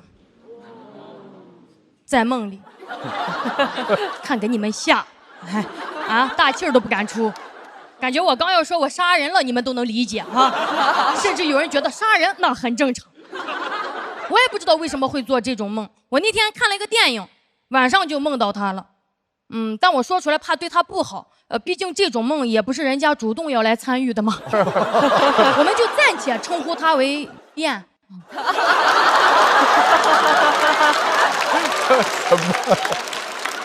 睡醒之后，我庆幸这只是个梦。我说呀，都结婚了，然后就开始自责，怎么醒来这么早啊？但那个梦太真实了，真实到我醒来的第一反应是愧疚。当我扭头一看，我老公在旁边张个嘴打呼噜，我一下就从愧疚变成了愤怒，一把把他推醒。他说啊，咋了？有事儿吗？我说急事儿，你快起来，去健身吧。哈，自己做这种梦还开始嫌弃对方，这算不算精神出轨呀？我就在网上搜出轨，结果搜出来一堆公众号。他分析了很多男女出轨的原因，文章里说，男人在事业成功得意忘形的时候容易出轨，低谷时期敏感脆弱也容易出轨。总的来说，男人容易出轨。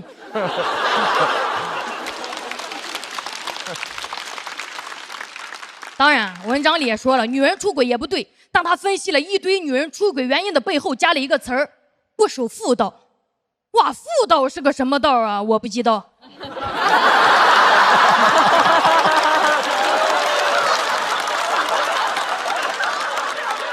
感觉我也走不了这条道啊，因为诱惑真的很难抗拒，即使一个梦我都反复回味，甚至那两天老想做这种梦，想多了我都觉得这不对呀然后那两天就疯狂喝咖啡，尽量不睡觉。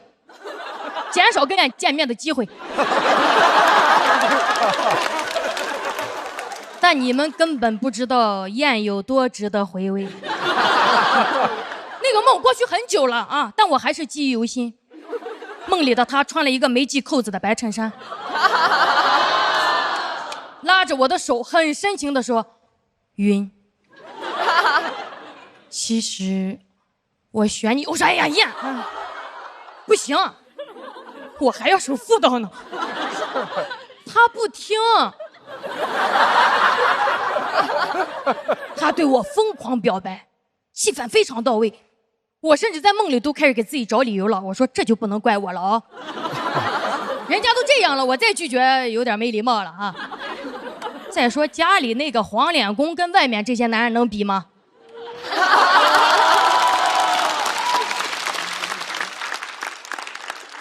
要不我就先看看腹肌，毕竟这玩意以前就只在手机里悄悄刷过。我说燕，你过来。我醒了，梦到这儿的时候我醒了，我醒的可真是时候，气得我赶紧躺下想睡个回笼觉。我说燕，你先别着急走啊，太激动了，死活睡不着了。躺床上开始反思自己，对，我承认啊，我是一个很好色的人。但大家放心，一个女人坦白这些，不会对这个世界造成什么危害。我再好色都不会造成男性群体的恐慌。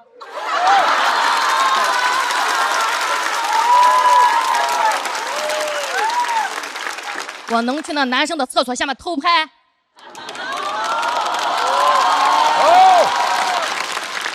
去阳台偷男人的破内裤。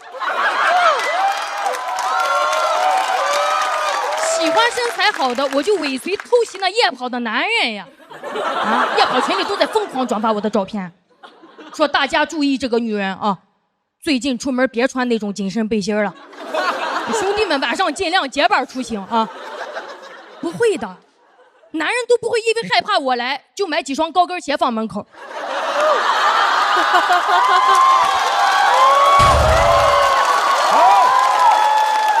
毫无攻击力。我甚至都没法在大街上看见哪个帅哥，我就直接上去言语骚扰。他要是敢反驳我，我就当街暴打他一顿，最后说我是精神病就好了嘛。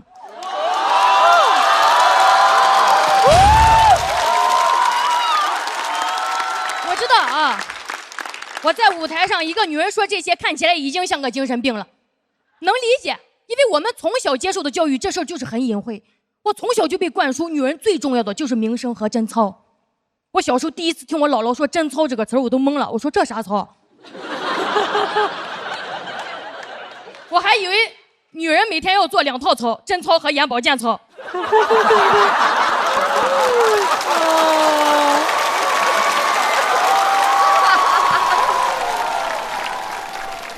长大之后知道了，还是有区别的嘛，眼保健操更有用。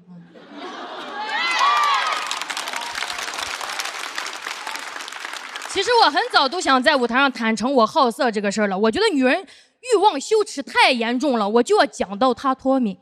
讲到有一天你们听到一些女人的什么风吹草动，第一反应都不是搞清真相，而是表示理解，说哎，女人嘛。确实可以了，太高远了。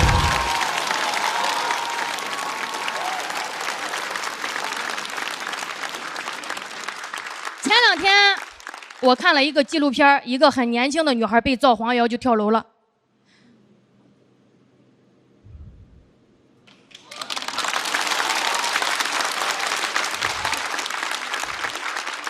我每次看到这种新闻的时候都特别难受。我觉得造黄谣太轻松了，被造谣的要是这么轻松都好了。现在都2025年了，机器人都能上太空了，还有人要为了贞操2个字丧命，好魔幻呀！我仿佛看见机器人裹着小脚上太空了。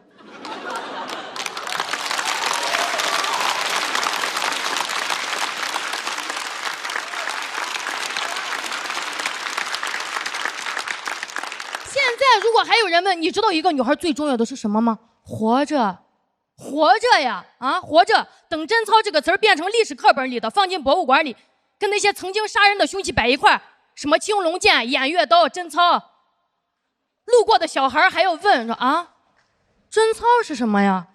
怎么什么都没有啊？你说对呀，它本来就啥都不是啊！谢谢你们，我是佩元，谢谢大家。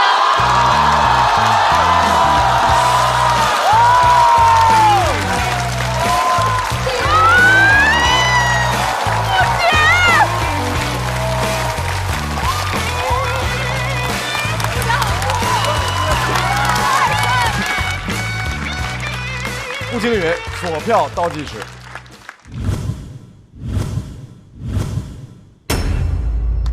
好，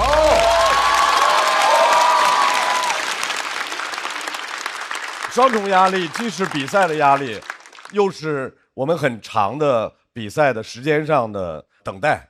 最后一位表演者能够用这么好的状态，给我们整个的脱口秀和他的朋友的第2赛段画一个句号。再次感谢步惊云。谢谢大家，谢谢大家。我其实有点看哭了，谢谢。就是因为这对我来说可能已经是最极致的在公众场合的情感表现了。就我不是一个特别能够在很多人面前完全释放自己情感的那种人，对我来说这已经是极致了。就是它很深的触动到了我。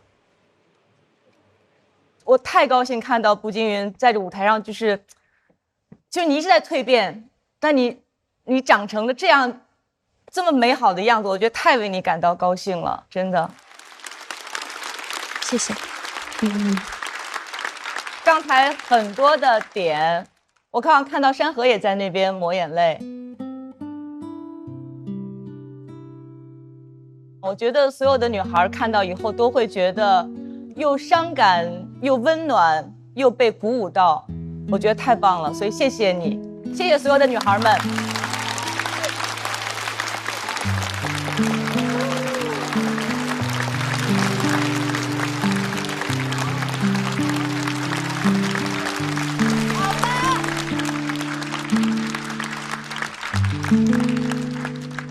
很触动。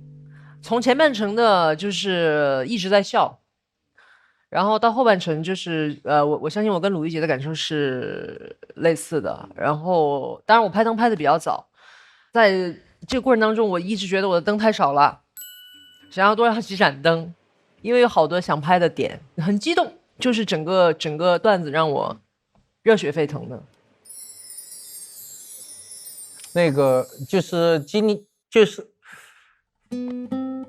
就是这场没有不会哭的，我不是那种，对我只是有点激动。那个就是今天是我这么多年参加录制单一场看到很多熟悉的老选手实现了脱胎换骨的上了1个、2个、3个台阶这种蜕变的单场最多的一次，多到我不敢相信，像做梦一样。今天这个感觉，步惊云其实去年我已经感觉他脱胎换骨了，没想到短短的1年，在原来脱胎换骨的那层台阶上又上了3、4个台阶，所以我今天非常非常的惊喜。还有我特别想说的一句是，这些年我们台上的女性选手越来越多，所以女性主义视角的作品也越来越多，多到有点像当年我们比如说穷鬼那个赛道，或者是老婆调侃老公，老公调侃老婆那种赛道上，都已经很多题材被讲烂了。女性主义前些年是缺失的，最近几年特别多。但是他完全找到了一个特别新颖和完全突破的角度，从头到尾在讽刺这件事儿，但是真的就是不知道怎么，我们都是要把手拍麻的这个程度，真的特别特别好。谢谢罗老师。我想加一句，我特别赞同罗老师讲的，但我想说，因为女性占了人类的一半，其实女性的视角就是人类的视角。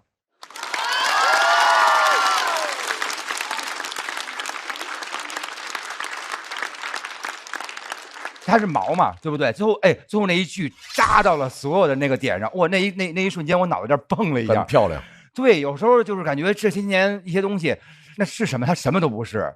那一下，哇，就是感觉太震撼了。因为我常年追求的也是就是开心就好啊。然后，但是能够有此刻的这种震撼，我觉得感谢你的演出，也感谢生命能带我来这个地方看到你的演出，谢谢你，谢谢你。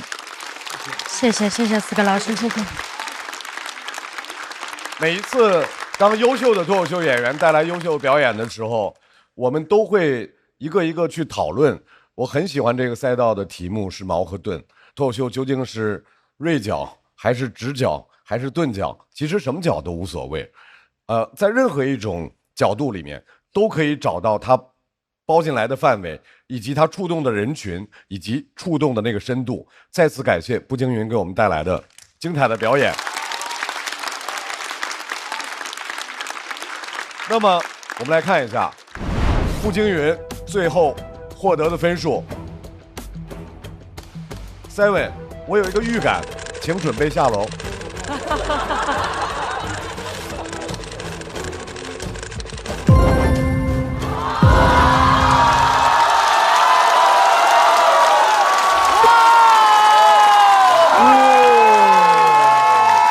哇，厉害厉害厉害！掌声送给步惊云。没想到最后一位又是直接晋级，太好了，姐，很好，太棒了。步惊云最能代表吗？他是一个把所有现实都戳穿，说出了所有实话的人，这是我觉得很了不起的地方。我觉得布姐探索出了一条新的赛道，就是当你想讲一个让人紧张的东西的时候，你就先讲另一个让人更紧张的东西，看给你们吓，让大家戒备不过来，不知道该在哪儿紧张了，观众就会乱笑。就是阴差阳错，他选到这个赛段的最后一个收尾，就是我们不需要所有的矛都获得胜利，但是一个矛获得一个胜利，这个胜利是把所有盾击碎的胜利。在舞台上哽咽那一下，就是动情了。我看鲁豫老师也哭了，娘也在哭，这段太好了，布姐。我当时有点想哭了，太真诚了，鼻子酸酸的，然后自己也是有个女儿嘛，还小，我也觉得我希望他们这些女演员能够把这些偏见给打破，把那些枷锁给打破，以后我孩子会生活在更好的世界里面。它像一把伞，一把大伞，遮着身边所有的女生，保护着所有在看这篇稿子，甚至她身边的所有人。布姐这一篇特别有意义，因为我每次在网上和热搜上面看到这种类似的话题，也是心里咯噔一下。她当时顿住，和我当时咯噔一下，我觉得是一样的感觉。我当时心情很复杂。哎，我讲到那一幕的时候，我就想了很多之前看到的一些女孩因为社会的一种舆论压力，最后就轻生呀，这种包括女性社会上的不安全的这种新闻，我看到这种东西都非常难受，我的情绪是很复杂的。因为我们家女人特别多，所以我就觉得再多讲一些这种话题，以后我女儿这一代就会过得更轻松那种感觉，有一种使命感吧。我真的希望被这种道德的束缚约束的那种年轻女孩能听懂我给她说了3遍活着，活着，活着呀，啊，活着！就是不论在任何情况下，我希望大家珍惜生命，活着才能有转机，才能看到希望。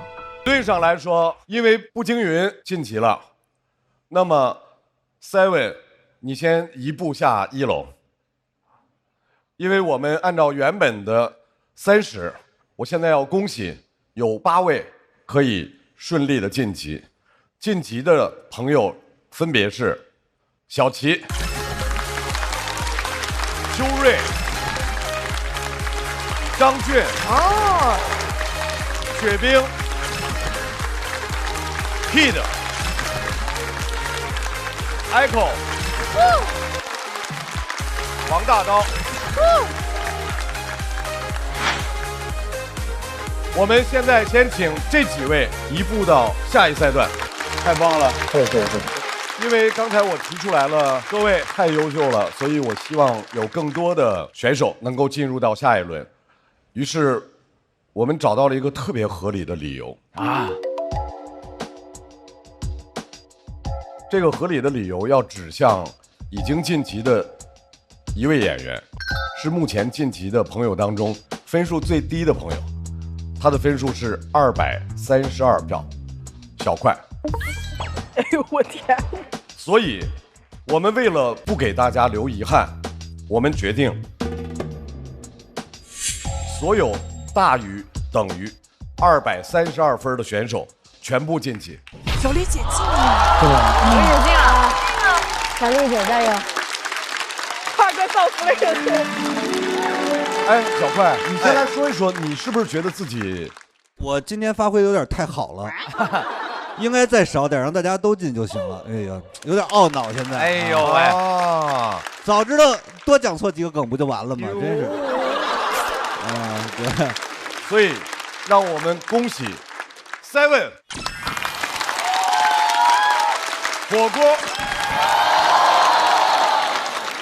李玟和王小丽，恭喜4位。进入到下一个赛段，请移步晋级区。拜拜。感谢宽哥，哎呀，感谢宽哥，感谢都是我该做的，感谢我该做的，谢谢，都是我该做的啊，感谢我该做的啊。比赛就是比赛，所以在我们第2轮。第2赛段结束之后，还是有一些朋友要遗憾的离开这个舞台，让我们看一下他们的名单。让我们感谢一下大国手王颖、孙熙、阿修、小蝶、吴鼎、李梦洁、韩大狗，谢谢8位优秀的脱口秀演员为这个舞台带来的精彩的脱口秀演出。希望明年在舞台上还能看到你们，加油！拜拜。有点少，我有点庆祝这种失败，就是慢慢你会淡化成功和失败这2个概念。有点遗憾，有点不甘，有点委屈，这种感觉，觉得自己不应该是这个分数。我在等我想做的事儿，真的等了很久很久，所以我每次上那个舞台，觉得那个舞台就是我的。别看我的段子是那样的，但是我心态或者是精神健康方面，在这帮脱口秀演员里面排第2，说第2是为了严谨。所以遗憾的就是，哎呀，就是没陪小丽姐走更远吧。玩的好的目前就我王颖跟他，这俩人都走了。我希望我们长沙上马的朋友都能坚持下去，友谊长存，线下再见。如果你来看我的演出，希望你不用带脑子，我就是一个很混乱、很轻松的人。李梦洁，记住你看比赛的感受，记住你看大家的感受，不要背叛脱口秀。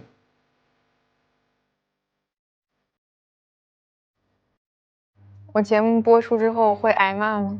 我第1轮播出会上热搜吗？放手一搏吧，别顾虑太多，天有绝人之路。他说不是现在。我该怎么克服太强的完美主义的心理？不行。我在乎的留下来的朋友都会快乐吗？谁能给你答案呀？谁这么厉害呀？孙叔。我自己的想法也是这样的，就是你给我答案之书的时候，我就想，谁能给你人生答案呀？我想的是，还要不要坚持自己的风格？干吧，来自小七。就没想到这么简单，这么简练，充满力量。我在这半年里能写出更好的段子吗？我的专场能写出来吗？多久可以写完下一个专场？谁能给你答案呢？谁这么厉害？孙书恒，好烦呐，这个人。哎，王姬，你的高光时刻在下一刻。吴鼎不劳而获。我们下次再见。咱们线下见。明年再见。明年再见。希望2026年大家再相见。欢迎大家来线下看我。大家看我的演出。朋友们再见。